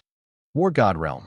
In this moment, I could feel it clearly, my perception expanding, the power within me surging like rivers pouring forth, vast and torrential.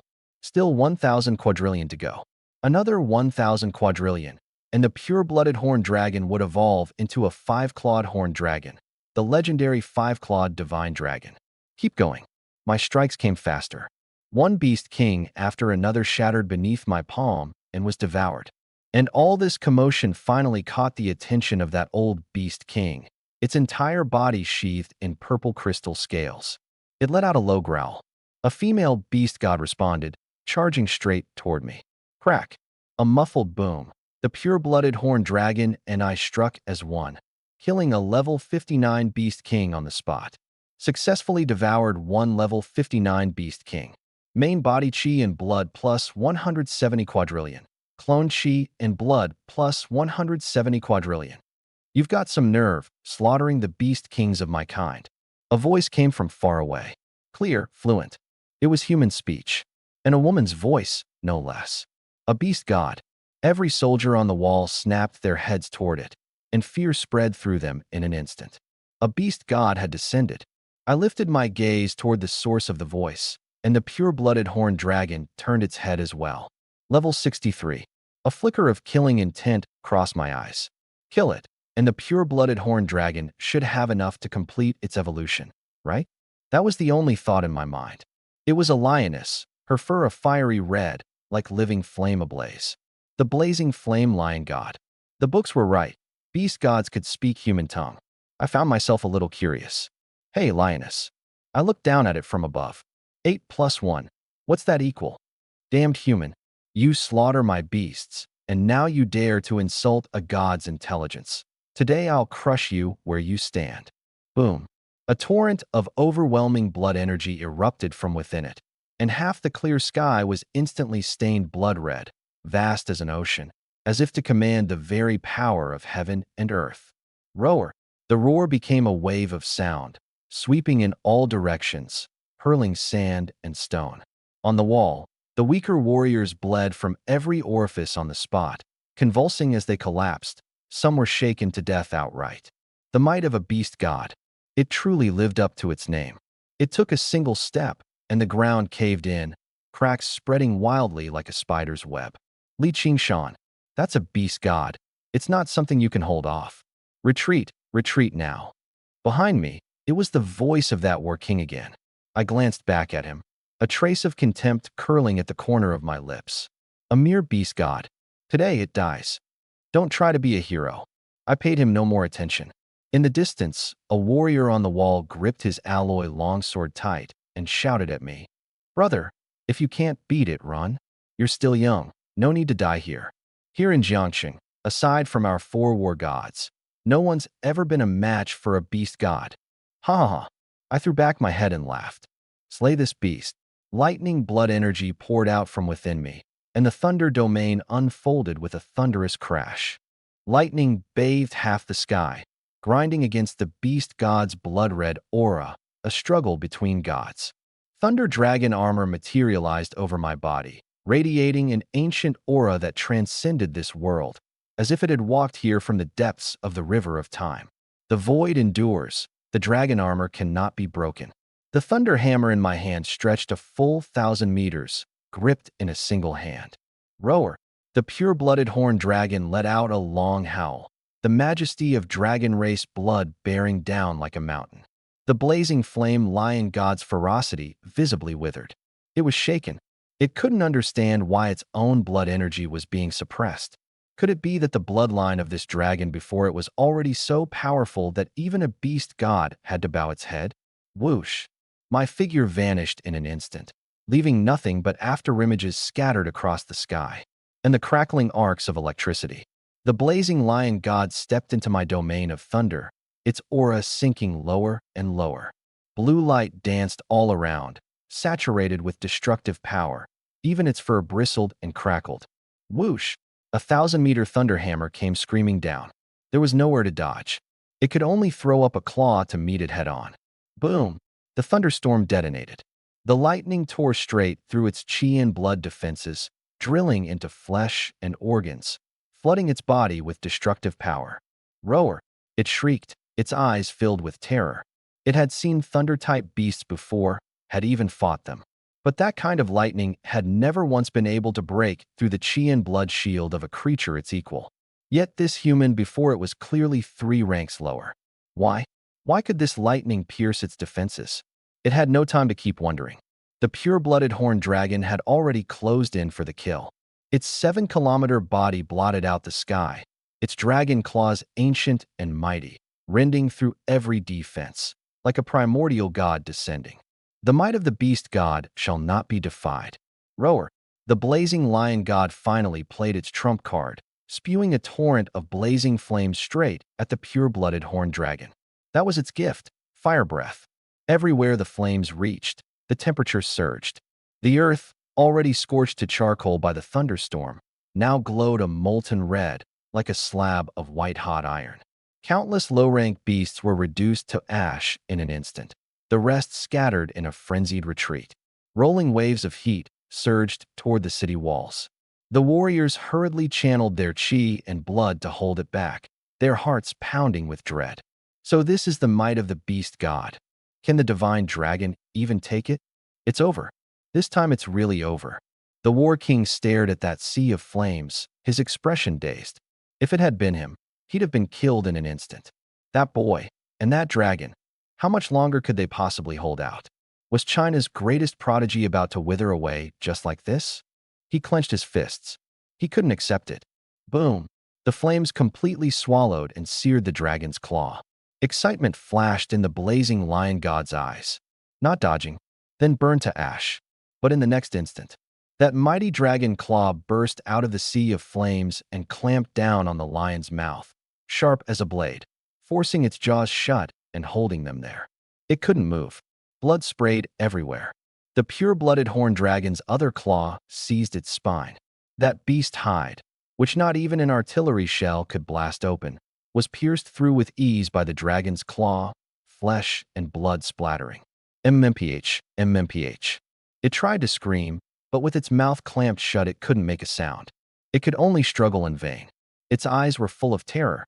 It couldn't understand why its beast fire couldn't harm this dragon in the slightest. Ha ha, I couldn't help but laugh out loud. Don't you know? Dragons are born immune to lightning, fire, ice, every element. I looked down at it. With that pathetic little flame of yours, you can't even measure up to a single golden crow, and you still dare to come roast a dragon? Laughable. 2 claws pinned him down, 2 claws tore him apart. Huge chunks of flesh were ripped away and tossed into the dragon's maw. The one who'd just been arrogantly shouting, "The beast god cannot be defied," was now being chewed up mouthful by mouthful, and would soon be nothing but dragon dung. How's it going on Li Qingshan's end? How much longer can he hold out? I'll find a way to break free and come back him up right away. The director's voice reached the war king's ears, frantic with worry. Director. The war king's voice was strangely calm. You probably don't need to come. What? The director grew agitated in an instant. Did something happen to Li Qingshan? What are you doing? He's the future of China. Even if you die out there, you can't let him die. If he dies, everything's lost. If you die, at least he can avenge you. Director. The war king cut him off. Li Qingshan isn't dead. Nothing happened to him. He stared out at the battlefield, his throat bone dry. He'd once been a soldier before joining the Beast Management Bureau. To protect, that was the greatest honor of his life. If he could, he'd gladly trade his life to shield this young man from death. But now, that blazing flame lion god, he said, word by word, was taken down by Li Qingshan and that dragon. Together, on the other end of the line, dead silence. An 18-year-old war god. The title of China's #1 prodigy was probably about to land squarely on this young man's head. What? The director's voice nearly exploded. Hunting a beast god. 18 years old. He understood each of those phrases on its own. But put together, the director was stunned. Director, that's right. The blazing flame lion god has been slain. He's already heading to the next sector now. The war king gave a bitter laugh. Should I follow after him? Honestly, I don't think I could keep up. Every soldier in this area was dumbstruck. The war king was dumbstruck. The director was dumbstruck. Soon, the military commander was dumbstruck too. Are 18-year-old kids this monstrous now? Able to hunt down even a beast god? I've got a way to save Jiangcheng, the military commander suddenly said. What way? Li Qingshan hunting down the beast god. Was it caught on video? Send it, along with his personal file, straight to Modu. You mean, an 18-year-old war god? The commander enunciated each word. This is someone who'll guard China in the future. Modu might abandon Jiangcheng, but it will never abandon Li Qingshan. If Modu doesn't respond, send it to the capital. Good idea. I'll get on it right away. 3 minutes later. Got the footage, the director said. I'm having the information department send the video and file to Modu together. Whether Jiangcheng lives or dies, the commander said, gazing at the firelight outside the window, depends on how Modu reacts. Jiangcheng Information Department. Director. Information processing complete. Send now. Send it. Done. Transmission successful. Metropolis. One of the three great cities of the Huaxia. It stands guard over an endless coastline. Its outer walls are cast entirely from alloy, nearly 10,000 meters high, piercing straight into the clouds. This is home to the world's most advanced technology and its most elite warriors. And at this very moment, the operative in charge of the Jiang City liaison let out a long, heavy sigh. She figured she'd be getting some time off soon, because everyone in Metropolis knew the truth. This time, there would be no reinforcements. Jiang City was done for. So why bother sending over a file? She sighed, exasperated, but professional instinct made her open it anyway. It was a profile on some teenage boy. The kid in the photo had clean, sharp features, easy on the eyes, actually. She scrolled down absently until she hit the very end, a video. She hit play, and then she stared at the screen. 3 full minutes, without moving a muscle. Holy crap. In the surveillance room, the young female liaison officer kept her eyes locked on the screen, fingers frozen in midair.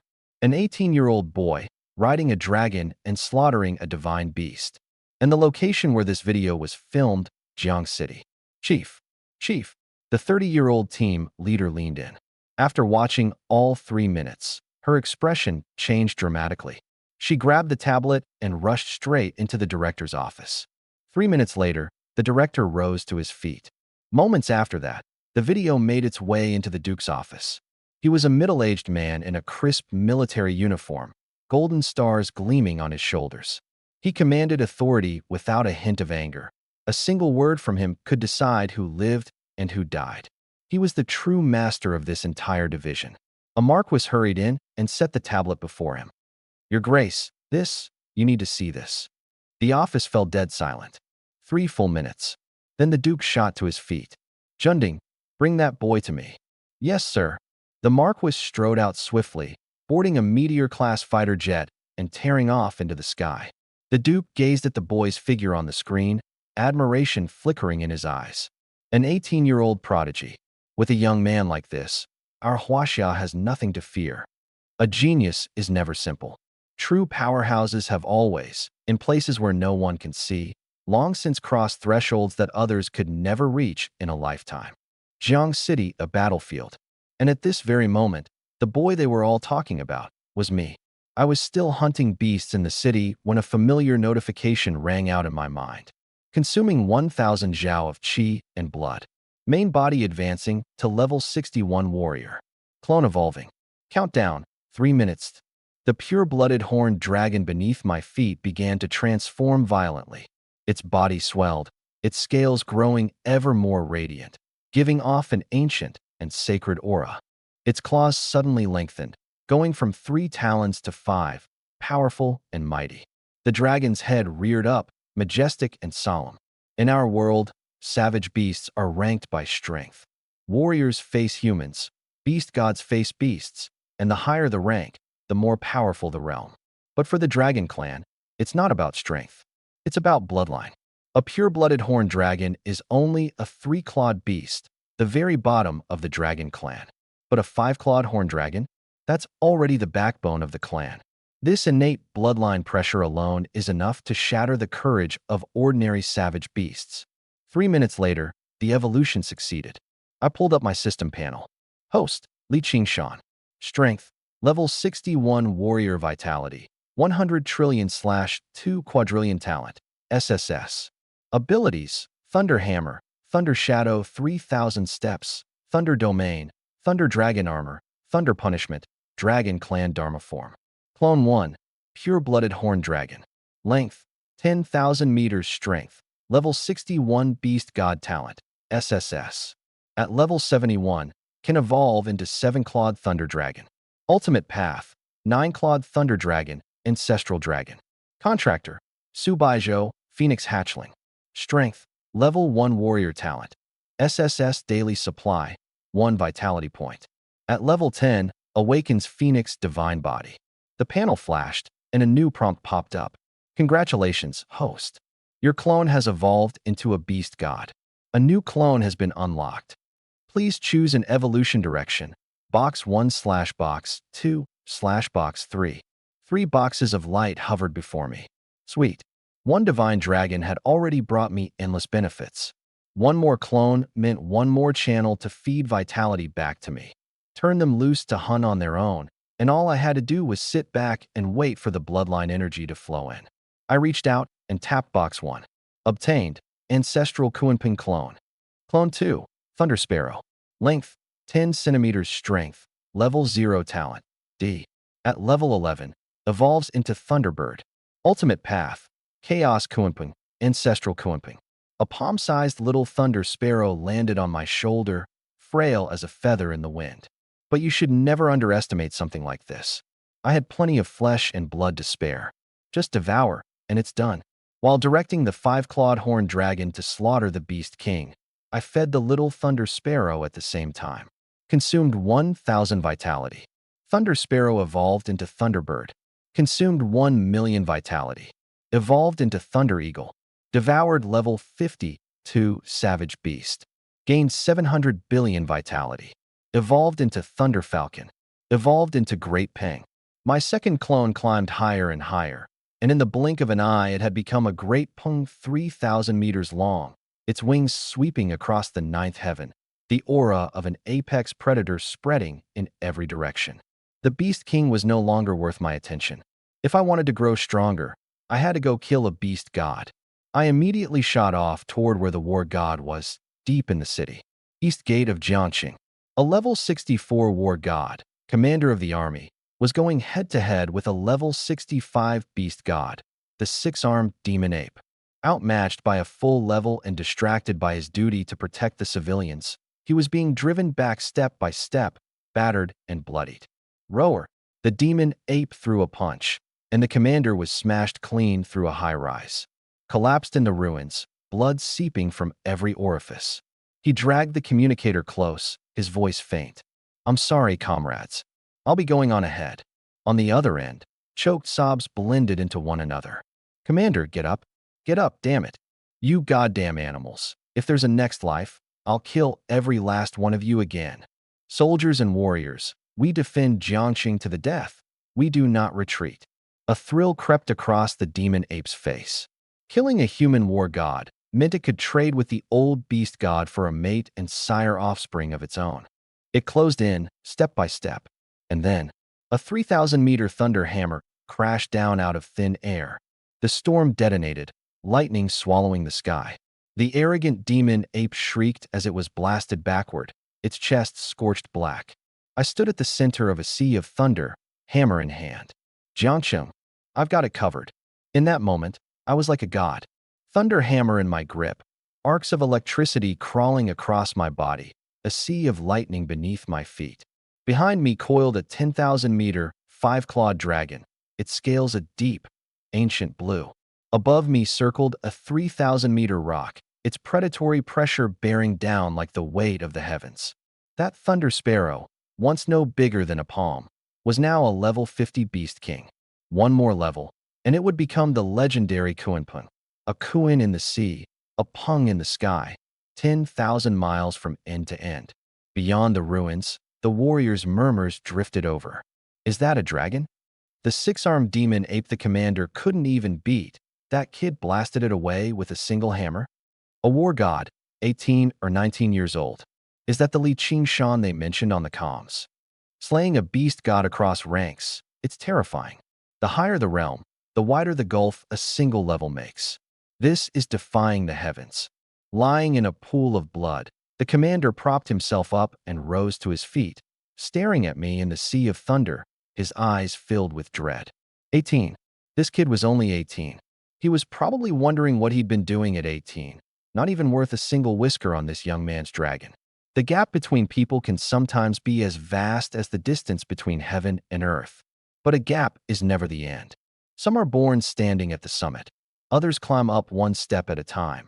And the truly frightening ones are those who know exactly how high the mountain is, yet still refuse to stop. Beast God. The demon ape clawed its way up from the ground, glaring furiously at the five-clawed horned dragon behind me. You'd betray the beast race? Betray? I laughed. I straightened my back and jerked a thumb over my shoulder. You're nothing but wild beasts and barnyard animals that got lucky and stumbled into power. But this is a divine beast. It soars through the ninth heaven, transcending the mortal world. You and I aren't even the same species, so what betrayal are you talking about? And even if we're being generous, even if your ancestors were lucky enough to be favored by it, they still couldn't have produced something as worthless as you. The demon. The fury on the ape's face twisted into something savage in an instant. The beast god could speak human tongue, but it understood nothing of human culture. It didn't know what a dragon, phoenix, or qilin was. To it, the creature behind me was just some unfamiliar beast. Yet it could sense the sheer pressure of that bloodline, a nobility carved into the very bone, impossible to defy. To the beast god, strength alone determined rank among beasts. But now someone was telling it.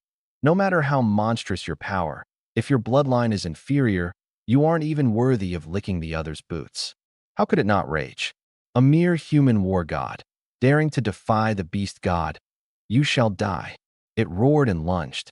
3 minutes, I said calmly, words it couldn't understand, as I casually set myself a countdown. Rock evolution in progress. Countdown, 3 minutes. The next instant, dragon aspect.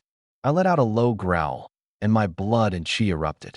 A mysterious force lifted my body, and I shot up wildly from 6'2". 100 meters. 300. 1,000. 2,000. 3,000 meters.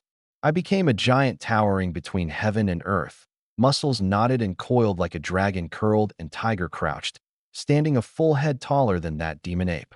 With a wave of my hand, a 3,000-meter thunder hammer condensed in my grip, arcs of lightning dancing across it, the aura of destruction spreading across the land. At my side, the five-clawed horned dragon threw back its head and roared. Man and dragon, charging forward as one. The thunder domain unfurled, and the entire world became a churning, roaring sea of lightning. Holy crap, that's huge. How the hell did a person just grow that big? Record it, hurry. This kid is way too mysterious. He can command a dragon, and his physical body can stretch this tall too. Is this even a martial artist's technique anymore? Down in the ruins, the commander tilted his head back to look at me, his lips trembling. This kid, is he even human or a monster? The six-armed demon ape stared at me, disbelief roiling in its beastly eyes. It never imagined a human martial artist could swell up like a mountain in the blink of an eye. I couldn't be bothered to give it time to react.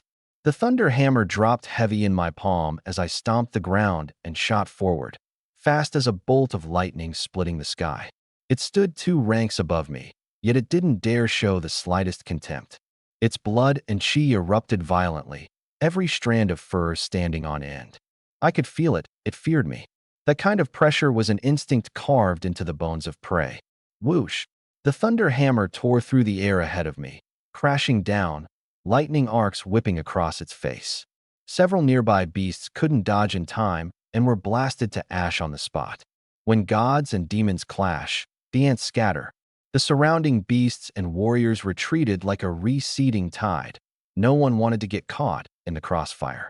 The six-armed demon ape knew better than any just how deadly that hammer was. The charred, mangled flesh on its chest was the handiwork of that earlier lightning storm, still giving off a burnt stench. Its body suddenly twisted. The thunder hammer grazed its fur, struck nothing but air. Kid, you're still too green. Its beastly face twisted into a snarl. Seizing the opening, 3 of its 6 long arms suddenly lashed out, aiming straight for my ribs, my neck, my skull. One punch, like a meteor crashing to earth. A beast god-tier monster, no doubt about it. Thud, thud, thud. 3 muffled blasts erupted one after another. I didn't dodge a single one, but I didn't need to. My head rang, stars exploding behind my eyes. But the lightning coursing through my body surged backward, up along its fists. Crackle snap. In the blink of an eye, all 3 of its fists were charred black, gnawed to a crisp by the electric storm. I staggered back 3 steps, but it reeled back 7 or 8, shrieking, 3 arms convulsing violently. For the first time, raw terror filled its beastly eyes. It was the one who hit me, so why was it the one getting hurt? The answer was right there on my body, the Thunder Dragon armor. It protected me, and it struck back. Throw a punch at me, and I'll return it with a bolt of lightning. That's how a lot of rules in this world work. Those who scheme to take advantage of others are usually the first to pay the price. Heh, little monkey, is that all you've got? I locked eyes with it, a cold smirk curling at the corner of my mouth. Level 65. 5 quintillion in vitality. Pray like this. There was no way I'd let it get away. It seemed to read the greed in my eyes, and a sense of dread seized it. It spun around and bolted, fleeing in a frenzy. 3 severed arms dangled uselessly at its sides as it scrambled in blind panic. The city wall erupted in an uproar. A level 65 beast god, and it's actually running? Wasn't it just dominating him a second ago? You didn't catch it? Sure, Li Qingshan took the hits, but that monkey came out way worse. It's all in that armor of his. Talent's too insane, leveling up too fast. His basic combat skills haven't caught up. Anyone else would have dodged those 3 punches easy. Dodge? He didn't need to. Not one bit. Others grind it out with their lives. He just steamrolls with raw talent. I'm impressed. I paid the chatter no mind. Execute. The words had barely left my mouth when the 5-clawed horned dragon behind me soared into the clouds. Where could that 6-armed demon ape possibly run? It was caught in an instant. Baring its fangs, it threw all 6 fists at once, hammering at the diving dragon. Thud, thud, thud. All 6 punches slammed into the dragon's claws. A single one of those blows could crush a skyscraper, level a city wall, send the Jiangxing commander flying. But landing on the dragon's claws, it was like striking a wall of iron. Not so much as a tremor. The claws snapped shut. Crack. All 6 fists broke clean off at once. Terrifying lightning poured into its body through the openings. ZZZT, ZZZT, ZZZT. A sea of thunder exploded at the foot of the wall. Its body was steeped in crackling light, and a thick, savory aroma of roasting meat drifted through the air. More than a few warriors up on the wall found themselves unconsciously taking a deep breath in. Beast God barbecue. So good. It crashed to the ground. In front of my dragon, it couldn't last a single round. Then the 5-clawed horned dragon opened its bloody maw and feasted, scorching hot lifeblood pouring endlessly into its body. Bloodline determines the floor of one's strength. A beast god with an inferior bloodline was never destined to be a match for a true dragon. Devoured a level 65 beast god. Main body lifeblood plus 5,000 trillion. Avatar lifeblood plus 5,000 trillion. The 6-armed demon ape was devoured clean, not a scrap left. A pity, only 5,000 trillion. To break through from level 63 to level 64, I need 8,000 trillion. I had 500 trillion left over from before, still 2,500 trillion short. Kill one more level 65 beast god, and it'll be enough. The warriors below the city erupted in an instant, every face burning with the wild joy of survival snatched from the jaws of death. Finally, someone had held up this collapsing tower. The commander of Jiang City braced his gravely wounded body, his eyes brimming with barely contained excitement. What he felt grateful for wasn't just his own rescue. It was that he'd seen hope for Jiang City. Avatar Rock has evolved into a Kuanping. Because the horned dragon came first, no talent ability is gained. High above, a long cry rang out. My rock had completed its transformation, becoming a colossal Kuanping. Its wings spread out a full 8,000 meters wide. Its feathers were a deep azure, arcs of lightning leaping between the plumes, each feather hard as alloy. It circled high in the sky, its predatory aura surging into the heavens.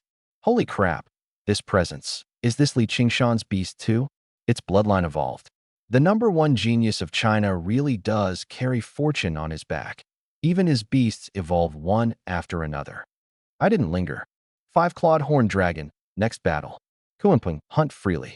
I headed straight for the city gate where the director of the ferocious beast administration was. There, two more beast gods remained. Before the city gate, the director had already been beaten into a sorry state, on the verge of death, his eyes full of despair. The warriors below fought to the death, having long since resigned themselves to dying. Wipe out this pack of ferocious beasts. That was the last obsession in everyone's heart. Uft. The director spat out a mouthful of blood and slowly closed his eyes. He'd given it his all. Before him stood a six-armed demon ape and a golden-eyed serpent emperor. Both were beast gods, but these two were only level 64, one level lower than the last one. So the moment I appeared, it was over almost in the blink of an eye. Bang! ZZZT, ZZZT, ZZZT. Two explosive cracks. The golden-eyed serpent emperor was bound tight by the five-clawed horned dragon, lightning crackling across its entire body, its flesh charred, and in an instant it was devoured. The six-armed demon ape's fur was burned away under my thunder hammer, leaving it barely clinging to life. A successful ambush, coupled with the sheer destructive power of lightning. They never even got the chance to fight back. Devoured level 64 beast god golden-eyed serpent emperor. Devoured level 64 beast god, six-armed demon ape. Main body plus 1,300 trillion. Clone plus 1,300 trillion. Devoured level 64 beast god, six-armed demon ape. Main body plus 1,300 trillion. Clone plus 1,300 trillion. Consumed 8,000 trillion. Main body advanced to level 64. Clone advanced to level 64. In that instant, the blood and energy surged and churned inside me. I was like a volcano on the verge of eruption. Below the city, there was a dead silence. Shock was written all over every face. Three beast gods, wiped out in the blink of an eye. The ferocious beasts around them began to retreat. Hey, director, quit playing dead.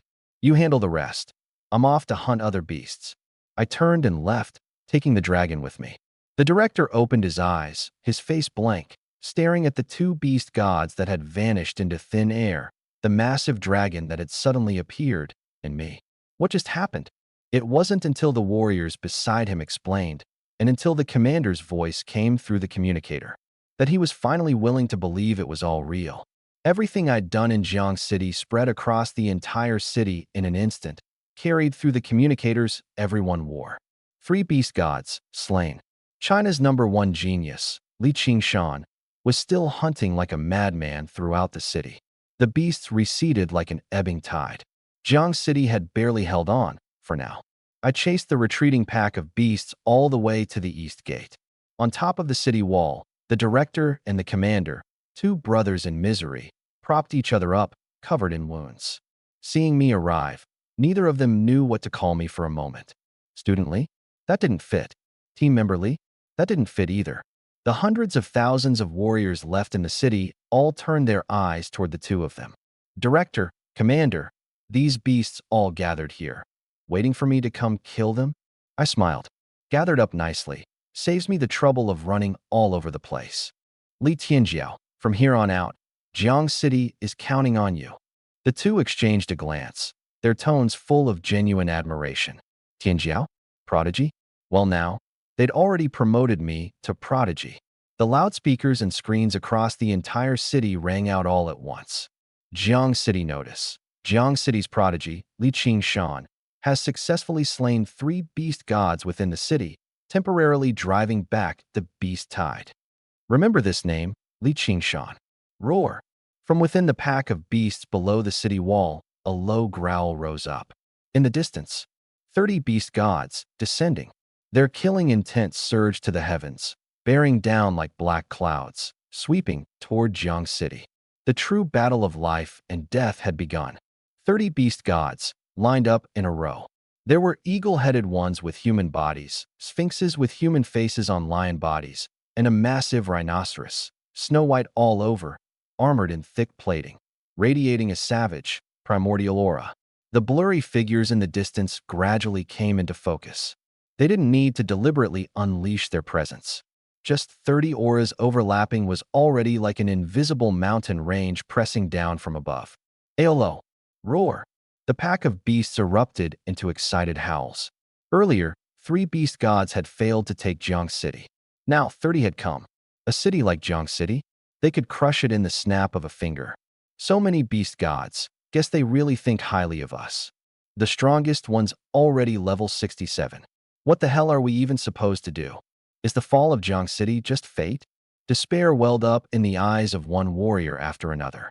One by one, they dialed the numbers of the people who mattered most to them. Hey, honey, I think I might be going first. Mom, I can't be there to take care of you anymore. The people need me. Dad, your son won't run like a coward. I'll make you proud. Those farewells, word by word, shook the heart harder than any beast god's roar. I listened in silence. Sometimes, what makes a person fearless was never strength. It's the people behind them they can't bear to let go of. Boom, boom, boom. Just as everyone's hearts turned to ash, the ground in the distance trembled violently. The beast horde parted, opening a path on its own. For Azure Ox beast gods stepped forward, muscles grotesque and bulging, standing thousands of meters tall, massive as moving mountains. For colossal pillars rested on their shoulders, holding up a towering pavilion. And within that pavilion coiled an amethyst dragon lion. Its scales glittered like violet gemstones, dazzling, impenetrable. It lay there lazily, yet an endless, kingly dominance radiated from its entire being. This was the one who'd started this beast tide. Level 69. The amethyst dragon lion. One step further, and it would leave the ranks of beast gods behind, becoming something far more terrifying. Behind it followed 5 female lion beast gods, coats sleek and glossy, clearly its harem. 40 beast gods, and one of them had already hit the ceiling. Despair pressed down like storm clouds over the city. Who was it? Who killed this king's beloved consort? The amethyst dragon lion didn't move a muscle. Its pair of savage eyes swept across the city walls, carrying the majesty of the king of all beasts. Everyone's hearts skipped a beat. That gaze fell upon them, and it stirred up not even the faintest will to resist. Like commoners facing a sovereign, the awe carved deep into their bones. Even the director and the commander felt a chill run through them. Li Qing-shan. The commander said in a low voice, "When the fighting starts, the director and I will draw them away. You slip out in the chaos. Jiang City falls today, but you can't die here. Survive. Grow strong. Then come back for revenge. If you die, there'll be no one left to avenge Jiang City." The director's expression was grave. Everyone wanted me to run, but I only stepped forward, slowly, and stood upon the dragon's head. I'm the one who killed her. Meeting those savage eyes, I smiled, calm and unhurried. Your beloved consort? This dragon of mine already ate her up, licked the plate clean. Amethyst dragon lion. Now that's a funny name. A lion, through and through, so why drag a dragon into it?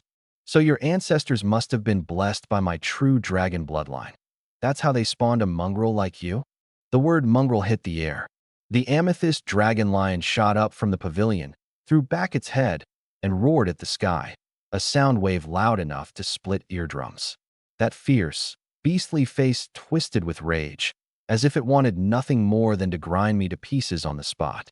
Human war god, you're playing with fire. You dare defy me, a beast god. Your crime is death.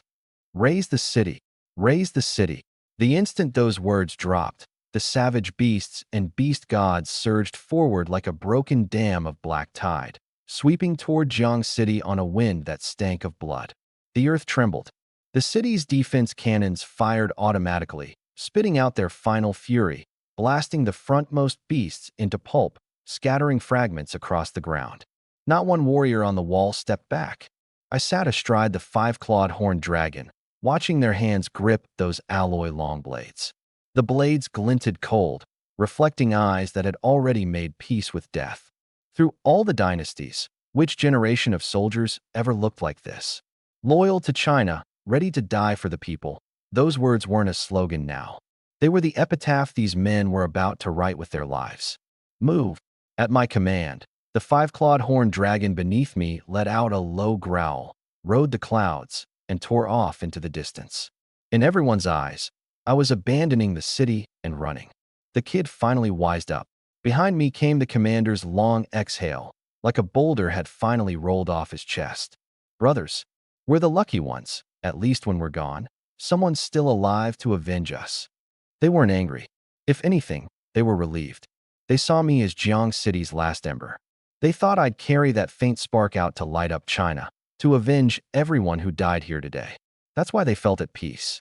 They didn't know I never planned to run. Hunt down that ant. The amethyst dragon lion's roar rolled across the sky. Of the 30 beast gods, 5 winged ones beat their wings and shot skyward, chasing after me. The 5-clawed horned dragon was blistering fast. In the blink of an eye, we were clear of Jiang City. Strange thing was, those savage beasts only tore into the warriors on the wall. They didn't let their underlings charge into the city to slaughter civilians. They were leaving survivors alive. Behind me, the 5 beast gods had already latched onto my tail. The azure frost eagle lord, the ink wind eagle lord, the wind shadow crane god, the twin-winged leopard god, the fire phoenix beast god. One by one, they closed in, dripping with murderous intent. That thing up ahead, is that what the humans call a dragon? The ink wind eagle lord's wings clashed like alloy, its talons glinting with a metallic chill. Looks just like the dragons in the humans' computers. In their hearts, the dragon's a totem, a symbol. The fire phoenix beast god sneered. Today, us 5 brothers are going to slay this dragon. Slay a dragon? I like the sound of that. The wind shadow crane god flared its wings, pulling back for distance as its speed suddenly surged. Such a massive body. This will feed us for a good long while. A 64th tier beast god, its eyes brimming with greed. Totem symbol? Please. Nothing but a coward. But the fire lawn beast god's gaze fell on the Kuanpung, and that bird-like face flickered with excitement. That female, beast king tier, not bad. Let me enjoy her first. Brother Fire Lawn, once you're done, think you could leave a little something for your little brother? The green frost eagle lord grinned wickedly. No problem at all. Listening to their words, I tightened my grip on the thunder hammer. So beasts really were nothing more than beasts. Close enough. Jiangsheng was now far enough behind us. It was time to act. Whoosh. The 5-clawed horned dragon had long since run out of patience. A lowly savage bird dared defy a divine dragon? It whipped around, dragon claws tearing through the air, striking straight at the nearest wind shadow crane god. Struggling in your dying moments. The wind shadow crane god sneered, its form flickering into an afterimage. When it reappeared, it was already at the dragon's flank, its alloy-like talons slashing down viciously. Its eyes were filled with the thrill of slaying a dragon. Clang, clang, clang. The ear-splitting screech of scraping metal erupted. Its talons couldn't pierce those dragon scales, leaving only a few white scratches on the armored hide. Its pupils shrank in an instant. In that split second of stunned hesitation, the 5-clawed horned dragon's other claw slipped out silently, seizing its neck and clamping down hard. Blood sprayed everywhere, and the entire crane god was crammed into the dragon's maw. The twin-winged leopard god lunged in second, trying to save it. I channeled the dragon race's dharma form, my body shooting up to several thousand meters, and brought the hammer crashing down. Boom! The thunder hammer smashed into its claw. Muffled thunder detonated, and lightning arcs surged through its entire body. That 64th tier beast god went flying with a shriek, slamming hard into a mountain peak. Rock and earth shattered. Its whole body was charred black, and even after hitting the ground, it kept twitching. On the other side, the 5-clawed horned dragon had already swallowed the wind shadow crane god clean. Devoured a 64th tier beast god. Main body chi blood plus 2,700 Zhao. Clone chi blood plus 2,700 Zhao. Roar. The dragon and I exchanged a glance, then charged at the remaining 3. Ink Wind Eagle Lord, 64th tier. Green Frost Eagle Lord, 66th tier. Fire Lawn Beast God, 67th tier.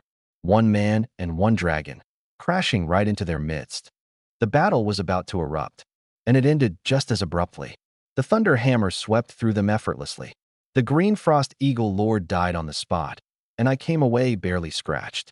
The five-clawed horned dragon finished off the other two. Devoured a 64th tier savage beast. Chi blood plus 2,700 Zhao. Devoured a 66th tier savage beast. Chi blood plus 10,000 Zhao. Devoured a 67th tier savage beast. Chi blood plus 20,000 Zhao. 38,000 Zhao of Qi and blood flooded into my body. Consumed 16,000 Zhao. Main body and clone have risen to the 65th tier. Jiang City. Bodies lay strewn across the ramparts. The director of the Beast Bureau had collapsed in a pool of blood, nothing left but a cold, empty shell. The army's commander knelt on one knee, holding himself upright by sheer force of will, his whole body trembling with agony. The other warriors were either dead or wounded. Most couldn't even drag themselves to their feet. 35 beast gods threw back their heads and roared at the sky. The citizens inside the city shivered, too afraid to even glance in that direction. If you're going to kill us, then get on with it. The commander spat through gritted teeth. Humans, I'll offer you a way out. What do you say? The amethyst dragon lion loomed over him like a small mountain. What way out? Jiang City can stand. It stays under your rule. But every year, you'll offer up enough human blood tribute to feed my kind. Raising people like livestock. You mangy beasts think you're worthy of that. My voice thundered from the distance. I was back. The 5 flying beasts that had chased me were long gone. Every warrior in Jiang City was stunned. Stunned that I'd actually killed 5 beast gods, and even more stunned that I'd dared to come back. The 5-clawed horned dragon seized the moment. It snatched up a level 65 beast god and shot into the air, pouring lightning through its body while its other 2 claws tore through flesh and stuffed it into its mouth. Roar! The amethyst dragon lion bellowed, its blood energy surging as it launched itself skyward toward the dragon. Beast gods moved slowly in the air, and it drained their blood energy. They hated fighting that way. But with the dragon overhead, it had no choice. That mountainous body unleashed a terrifying wave of pressure. This was a true peak beast god, one step away from ascending to an even higher realm, the king of every savage beast across this land. A single lion's roar shook heaven and earth. The warriors on the walls clutched their ears, faces twisted in pain. Dragon aspect, thunder dragon scale, lightning domain, lightning judgment, 3,000 lightning shadows, thunder hammer. I went all out, swinging my hammer to cut off its path. Mongrel lion, your opponent is me. Boom. The lightning storm raged, punching straight through its blood energy and amethyst armor and driving deep into its body. It was a level 69 beast god. It had figured it could shrug off anything I threw at it. Instead, the pain hit like 1,000 needles. Its muscles convulsed, and it couldn't hold back a scream, staggering backward in a panic. Every trace of that earlier contempt was gone. Level 65? How are you this strong? I smiled. Strength was never just about levels. It had lived for thousands of years, yet poured all its power into plunder, while every ounce of my cultivation had been won with my life on the line. Over there, the 5-clawed horned dragon gnawed away at a beast god, utterly indifferent to whether it lived or died. The beast's attacks landed on its scaled hide, and it didn't so much as spare them a glance. The gap between a divine beast and a savage beast was laid bare now, holding nothing back, devouring like a madman, slaughtering like a madman. So you were this pathetic all along. I, laughing. If I'd known it would come to this, I should have just struck first. Mongrel lion, go ahead and die under my hammer. Devoured level 65 beast god, HP plus 5,000 trillion. Devoured level 66 beast god, HP plus 10,000 trillion. Devoured level 67 savage beast, HP plus 20,000 trillion. Consumed 32,000 trillion, leveled up to 66. Consumed 64,000 trillion, leveled up to 67. Every warrior in Jiangsheng was left numb by the sight. One man and one dragon had actually slaughtered 40 beast gods. Roar. The 5-clawed horned dragon stomped the amethyst dragon lion into the ground with a single claw, its ancient eyes filled with nothing but contempt. Beast gods, my ass. Every last one of them is trash. I sneered. Jiangcheng, I've held the line for you. Swallow it. Devoured level 69 beast god. HP plus 80,000 trillion. Human prodigy. The very instant the amethyst dragon lion was fully devoured, a terrifying voice came from far away. Today you die. The clear sky suddenly went dark. A figure vast enough to blot out the heavens slowly materialized before me. Here it comes. A being above the beast gods. In this world, the true sky that savage beasts bowed to. A massive black spider crawled up from the abyss, wreathed in a suffocating aura of dread, like an evil god descending upon the world. The abyssal spider god. Level 70. A high-tier beast god. In our system of power, the beast gods already stood at the pinnacle above all savage beasts. And above the beast gods, there existed something even more terrifying, the high-tier beast gods. Each one was powerful enough to wipe out an entire city and slaughter millions of lives. That amethyst dragon lion from moments ago was nothing but a lamb to the slaughter in front of this thing. What made a high-tier beast god most terrifying was its domain. An abyss condensed around its body, and anyone who stepped inside had their power suppressed, their hearts seized by panic. The weak would even be crushed to death outright. On the city walls, those warriors who had just thought themselves saved and were about to cheer wilted one after another in an instant. Even a high-tier beast god has shown up. The commander of Jiangqing's eyes went wide. Does heaven mean to destroy my Jiangqing? I paid no mind to their lamentations. Consumed 128,000 trillion HP. Main body upgraded to level 68 War God. Clone upgraded to level 68 Beast God. Humph. I let out a cold snort and, without another word, charged straight at the abyssal spider god, the five-clawed horned dragon right on my heels. Enough talk. Just kill it. A puny little war god dares to run wild before me. Its armor looked forged from black gold, its roar piercing straight down to the depths of the underworld. Today, I'll crush you within my abyssal domain. Crush. It thought that all it needed to do was activate its domain and take a few strolls through Jiangcheng, and not a single soul in the entire city would survive. But what it wanted? Wrong. At this moment, a meteor-class fighter jet tore through the sky, racing toward Jiang City. At the front of the cockpit stood a marquis in a fitted military uniform, his sword-like brows sharp as blades, commanding respect without a hint of anger. Marquis, 5 minutes until we reach Jiang City. A soldier clad in alloy combat armor hurried forward. Too slow. Jun Ding frowned, his voice heavy with authority. Push it past the limit. My lord, exceeding the speed limit will cause severe damage to the aircraft. A high-tier beast god has appeared in Jiang City. Neither the director nor the commander is a match for it. If anything happens to Li Qingshan, none of US can escape the blame, even in death. He clenched his fist. That boy is the future backbone of our nation. Execute the order now. Yes, sir. Jun Ding gazed in the direction of Jiang City and murmured, Li Qingshan, hold on. The file read, if this is true, the lowest this young man will achieve is the rank of Marquis, and the position of Duke is all but guaranteed. Nothing can go wrong. Jiang City, within the Abyss domain. The Abyss Spider God was stunned to discover that as I and the five-clawed horned dragon stepped into its domain, we remained completely unharmed, as if that abyss didn't exist at all. Your bloodline is too inferior, I said calmly. Your domain can't suppress a divine dragon of noble blood. But my domain, it can crush you to death. As my words fell, the thunder domain erupted into being.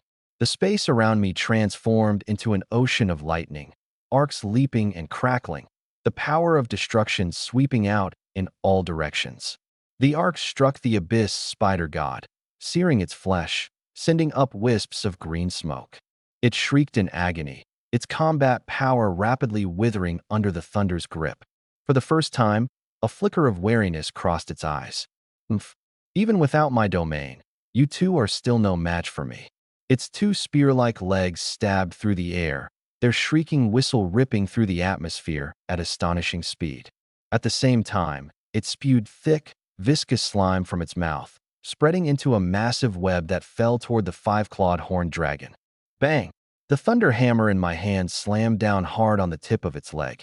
In an instant, terrifying thunder force wound its way through its body and poured inside. The abyss spider god turned a deep blue all over, arcs of electricity coursing through it, its muscles going numb and convulsing, vomiting torrents of green fluid, its entire body trembling. The wariness in its eyes turned to terror. At last it understood why the amethyst dragon lion had fallen so quickly. This thunder force was far too horrifying. It didn't harm the surface, but struck straight at the internal organs. Surface wounds would heal, but organs scorched by lightning were nearly impossible to cure. And so, this high-tier beast god turned tail and ran. I smiled. As long as the green hills remain, there'll be no shortage of firewood. Too bad, it wasn't getting away. Trying to run? Get back here. I leapt after it. Stop chasing me. I'll never kill another human again. I'm begging you, stop chasing. The abyss spider gods ate. My legs pumped with everything they had, but the harder it ran, the faster I got. In the end, I caught it. After a few rounds of desperate struggling, it got zapped numb by my combined assault with the five-clawed horned dragon. Yeah, straight up paralyzed. Its whole body convulsed, unable to move, spewing green fluid everywhere. My body, thousands of meters tall, grabbed one of its legs and slammed it into the ground. Boom. The earth cracked open, dust and smoke shooting sky high. Run? I'll show you how to run. Boom. Still wanna run. Boom. Run now, huh? By the last slam, I figured any more and this thing wouldn't taste good anymore. So I tossed it over to the five-clawed horned dragon beside me. My clone pounced on it instantly and devoured it. The warriors on the city wall were all dumbstruck. A high-tier beast god just got beaten to death like that? One by one, they secretly gave a thumbs up, thoroughly convinced. China's #1 prodigy. The reputation was well earned. I returned to my normal form, calculating in my head. Just over half a month left before my duel with Wang Qingcha. I needed to get stronger. Devoured 1 level 70 high-tier beast god. Main body gains plus 330 trillion blood chi. Clone gains plus 330 trillion blood chi. Consumed 256 trillion blood chi. Main body upgraded to level 69 war god. Clone upgraded to level 69 beast god. Level 69. I let out a long breath. Just one more level, and I'd break into the ranks of high-tier war gods. When that happened, I'd zap Wang Qingcha until she was bawling and running for cover. In the distant sky, a meteor-class fighter jet tore through the air and hovered above the city wall. A group of warriors with terrifying auras flew out from their armored suits and stopped in midair. The one in the lead had a gold star on his shoulder, wore a military uniform, and had sharp brows and bright eyes. Marquis. The moment Jiangqing's commander saw the newcomer, his face flashed with shock, and he hurriedly stepped forward to salute. The other soldiers on the wall saluted as well, faces full of respect. In Jiangqing, catching a glimpse of a marquis was like celebrating New Year's. The commander himself was only a baron, one of China's noble ranks, sure, but the lowest of the low-tier nobility. A big shot like a marquis had no business showing up in a backwater place like this. He must have come for Li Qingshan. Isn't Jiangqing right in the middle of a beast tide? Ding said, gazing at the ruins and rubble all around. Where are the fierce beasts and beast gods? Did they all retreat? Reporting, Marquis. Jiangqing's commander stepped forward, his voice trembling with excitement. The beast tide has retreated.